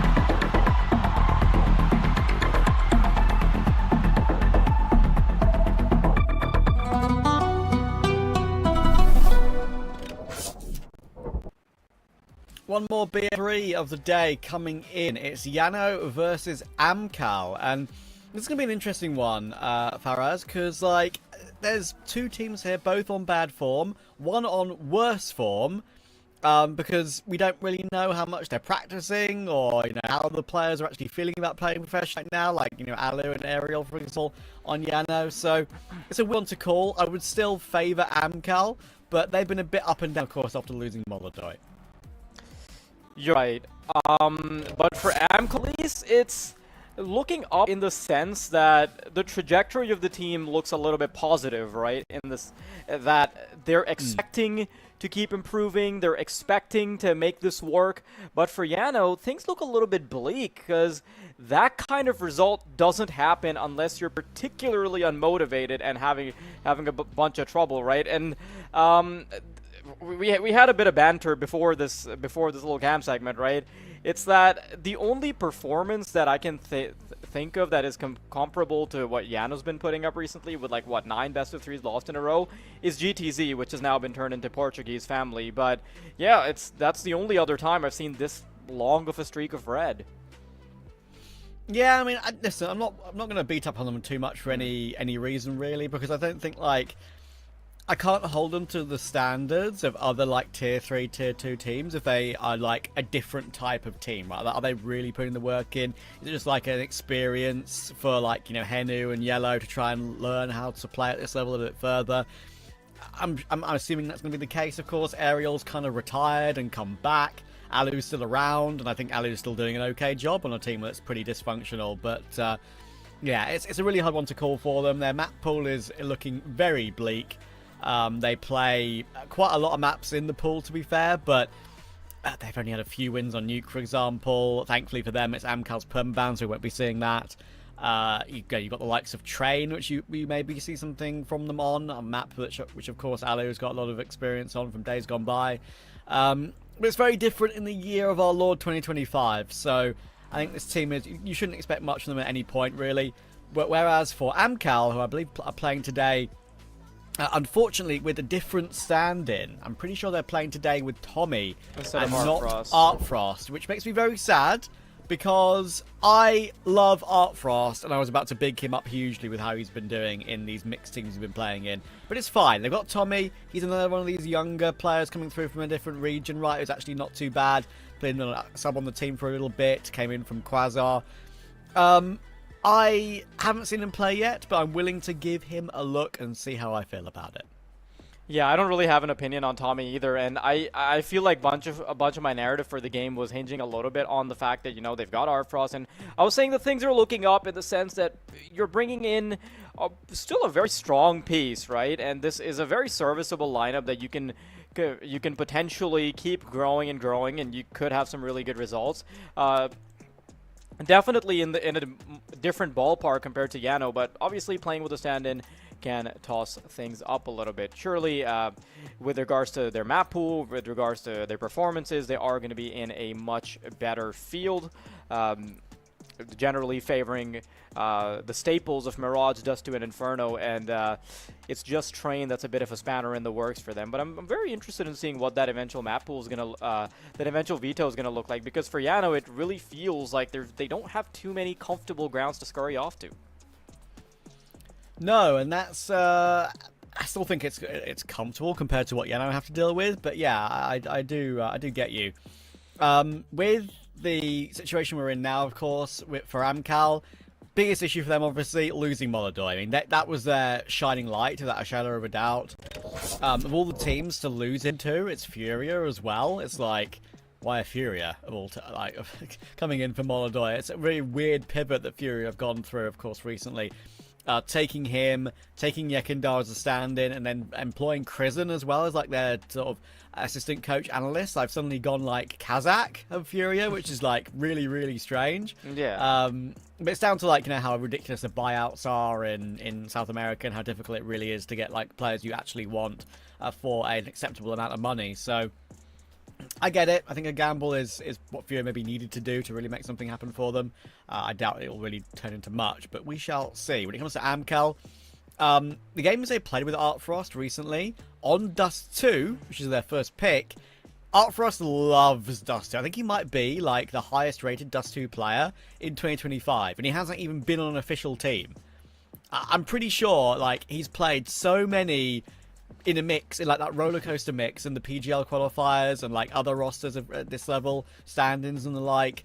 Sure, it's a low like pool of maps you'd have to look at to find it, but I think it's like, you know, over 10, which is fair enough. Okay. And he's got an insane level on Dust 2. Unfortunately, we're not going to see that today. We're going to see Tommy play instead of him, and YaLLa will go for that pick of Train, which I mentioned is probably one of the only picks that makes sense for them. So Amkal play Train, Jano play it a tiny bit more, but you know, I'm still taking Amkal 2-0 here every day of the week with this Veto, and any Veto actually in this series. Yeah, there is a pretty big disparity in between these two teams. You've already aptly pointed out that Jano are in a completely different mindset compared to Amkal. It's a completely different type of team. It's a completely different caliber of team.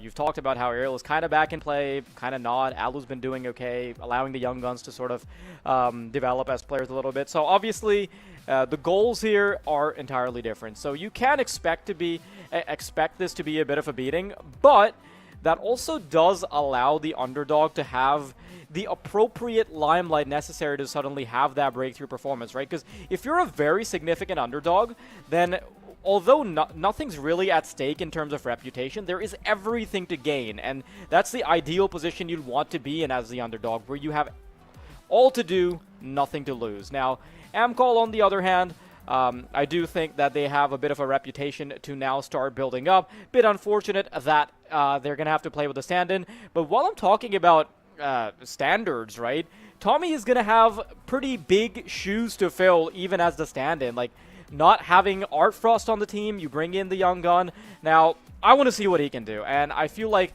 while we're in the conversation about underdogs getting a chance in the limelight, right, I feel like Tommy might also be in that narrative. Yeah, as I say, like that Quasar team, excuse me, that he's been on in the past, right? That was a team for a while that played quite a lot in like Eastern Russia, I'm pretty sure. So had to play in like Asia qualifiers and stuff like that. Then of course that core kind of moved last year. They played a couple of games against the likes of Fnatic, Rhino, 1 win, Medisport, 9 Pandas. And that tournament, of course, was that Bet Boom Dacha close qualifier, I think, right? And he actually looked pretty good in that event. It was a very sort of splash in the pan when it came to his involvement in the scene in Tier 2. Didn't really see much from him at all. It was only, as I say, like 1 or 2 events, really.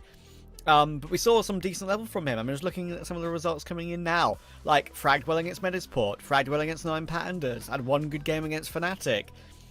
Played the likes of Rhino and Team Space and actually farmed them pretty well, right? To a decent Tier 3 reference points for a player like Tommy. So, yeah, I can see why Amkal are giving them a go. They have history of giving these sort of like young AWPers a go, right? Remember Topo, the guy who kind of came from like KZ, more than actually professional Counter-Strike. So, yeah, I think I don't mind them giving it a look.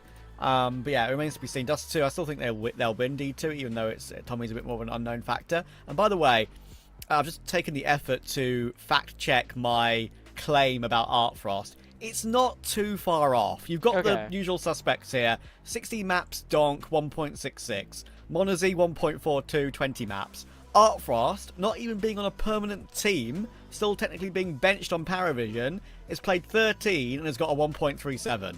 Like That's not 8th bad. or 9th place. If you're... So I wasn't far off. Yeah, and considering the fact that he's like not on a team that is like winning, or any team for that matter, like the Pugs, like obviously like the mixed teams are going to be losing a lot, right? So to maintain that kind of rating while being on the losing end a lot is actually pretty impressive. So I'll give you that much. So maybe we need to reframe this a little bit and have some kind of weird filter where we're like, okay, how good is he when he's losing a lot? So in that case, maybe Monacy and Donk can also be beaten with some weird lens being put on it. And you know, while we're looking at all sorts of different angles, right, I also want to scrutinize what you said about Tommy, right? Because we went back, we looked at the results, some of the wins that he's had, yes, they've been good. But my question is, what happened in between that time and now? Because it's been a while since he's actually played against professional teams, right? So, I mean, sure, maybe he's got a stand-in situation here or there, but the results he's had, like the tippity top of his results when he was winning against like a team, when he was doing well against teams like Metasport or like maybe a game or two against Fnatic, that was almost a year ago at this point. So, what happened in between that? Was it progress? Was it regression? Who knows? That's the one question mark I've got. Yeah, I mean, maybe you could argue it was like a contract thing, like along those lines. Maybe that's why it took a little bit longer to maybe have a chance to make a move like this. But yeah, I think today against a team like Jano, who you could argue are a great team to play for someone like him at this level, to try and get a feeler of professional Counter-Strike, right? Once again, for what is a new team he's on. We don't know if it's permanently or not. But yeah, I think it's a fair enough opportunity for him to try and deliver. Just looking at his picture there on the HUD, I swear he reminds me of another pro, but with like a completely different hairstyle. Is it like Shalfie's facial expression? I don't know. Something in my mind reminds me of another professional player. See if you can rack your brains for that one. Anyway, pistol's underway, and Kalash, well, he tries to get fought by Alu, Smiley, and Henu, and every single frag goes his way. That's not the start the Finns would have wanted. His pistol is falling apart. Yeah, definitely a very comfortable affair for Amkal already. You know, you're right, actually. I get that, like what you said about Tommy. Like He's got another... There's a face there, which reminds me of someone. I don't know what it is. So one thing that helps me if I see an uncanny resemblance in something is that I squint my eyes and like step back, and then my brain will try and fill in the gaps, and I'll think of what I originally was supposed to think of. Okay. But that didn't We can't work. see it now, unfortunately, because he just died. But there we are. He'll be back in just a sec. There we go. He's got like... I'm thinking of like a Swedish player, maybe like a... It's funny, it's so funny. It's so funny you should say Swedish. I was about to say, he's got the facial expression of Like, Freiburg. no.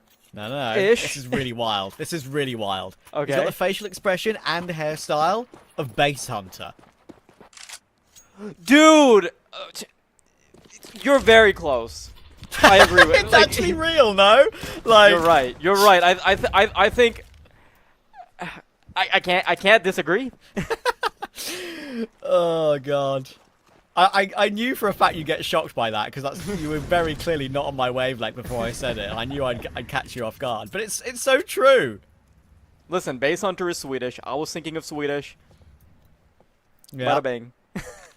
Listen, now you're gone. Angels of the Night, bangers, dude. OG bangers. Cynic's working his way out long against this force spy coming through from Jano, and it's a force spy that shouldn't be working out too well because they're teaming up together well. Got a 4v2 intact. Smiley and Aerial, Deagle and MP9. They won't be able to do anything with this one.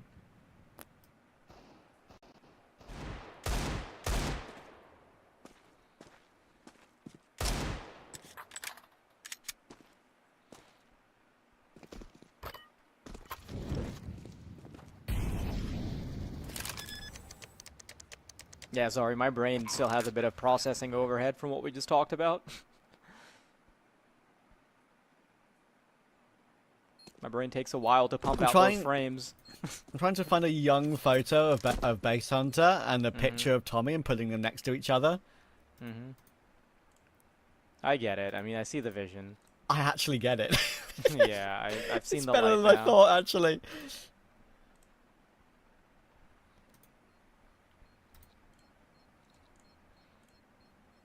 And Tommy, if you're gonna watch this back, like, listen, this is a good comparison to have because Base Hunter is very aesthetic.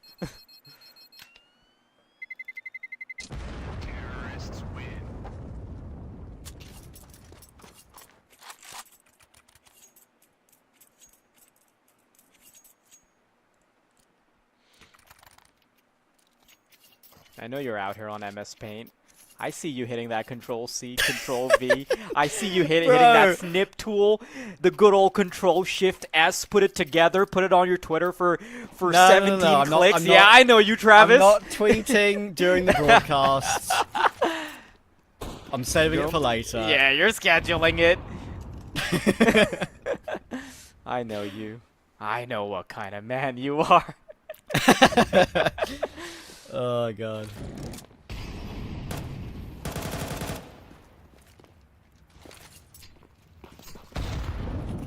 I'll leave it for later. Almost comical death there. Yeah, being thrown backwards, unfortunately, there, YaLLa. Says, good start to the round for AW. One thing I think is important to mention that I haven't really had a chance to catch on yet, because of, well, me being silly and goofy, pretty much, is AW, before Molodoi really became a star, he was one of the players that was very much spoken about on Amkal.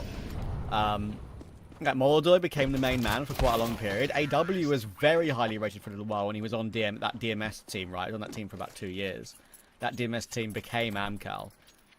And he's still only 19. Like, he's got a lot of growth to come. I think he definitely got some X factor in there, does AW. You're right. A lot of runway. If you're that young and that experienced, I suppose.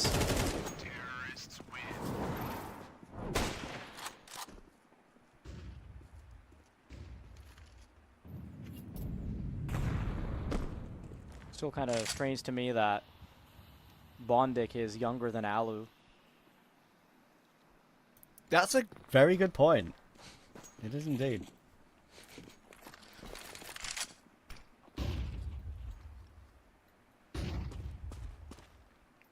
Ali's like, as I mentioned, right, like, another example, one of these players who's on a pretty dysfunctional team that's not getting wins, and he's doing all right, you know? Like, for a player of his ilk and his era, you can't really say he's to blame for anything, right? Ooh. So, unfortunately, right, that's the kind of tone I think we're setting for the game. Like, Amkal have aimers, Jano don't necessarily have anyone that can take over a game at the moment.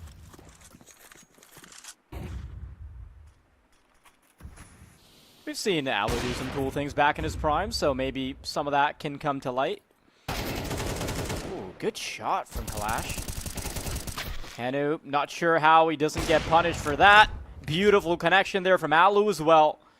And the man who started it all with a double kill is going to be tasked with the responsibility of finding a double. Again.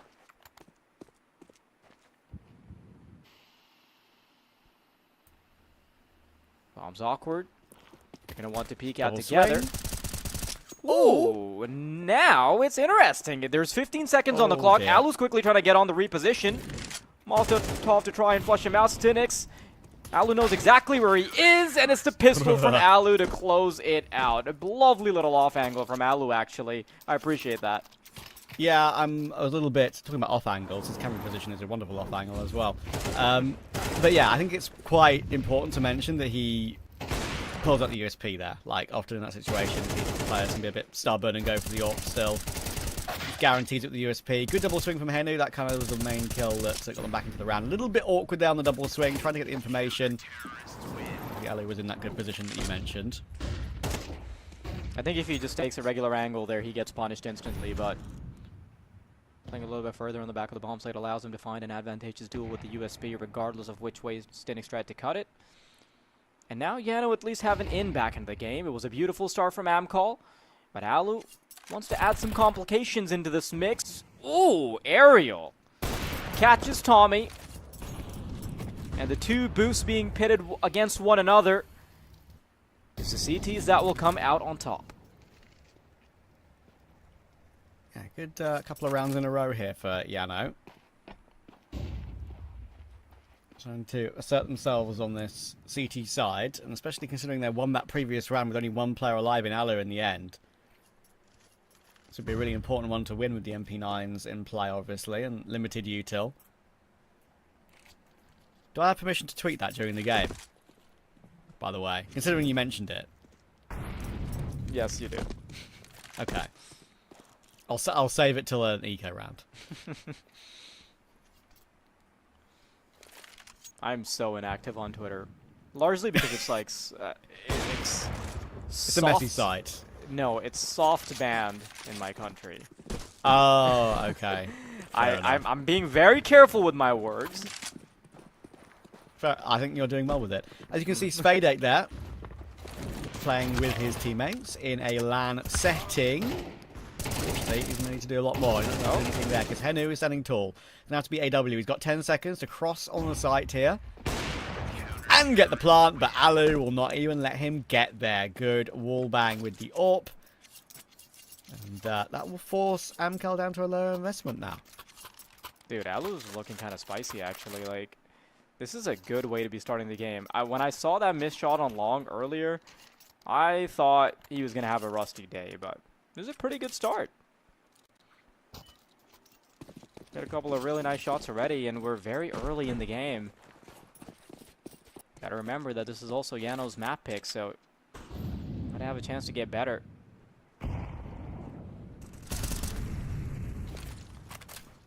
Well done from Aerial. Look at this little setup. Very nicely done to secure on the pistol. Yep, that's the post button being hit, I'm sure. What do you mean? I made no noise, dude. It's the good old commentator says yep after zoning back in. I'm sorry for letting the audience speak behind the curtain, dude. Come on, man. Come on, man. I listened to you talking about how good their setup was in the anti-eco. I didn't zone out. I always listen to you, man. Thank you. Even when you ramble on about random stuff before we go live, I always listen to you. About getting colonized in tea. Between the two, yeah, sure. Pass the parcel, or... This has been an interesting broadcast for sure. I've enjoyed it though. And these sort of games, right, they're in like regular group Swiss games. I think being a bit more silly and goofy is totally valid. It is. Not sure if we'll make it to the next few games though, like... we might be getting a bit of a call from upstairs. A Discord notification, if you will.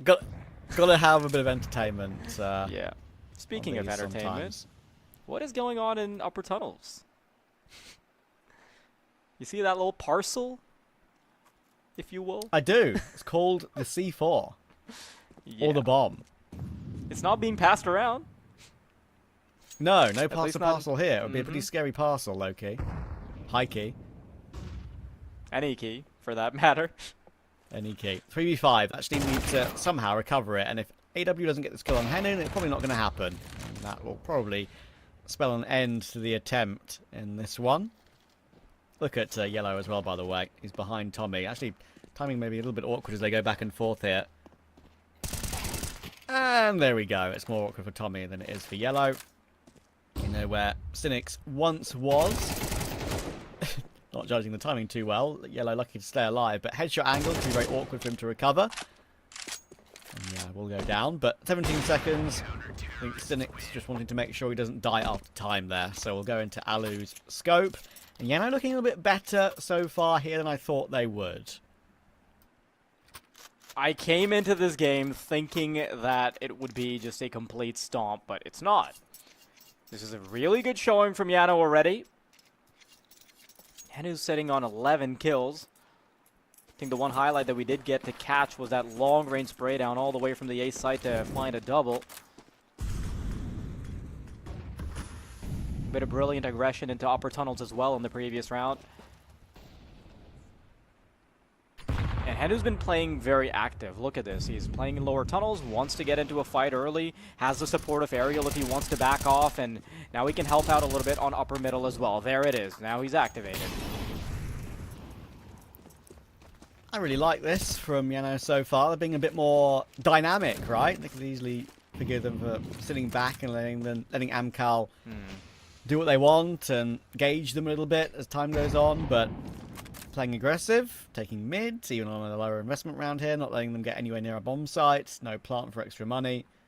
The thing about Jano is that they're playing like a textbook example of how an underdog should play if they want to win against a favor. Take control. Try and find those awkward duels. Don't let them get a good read on you. And those seem to be the guidelines that they're following.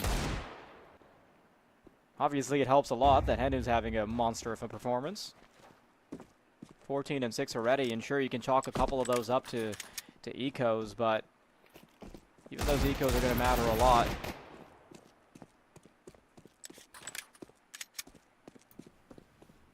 One more kill would be really nice. Just to hurt that Jano economy a little bit. Run boost. Get that bomb across. Whee! And he's dead. Aerial does well.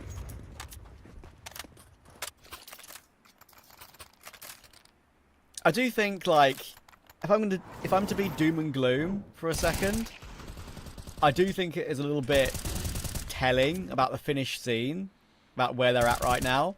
That I feel like Ariel and Alu are still some of their best players in Year of Our Lord 2025. Yeah, it's almost tragic. You're right. They've got Yimpat and Alexi. That's pretty much... Okay, well, I suppose you've got Poddy as well, but Ent's not doing all too great right now.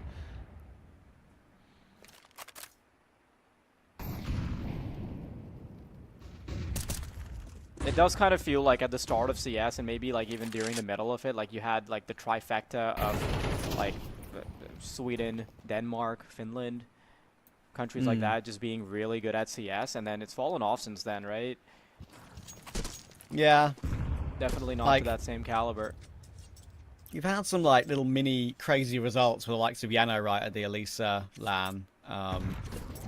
Even had a surprising run when they were Havu, if I remember correctly. At least some of them were Havu anyway. I don't think it was the full team. Of course they have a good run at Elisa though, right? I mean, home crowd and all. Yeah, yeah. The buff.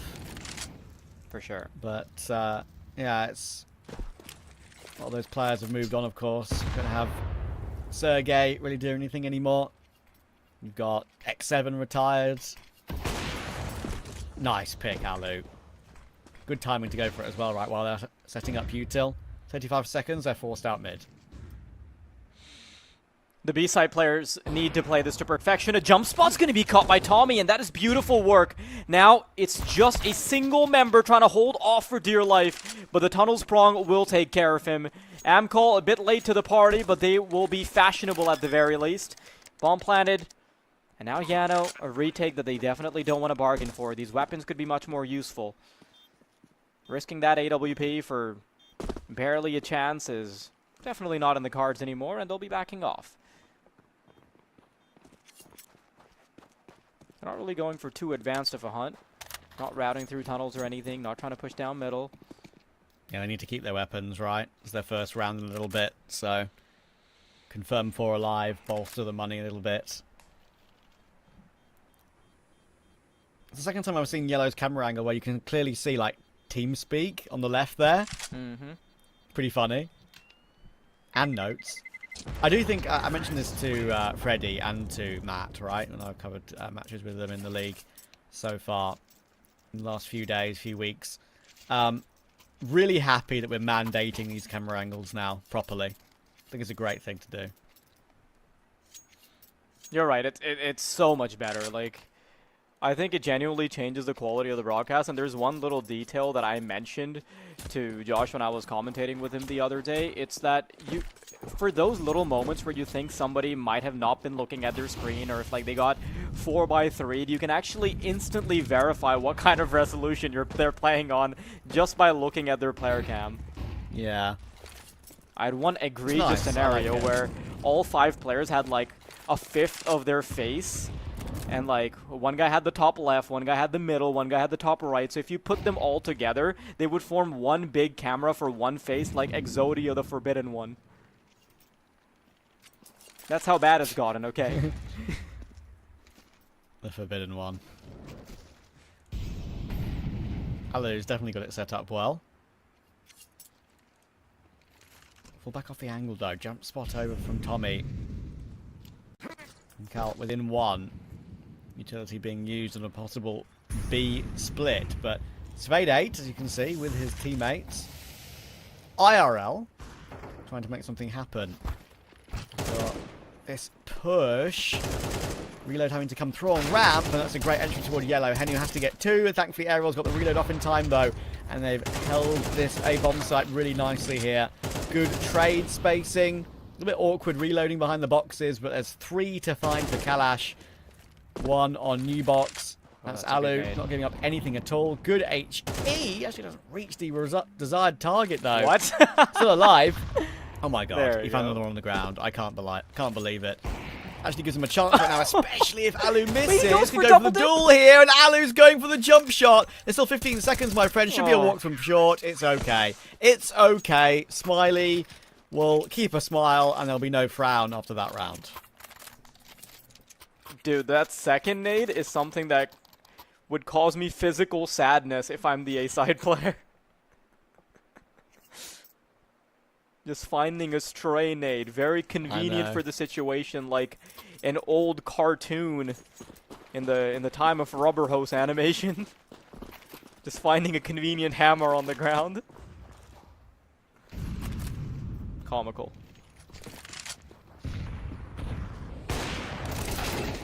Oh, now it's danger for YaLLa. He's just done here. Yeah, there's no way out of that. As soon as his teammate support in Henu got absolutely domed, YaLLa decided, look, I have to fight. I can't get out here. And that one skirmish in mid might just end the round as well. I don't hate them for it, though. Those skirmishes have been exactly what have been netting them rounds, so you can expect, obviously, Amkal now make an adjustment for it and for it to be broken down at some point. Maybe you could make the argument that Jano should have preemptively been ready for that adjustment, but they did try and rest on their laurels.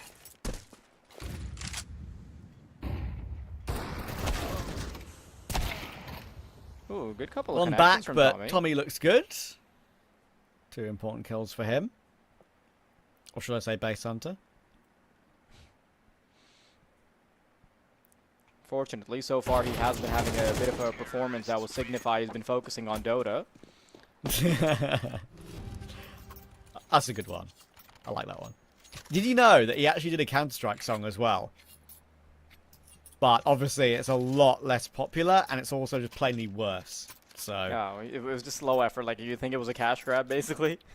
I don't know. It might have been released at a similar time. But I have listened to it, and Dota is 10 times better. But not as a game in my eyes. I love Counter-Strike. Thank God you said that. Might have had a quick caster switcheroo mid-game. Yeah. I'll be quoted out of context now. Trav CS says Dota is better than Counter-Strike. 7,000 likes. Fake news. A GoFundMe AW, straight up short. Good entry toward Aerial. YaLLa, and goodbye. Nothing you can do with the MP9, I'm afraid. 3v4. And Henry could be in a similar position. YaLLa's thankfully in a position to get some angle through the doors, but that angle is also an angle in toward Tommy, and Tommy will remove him. They now have figured out where Smiley is. He gets 1 kill, but they're going to pin him in tunnels and plant the bomb on B anyway, even though they know A's clear.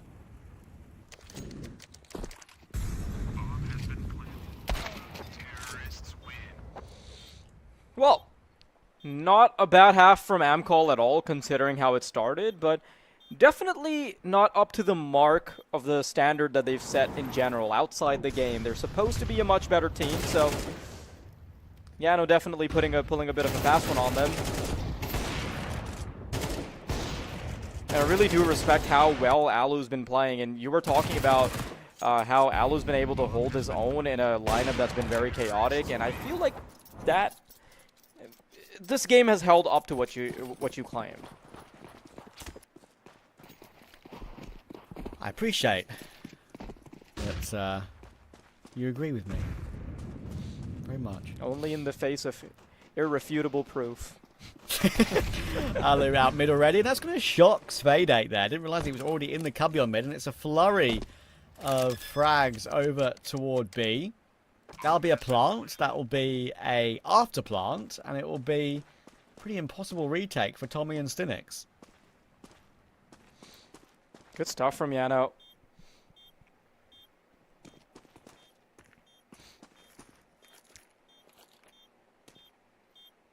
Of course, Amkal. No, they've got nothing but a chance at it, so we'll try and crack it, but unfortunately will fall apart. That being said, Jano did start off the first half while losing the pistol round, and they still had a pretty solid performance, so I can't wait to see what they can do when they have a bit of gas in the engine.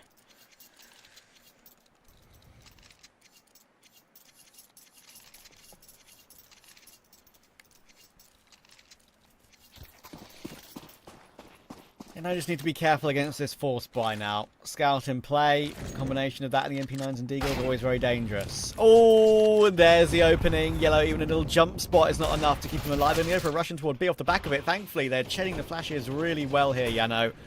And they should be locking Amkal out of the bomb site.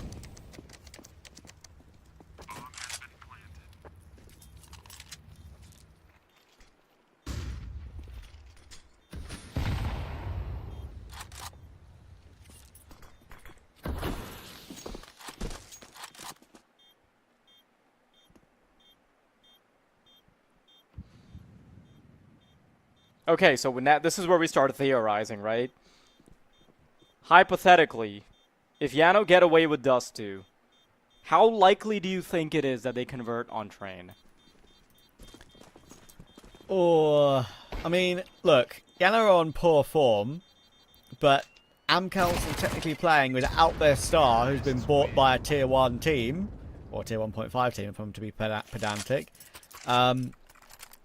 And they're playing with a standing that is not the standing they played in for the last, like, 2 or 3 BO3s.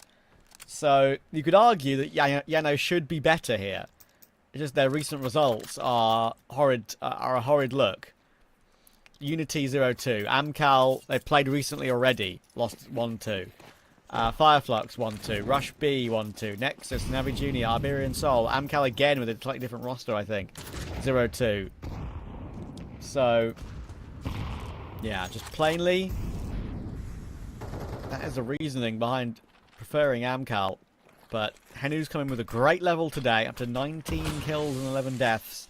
He's probably the main guy that I would think of, right? If I'm thinking of a new Finnish talent that is a bit more unheard of. It's not Poddy and Yimpat, obviously. I would probably say him.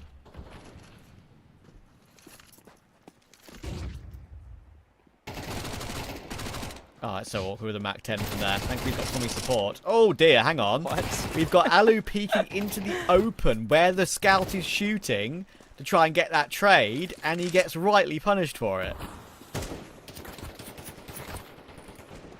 Okay, Henu gets caught in the back by a couple of bullets, and there's an MP9 waiting for them inside B. It's just a great position to be finding, and a double. Okay. The SMGs managing to carry a round in a very unlikely scenario. What was that with the Mac 10, dude? That should have never happened. Like a Mac 10 on that angle? It's like a distant headshot angle because you're in the bottom of pit. It's a horrible position. But I understand why he's there. Because he knows where Alu is. And Alu got fed the kills. Being in the back end, in the bottom of pit against a rifle is probably how I imagine trying to punch a shark in water feels like.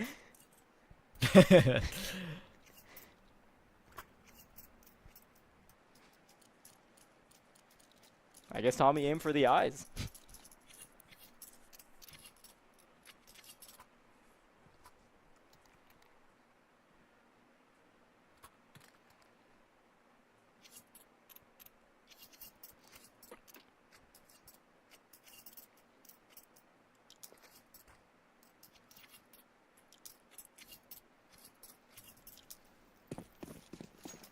Now, of course, it's horrible for Jano because they're in a good, okay position with their weaponry. Now it's down to 2 AKs and Deagles and the Tech 9.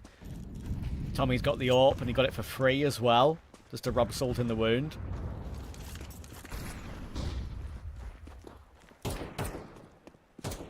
Very handy. Dropped over by a teammate, I believe. Some residual cash available now due to that.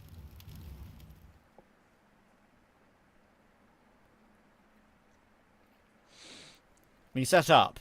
He's ready to go on CT with this AWP, but he misses. Not a good start, I'm afraid. Has to get away toward long, very sharpishly, and he's only just alive. Has to stand and fight, and that is a good way of doing so. Knows that he's got a big range advantage at least against a couple of the players who have been firing off pot shots with the pistols. Fade able to create some more damage. Jano, they have control of the bomb site, but for how long? This retake is inevitable. And it's looking very likely. They need to start popping off shots soon. They need to try and get an advantage. Aerial does go forward and finds one. Bomb's halfway ticked down, so Amkal's got to get a bit more sloppy now. Hanu holding the angle. Double peek is great from the CT. Smiley trying to delay, but AW bringing out the heat. And Amkal only getting a single casualty on the retake. Yeah, the heat I want to see him bring out too, because, as I said, like, without Molodoi, he kind of needs to be the main man in my eyes for this roster, whether you're using Artfrost, Tommy, whoever. Important for me that he makes a stand as the main rifler, star rifler. 2 good kills on Henu and Smiley. Back to 8-all, forcing Jano on a full eco. Cynic's looking over at his teammates there, playing on the LAN boot camp by the looks of it together. Always makes you feel a hell of a lot better about yourself and your team. Even when losing, because then you can, like, you know, sit and cry together.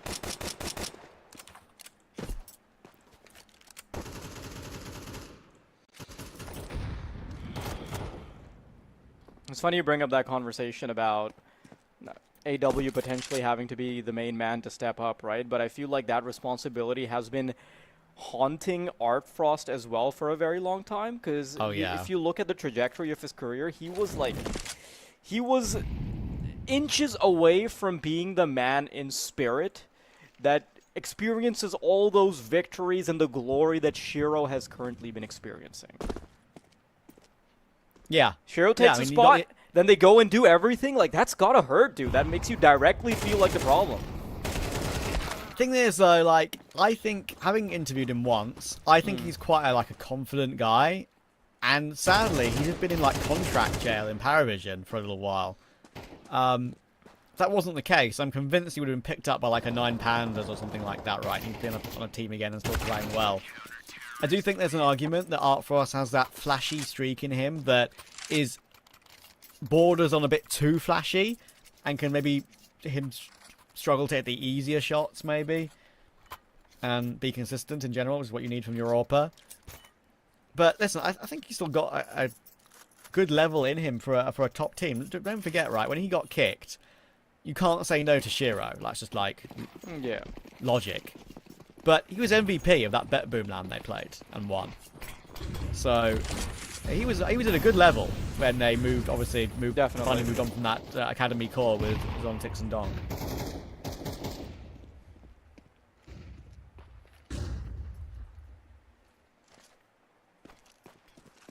Yeah, it does feel like your spot is never safe until you're actually at the tippity top of CS. Yeah, it's like you have Degster dropping an MVP performance for Falcons. I was gonna say that. I was gonna say that, but then like I know that that's just like untrue on a technicality that they probably just like 'cause they got money, dude. Yeah. His fate was sealed before he could even put up that performance, right? So you can't just go like, wait, That's a good point. You're like, hey, hang on. He just got a great performance 2 days before Honesty's about to come into the team. Like, come on, gotta keep him now. Yeah, exactly. I mean, that's Can't a good do point. that, They were always planning for Monazy. You're not wrong there. It's just another example of a player getting an MVP and then getting moved on after. That's a good point.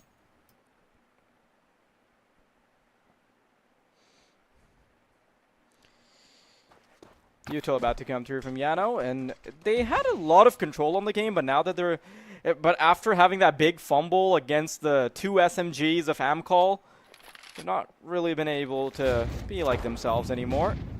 Flashes are decent, but they're going to allow the AWP to still activate, so a bit staggered perhaps. Amkal doing some good work here. AW very crispy on the aim. And Alu, everything to do, no time. So staying alive might be the best case scenario. Tried to hold on to the trigger discipline, got a bit confused, but somehow came out of that alive anyway. Task failed successfully.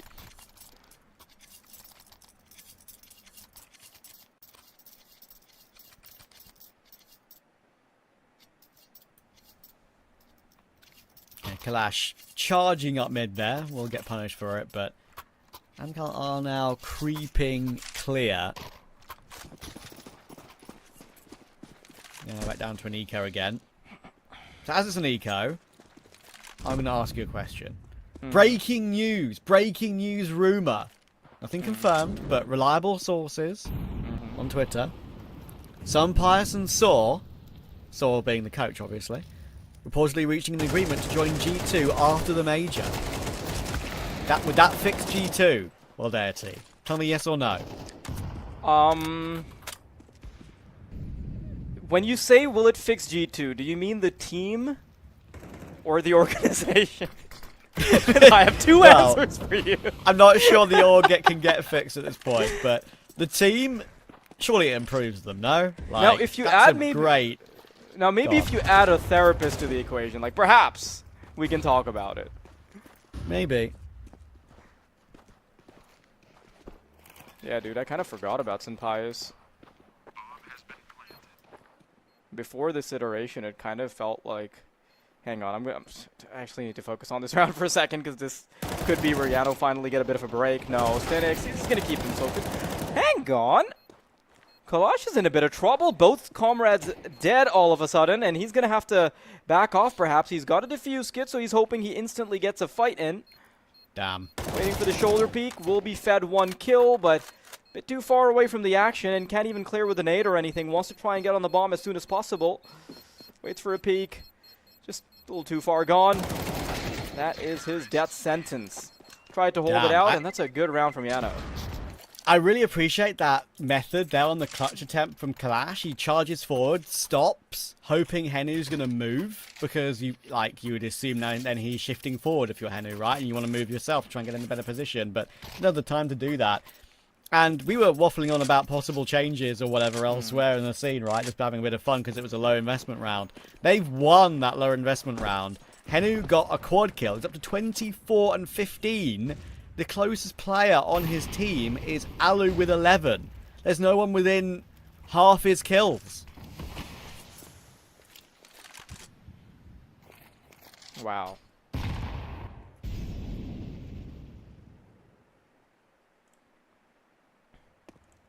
I mean, if they win this, certainly it's off the back of Henu.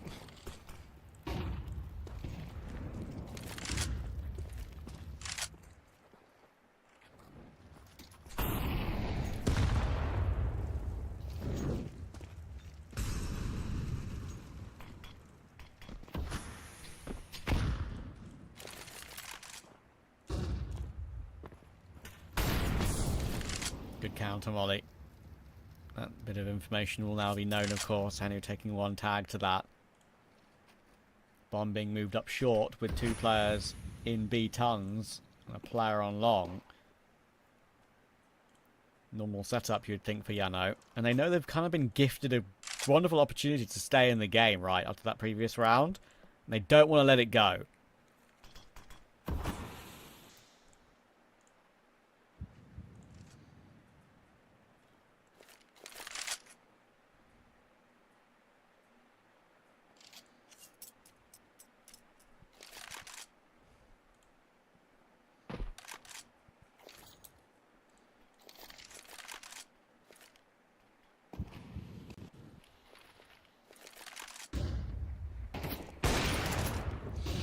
Holding the angle. Tommy. Sick. The space has been closed. No, Oh, dear. Stinix gets a ruthless double. He's dead after time. Oh, no. That's just damage upon damage.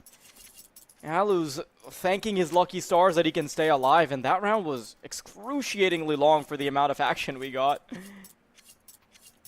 Just a blip towards the end that didn't culminate into anything, and it makes sense that Jano is taking a timeout now. They know that they've lost quite a bit of the confidence that they previously had. Oh, that's so unfortunate. Like, the buy is now so horrible. Ali was miles away, of course. Has to save the AWP. He's the only one with a gun of any shape, but of course he's got no money because he had to save. You've got the issue of Smiley being then, I think, 750 after that round. Dying after time. They're trying to get the bomb planted for short without clearing Goose with 7 seconds on the clock. That is not a reliable way of going about things, unfortunately. You know, when you were talking about, like, Sun Pius, I was thinking about, like, I was trying to track how many players, like, I know, like, Falcons is, like, crazy good now, but I was just trying to think of it from a completely different angle, where I was thinking about the ratio of players who have gone to Falcons and then stopped playing for the main roster and then never gotten back on their feet. Because Sun Pius is, like, the rare exception, it almost seems. Hang on, let me like look at their roster history. We've got Lion X in there, who had a bit of a struggle, of course. I feel really bad for him because his career has always been in a bit of a washing machine. Okay, so Boros, who, you know, he's doing quite well now with GG How, but I do feel like Falcons was kind of a high in his career. Probably. A high for his bank account, that's for sure. A good one. Appreciate that. Thank you. Let me see. MHL just disappeared off the face of the earth, I think. I actually don't know what's going on with him. I did not keep track. I'll be honest with you, Chief. Oh, hang on. Fair enough. I'll get back to that in a moment, because Tommy needs help. And thankfully he's got that help from AW. Is he going to stay alive ever longer? Somehow he is. Stinix has got the line from Pit. They're going to try and go for a plant this time, not making any mistake with dying after time on this occasion. Fair play for that decision, to be honest with you. But, yeah, 3v4. Tommy needs this kill. Or Smiley, sorry, needs this kill to grab Tommy's AWP and have any opportunity whatsoever. The AW is now here in support. They've waited all this time to get him into the action and go together. That's good patience. Well played. Clash on towards short as well. They're still waiting for Hendo. He hears him charging forward. Does whiff, though. That's an AK. Unfortunately, Ali's going to go down, though, and AW's got that angle with the bomb being defused by Stinix. They've got a defuse kit on it. All is well for Amkal. That's 12.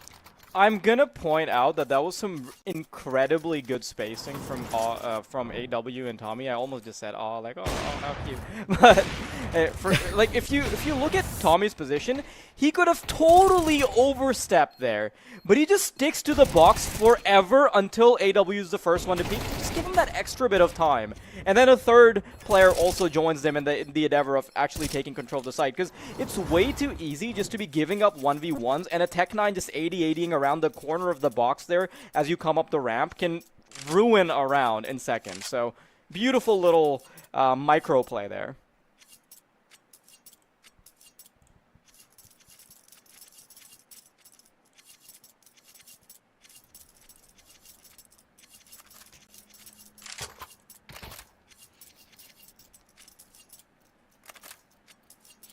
Can Jano stay in the game?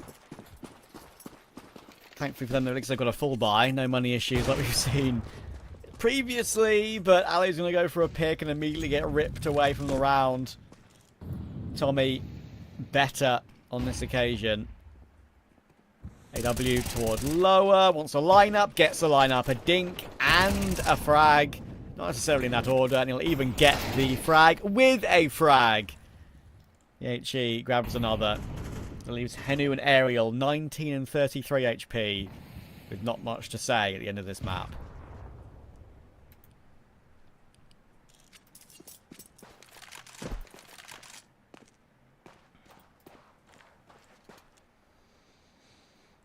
Very disappointing to see this towards the end, because this felt like such a good underdog recovery, and I was starting to talk about how they'd be doing on Train if they could make the conversion happen. Too bad Amkal really did get their number towards the end. And Ariel just can't do anything up against Kalash right behind him. So Amkal, 13-9. Perhaps a little bit too shaky for what we would have expected going into the game, but this is not bad at all. Like, as long as they're able to get the win and stay on their feet, it's fine. Yeah, absolutely right. I mean, with a stand-in against a team that is on really poor form for many separate reasons, which I've been over earlier, of course, in the broadcast.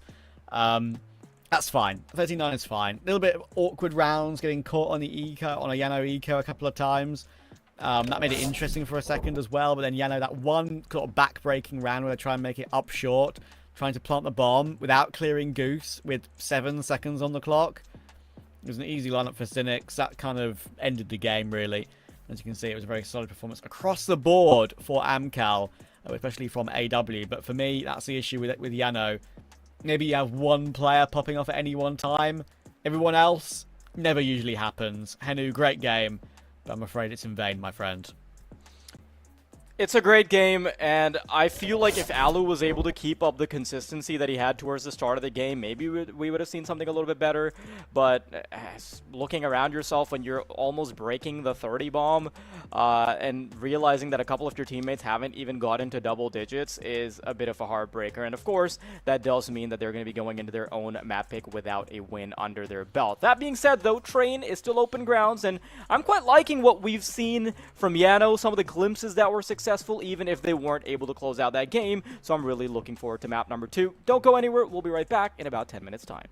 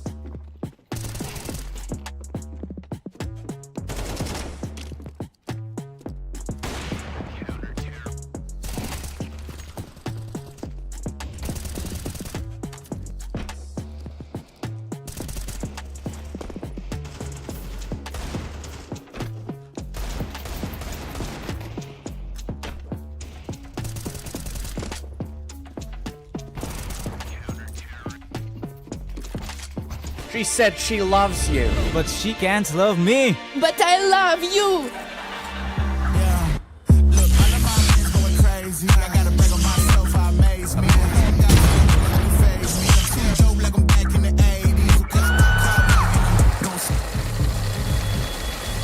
I won't play window anymore. What's going on? Play your role. 1xBet. On to the next one. YaLLa Compass 2025 season. If anyone peeks through, they're both dead. They're both dead in the smoke! Bomb dropped, coughed up behind it at the edge of... Away with a kill, but quick trade back from Aerial. Still through the YaLLa Compass 2024 champions. YaLLa, let's go!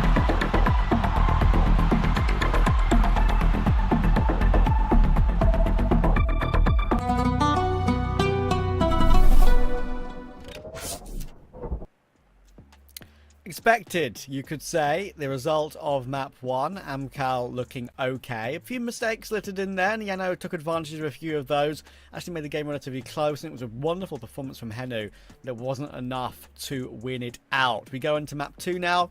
It's the pick, of course, of Jano. It's Train. Maybe only my, like, 4th or 5th Train game, actually. I've dodged so many opportunities to cover Train. Some teams love it as their main pick, like Static, for example, but most teams seem to avoid it.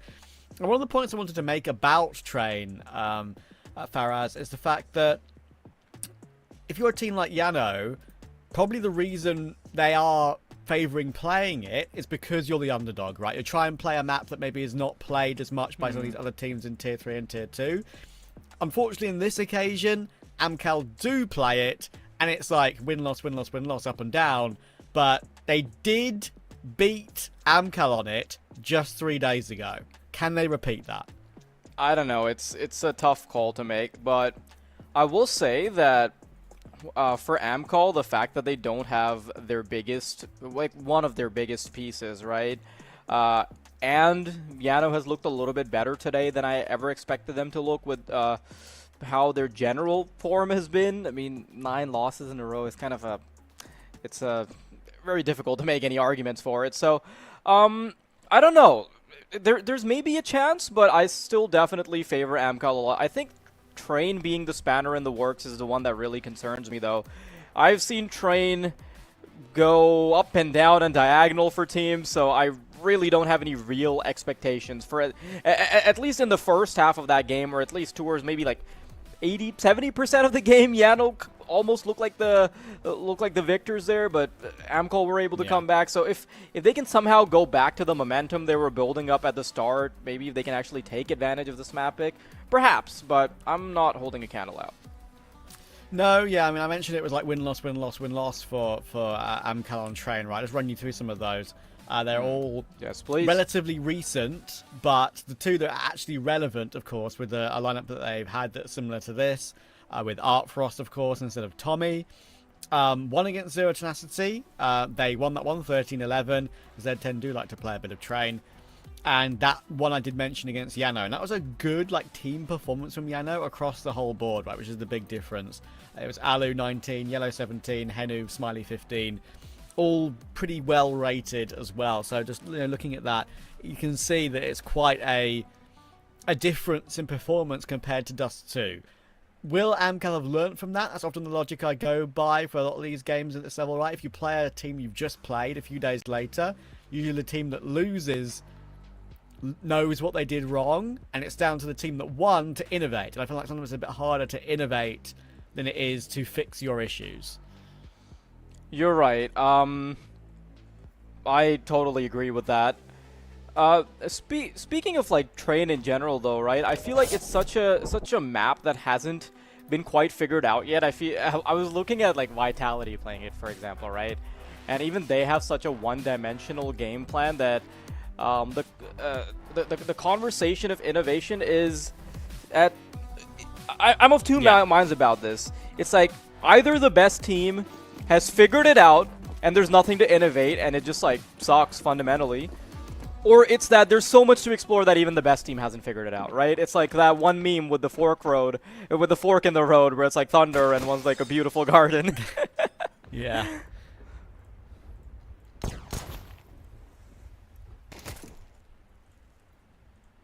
Yeah, I mean, oh, nice tap, Kalash. I think, again, like, I think a good point, I think it's Maui who made this point on Twitter and or on broadcast during one of the games. Most teams don't even really think about Ivy now as well. Like, it's kind of like a nothing part of the map. Most CT focus is control of Brown Halls, which we're seeing here from Kalash, even on the pistol. We're seeing an occasional long-range tap being attempted to be taken by the likes of Smiley here, but there's less to see. I think Launder said this too, actually. I think this was his logic. There's less to see from Ivy now. Like, when you get there, you can't see back bomb. You can't have a perfect line in toward pop unless you move a little bit further forward. The trains are slightly differently positioned, so it's just less reason to be there.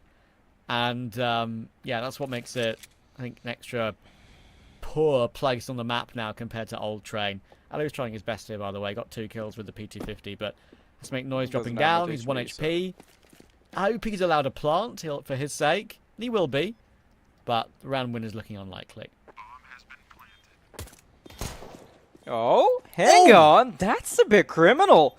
He's got the P250, so a single shot headshot could get it done. All it takes is just one, Alu. Hold on to your pistol tight. This could be a masterful clutch, but he can't get it. It's faded. Is going to stop the bleeding for Amkal, but it did get a little bit tricky. That being said, I do want to bring it back to the conversation about the back of a site. I think that whole area just needs to be thrown out now. Because, listen, in Counter-Strike Global Offensive, they had figured out this little balance where, okay, Ivy on itself, like the actual lane, is very important. And if you let them through, they get infinite access with the second prong onto the A bomb site, and yada yada yada, and you have a little backline into B as well, right? But and if you go back at 1.6, it was like super hotly contested because like A, like there was a bomb train there, and B, like it was also like somewhat opened up. Now they've tried to do both, to have detail in the backside without having a bomb train be there, and now you barely have any sight line. So there's just this question mark on the map where you're like, why would I contest this? Why would I fight this? There's no incentive to go back there.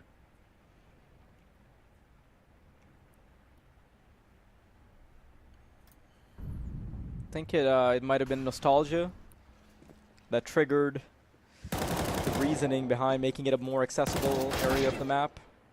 Maybe. No, nostalgia, as I spoke to you earlier, like, you know, nostalgia bias is pretty prevalent in everyday life even now. Like, people who want Cobble back forget how badly proportioned and leveled that map was. Yeah, really. It's purely nostalgia bias. I really enjoyed having an entire area of the map be dedicated to whether or not someone can consistently connect with a Mag 7. Yeah. I talked to M&J the other day about this, and, you know, we were having a bit of a streak of slow rounds, so I'll just yap a bit. It's that fundamentally because of the engine of Counter-Strike and how spray patterns work and the fact that you can't pull beyond looking straight at the ground, i.e. spraying doesn't work if you're directly trying to spray below you. Super vertical angles shouldn't fundamentally exist in Counter-Strike, and that's why I really appreciated it when they removed Heaven from Train. Like, it makes no sense. There should never be a position where you're trying to fight downwards from up there, and the game physically doesn't allow you to control your mouse if you're aiming straight down. It's stupid. Yeah. Yeah. It's a very good point. I mean, there was one instance I saw of that the other day, right? I think it was a nuke game I was covering, and there was someone T-roof watching down the ladder in toward lobby. And the guy was literally so directly below him, he couldn't aim down any further to allow for the spray control. So he just exactly. whiffed. That's you just have to keep tapping. Yeah. Which is like, at that point, why would you want the advantage of being up there anyway anymore? Yeah. And I say he whiffed, by the way. Like, He was didn't on actually target. whiff, technically. He was like, like he was aiming right, but he just physically couldn't allow for the Yeah, spray. the engine just doesn't let you be good. Speaking of Okay, being this round's good, on, by the way. That's Yeah, I a was just way gonna to say. make Ivy work. But now he needs to get 2 more kills with Aerial, and he's not going to be aware of Cynic's looking to swing him immediately. Yeah, easy for Mr. Cynics. 3-0. Yeah, they tried to make Ivy work, but the thing about Ivy is that it can get a bit poisonous sometimes. Jano, not the greatest of starts, and when they don't have the V8 engine that is Henu's performance powering them, not sure how far they'll get against a team like Amkal.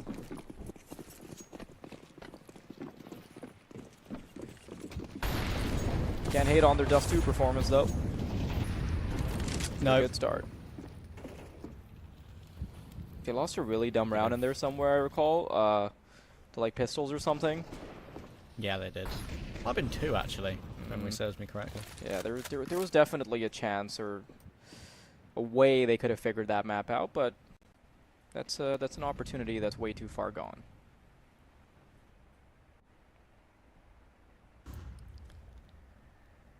YaLLa. Ready and waiting toward heaven. Smiley will rotate round. Very much a man that loves to be inside his monitor, in more ways than one. YaLLa will look to entry his way in now from this position, and the Org. That's awkward for Kalash. Good weapon for that particular duel, to be fair. Org does seem very viable on this map, but AW. Bob as well. Man. The T side, a very charitable couple of individuals as they donate the bomb all the way to the back, but you can't even blame them too much. Yeah, the spacing wasn't alright, but AW being able to find a triple is a beautiful set of connections there. Beautiful hold. Quad kill for AW. Making it look particularly sexy indeed with the way those headshots just fell into his arms. The embrace of death for Jano, I'm afraid. Look at that. Beautiful lineup. That's the right way to go about it if you're Smiley entering toward ramp there, by the way. You kind of like run in and then swing, counter strafe at an angle to try and make yourself hard to hit as possible, an angle which usually is always CT favoured. Got him the 1 kill, but you're never going to get 2. That's the reality of it.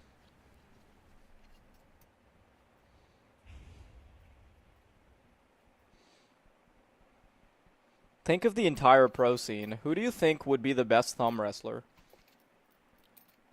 Thumb wrestler? Gosh. HLTV. Complete ranking. But you have to think of the entire pro scene, and then that includes Lobo, which suddenly changes everything.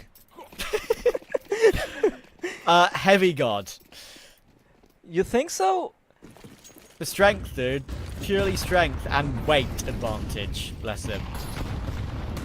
I don't know, man. Loba is like pretty 4x3 stretched if you ask me. I don't count him. I don't care. I'm not counting him. Okay.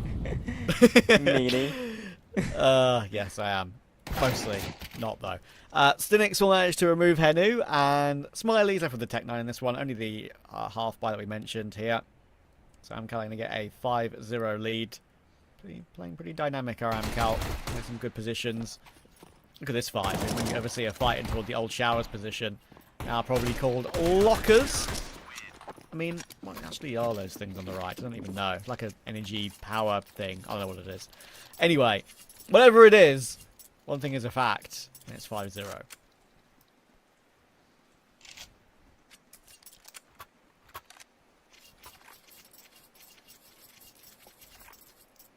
Since you took my initial pick away, I'm just like kind of processing alternatives to Loba in the back of my mind.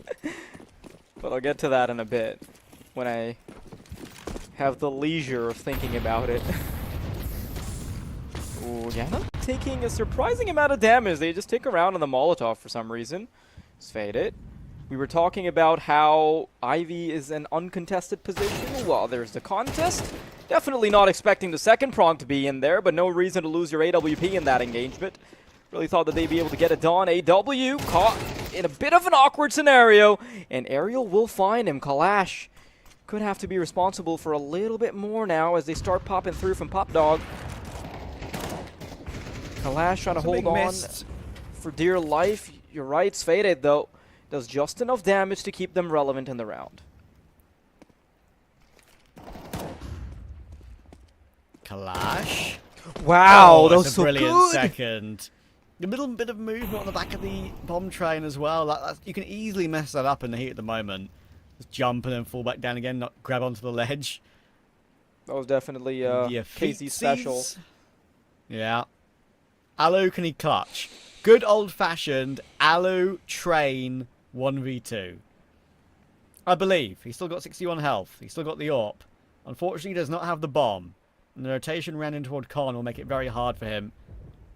That elevated angle, it's a very hard one to just directly clear, and then they know exactly where he is. Flash will reveal his position, and there we go.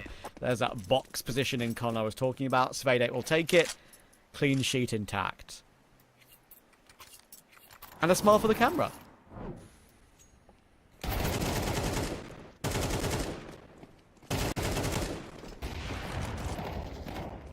Show someone the first 15 seconds of this round and then tell them that it ended with an Amkal victory. I don't even know how the hell that happened towards the end. Just beautiful movement in the back of the train, and you pointed it out right. Faded's been having a good game. One death.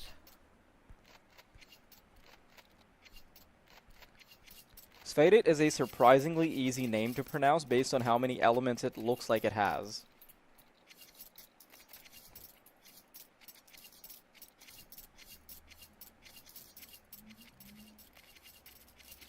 Yeah, I mean, I've said... I once called him like S-Fade for a bit, and he like ignored the 8. But if you just say Sfade 8, actually that rolls off the tongue pretty okay. Yeah, I feel like X5G7V also has a nice ring to it. A ring from the doctor after I say it. I just called him X5. I once interviewed him and asked him. I'm sure he's probably trolling me. It's like Zag. I asked him what it was. Yeah, like literally, he said the reason, the lore behind the name is that he just smashed his keyboard and kept it. And I'm like, there's no way, dude. But apparently he stuck to that one. If I told you the lore behind my name, I'd be taken off the broadcast, so we'll save that for the DMs. But good couple of exchanges, and that's a really good entry with the MAC-10 as well. But Stinix wants to fight back, and that's a double.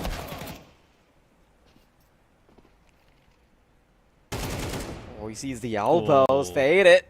Good clear. Finger on the pulse and the trigger. Bomb? Grab it? Yes, Nub please. it? Oh, dude, I really like this because a half peek is only going to expose the bomb, but not yellow. I love that. Yeah. That's a really good call. I completely good agree. bait. Actually gives him a chance on the 1-for-1. There's an M4 upgrade below you. Switch to it. No, but he doesn't want to show his position because if he picks that up, he'd have to drop his MAC-10, and that would verify that he didn't initially go all the way back over towards B. Now that he's further from the projected position of the final member of Amkal, he switches over to the AK, and now this is a very doable scenario. So one of the best chances that Jano have actually had. I say one of because they did botch a 4v2 just now. But a 1v1's also a pretty good spot to be in. Kalash, lots of util, but doesn't matter all that much in a 1v1. Quick little flush out of the back of the bomb site, or the bomb train, might be doable with a molly. Too much time being wasted, though. Oh, YaLLa, he's got a chance now. Oh, his repositioning wasn't even that bad because, of course, it's very hard to hit the clean headshot through the corner of these bomb trains. But I couldn't get it done. That was the closest they've gotten. Even a bit of a rude ending for Kalash there. He'll burn the body. There's no evidence. Yeah. I feel like Trav CS gets that, though. Just me. Like, As in, you'd get the clutch. I was just glazing you for no reason. What are you talking about? I don't get compliments like that. Quick glaze for the broadcast. Oh god. Right before I tell you that your dog has met an untimely end. I'm sorry. Yeah. I mean, that's like kind of what you went for earlier when we were talking about certain other things. Travis, you're a great commentator. Sveda will push forward and get taken down by Henry this time. Playing with that smoke a little bit aggressively. They've got a 7-0 lead now, so maybe feeling like he can be a little bit more fun with it. Be a bit more cheeky. But it doesn't pay off.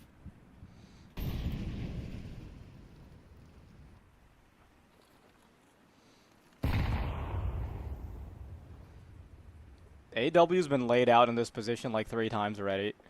Feel like repositioning is in order, and he's going to do exactly that. Actually sneaks up very close, so not sure if they're actually going to check for it. They would be wise to do so.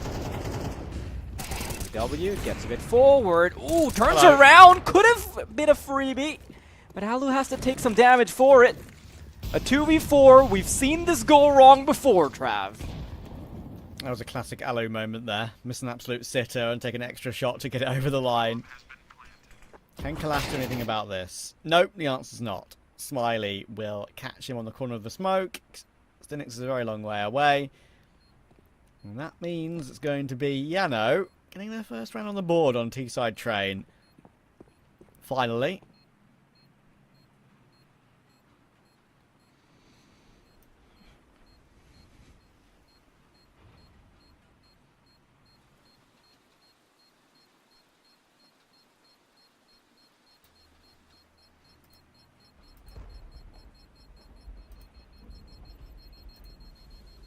Haven't tasted a single round on train before this, and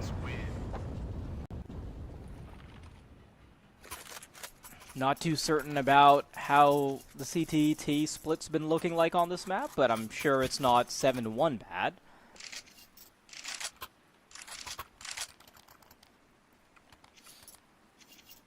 Have you kept up with the stats on train?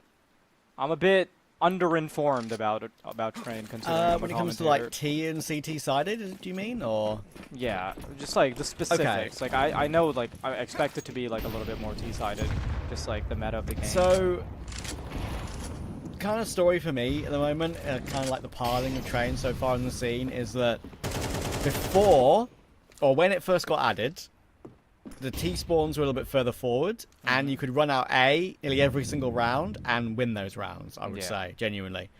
I remember that dual part. E-box, be so difficult for CTs. Now, it's a little bit different, I think, with the spawns being moved further back. I would say it's definitely edging toward more of a CT map, but every single map in the pool is a bit T, right? So, yeah, I think it's hard to balance those sort of things out.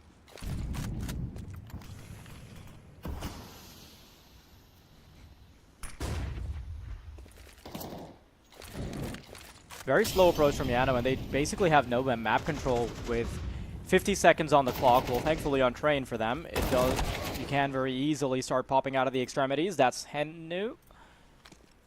Able to find a kill on to Stinix, and look at this, they're piling on all the resources on the A site.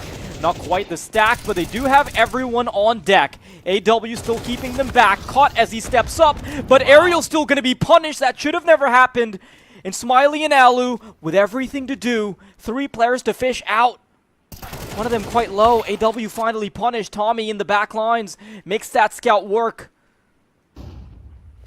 And YaLLa got 18 seconds. Another chance at a 1v2. Does he expect Kalash? I think he does. No, he doesn't check for it. The knife's out. And YaLLa stabbed in the back, as it's insult to injury to what has already been a devastating affair for Jano. That looked like he was going to crouch forward and slowly clear close right, no scope, and then go plant B. That felt like the piling that was being taken there. He just doesn't clear it. I can't believe it. AW, amazing work here, by the way. You mentioned, of course, how good he's been, and I really think here, to be able to get that 1 kill, and then jump up onto those little boxes in the old hell position underneath heaven. And getting one more is expertly done. Oh, well, he's about to be in trouble. Oh, he's about to be in trouble. There are two Ivy. Oh, I tell a lie. There we go. God YaLLa has returned to the server. Oh, he yeah. removed the Ivy setup with ease. Kind of an interesting set of events coming out from Amkal, but okay. If that's what it takes to get Jano back in the mix, I'm all for it.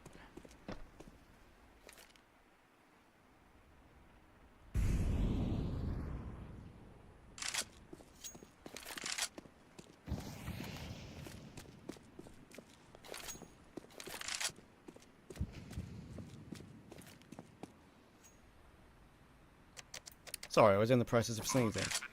Apologies. Bless you. Thank you. You're a good commentator. And I hope you'll be an even better friend after this news.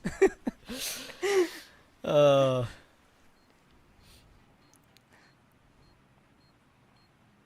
been a bit loosey-goosey this broadcast? Yeah, I think, as I say, like, we've been a little bit silly and goofy, but if we cast every single... I was going to say, that's an unfortunate non-check from Henu. If we cast every single Swiss close qualifier game the same, like, it'll just get boring for the viewer and boring for us. So we need to... You've got to match the energy, sometimes. right? I feel like you've got to match the stakes. And I know this is us just giving the audience a peek behind the curtains, kind of digging into the process, I guess. But if you don't match the energy, if you don't match the stakes, then it does look a bit odd. Yeah. Yeah. You're exactly right. I think it's important to throw some of that into a broadcast sometimes, because there'll be a lot of people that will either be watching for the 1000th time, maybe even more. Maybe a few that only very select few that will be watching for the first time, and we do still cover the basics that are required for a first-time viewer, but still be a little bit more fun when it comes to other subjects as well. Really nice tap from Cynics. It needed to be a trade from YaLLa. It was. Molotovs to prevent any re-aggression to get a trade back again to retain like a 4v2 or something. They still got man advantage. Tommy has been loving this angle toward Ivy so far this game. Smiley almost looks like he wants to just pre-fire that through the smoke, knowing where he is, how many times he's played that angle. He's now down to 28, of course. How do they get back in? 3v4, minute to go. Ivy control, but not much control elsewhere.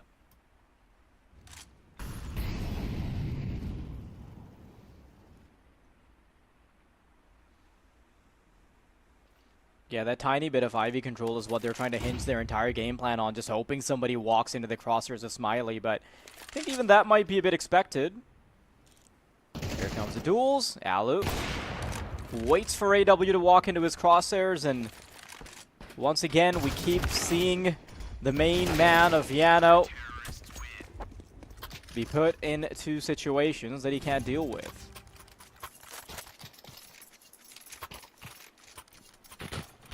And I say main man because I feel like YaLLa's like just historically within the context of Counter-Strike in general is the most recognizable one. But if you did have to give that title to someone for today, I feel like Henu's been the one with the big boy shoes on. Yeah, listen, if I'm to be a little bit like, I guess, judgmental of the Finnish scene, you've got Alexi, Yimpat, Poddy, maybe one or two little around that I'm not too aware of that are maybe future stars. The ones that are known about, probably Henu, I would say, is the one other one. I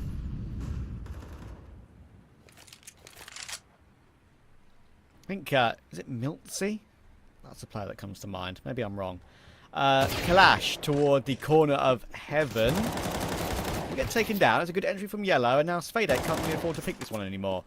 He's been locked out of the round. This honestly should be 3 already. The bomb's not even rotated over yet. That might give Amkal time to get into position to go for some form of a retake. Because Tommy's all the way back towards CT. Yeah, the only way they can unlock this is by going for some kind of full wraparound, right? Like you've got 2 players in CT, and it was really critical for AW to be able to fish out that final player, just deal with the lurk, so then they can capitulate on the bomb site as a unit, and that's exactly what's going to happen. 3 prongs coming in from CT, 1 on the flank. This needs to be perfect. If the Halls player can find his fight, then that is all that's going to matter. Ooh, Faded wastes a bit of time on the miss, but they're starting to pour into the bomb site. So many clutches have been failed by Jano. They had control of the site, and then they did not. Getting on the bomb in time, Amkal's going to have no trouble getting the defuse with 4 players alive.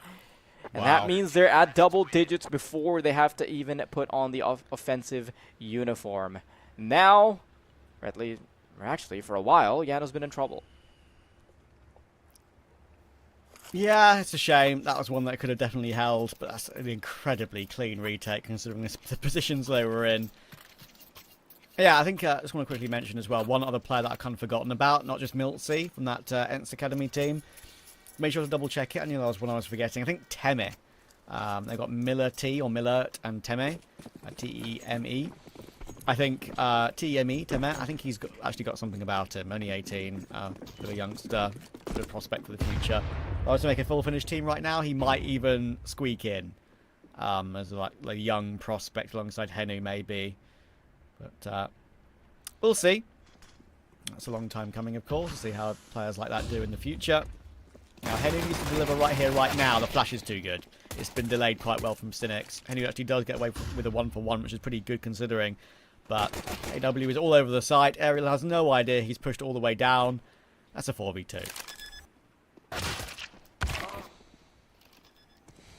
Another one under wraps, unless Smiley gets some really nice highlight-worthy frags, but that is not going to be the case. Amkal in 11th round, and surely this just turns into more and more conversions.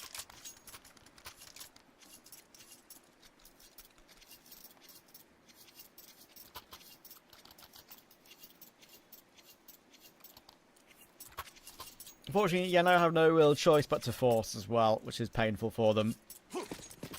Scouts. Lovely on train. But it's going to hit a lot of shots.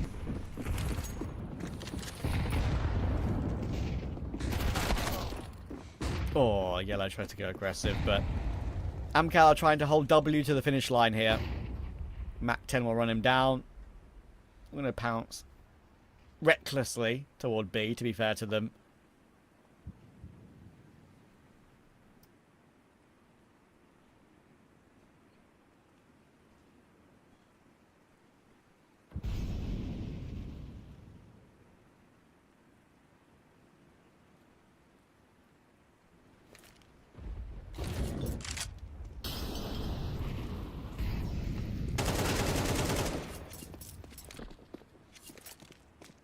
So thumb wrestling, huh? I saw someone in chat said blame F. That's probably very valid. Yeah. Blame F is actually like really talented at like almost a competitive level when it comes to lifting, because he can bench, like at his peak he could bench press like 190 kilograms at something close to like a 120 kilogram body weight, and that is like very elite numbers without being a power lifter. So yeah, for context, that's like the same kind of situation as you know how you mentioned that Topo was like originally from KZ. That's like, just to contextualize it a little bit, I don't know if you follow powerlifting, but like for somebody that doesn't quite specifically train for the numbers, that means he could potentially like get leaner, lose weight, and get stronger at the same time, and like improve his score even further. So he already falls into the elite category. He would just be world class by following a few principles for like 6 to 12 months. Like he's already got the genetics and strength for it. It's just about expression at that point.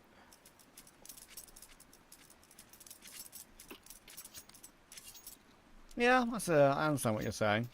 I don't really follow powerlifting. I only see who gets the medals at the Olympics, and that's pretty much it. Fair enough. The Olympics doesn't have powerlifting, though. It did have weightlifting, but then it was cut. Weightlifting, yeah, okay, it's similar, but not the same. Yeah, fair enough. Yeah, difference is just like, is this going to be a slower round? Do I go into a tangent or no? No, save it for later. 12-2 Amkal. They could be about to finish the game. We've got a push coming in toward main. AW will get his 1-for-1. Aerial does love the UMP. My GOAT is stuck in 2017. Don't blame him. That's when he was amazing. But it does get the trade. Can still be down to personal preference, that one. But look where Smiley is. Hang on a moment. They have no idea he's here. That's a freebie on Cynics, and they actually have a man advantage for a split second before Tommy reacts and takes him down, because he did kind of, for a moment there, split them down the middle in that sort of Brown Hall's position. Or Aerial, as you've been seeing, yeah, he has. Whilst going to come flying in. He's not long for this world here. And HE as well. Oh, it's horrible. He's been destroyed by utility.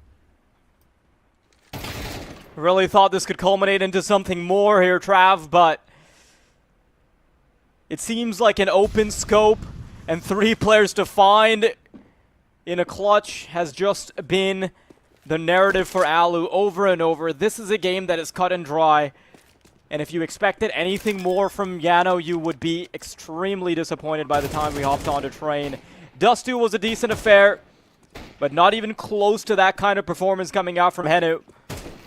24 kills turned into only 7. You could see the defeat, the despair in Alu as they rack up a 10th loss. And Amkal get very, very comfortable with a win. Yeah, and they stay alive in this close qualifier as well for the YaLLa Campus 2025. Contenders 1. They will now go to the 1 and 2 bracket to try and confirm more wins in this league. Whether they've been playing with Artfrost or Tommy, it's been up and down for them. I think Tommy did fine today as a stand-in, but I want to see more of Artfrost, please. Amkal, thank you. That was... I could hear the tears in there.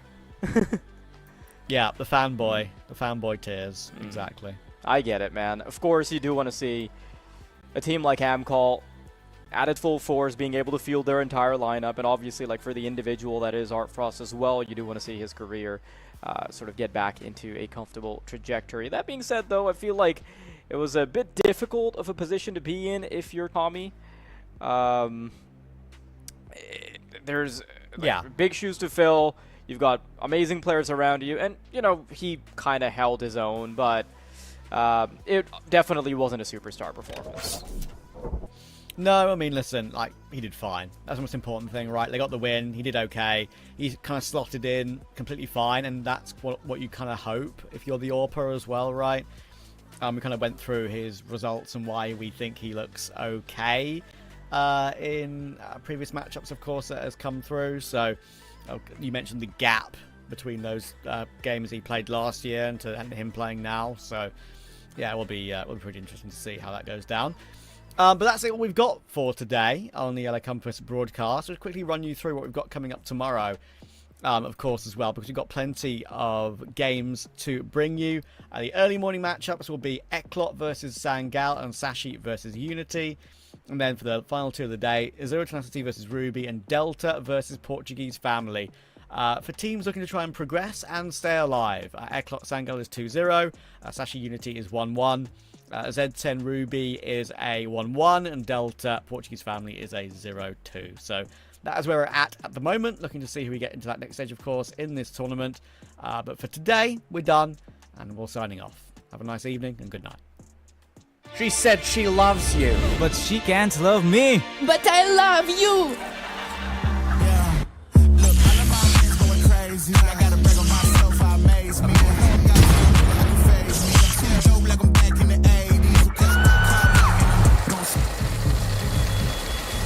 I won't play window anymore. What's going on? Play your role. 1xBet. On to the next one. YaLLa Campus 2025 season. If anyone peeks through, they're both dead. They're both dead in the smoke! Bomb drops, coughed up behind it at the edge of... Away with a kill, but quick trade back from Aerial. Still through the YaLLa Campus 2024 champions. YaLLa, let's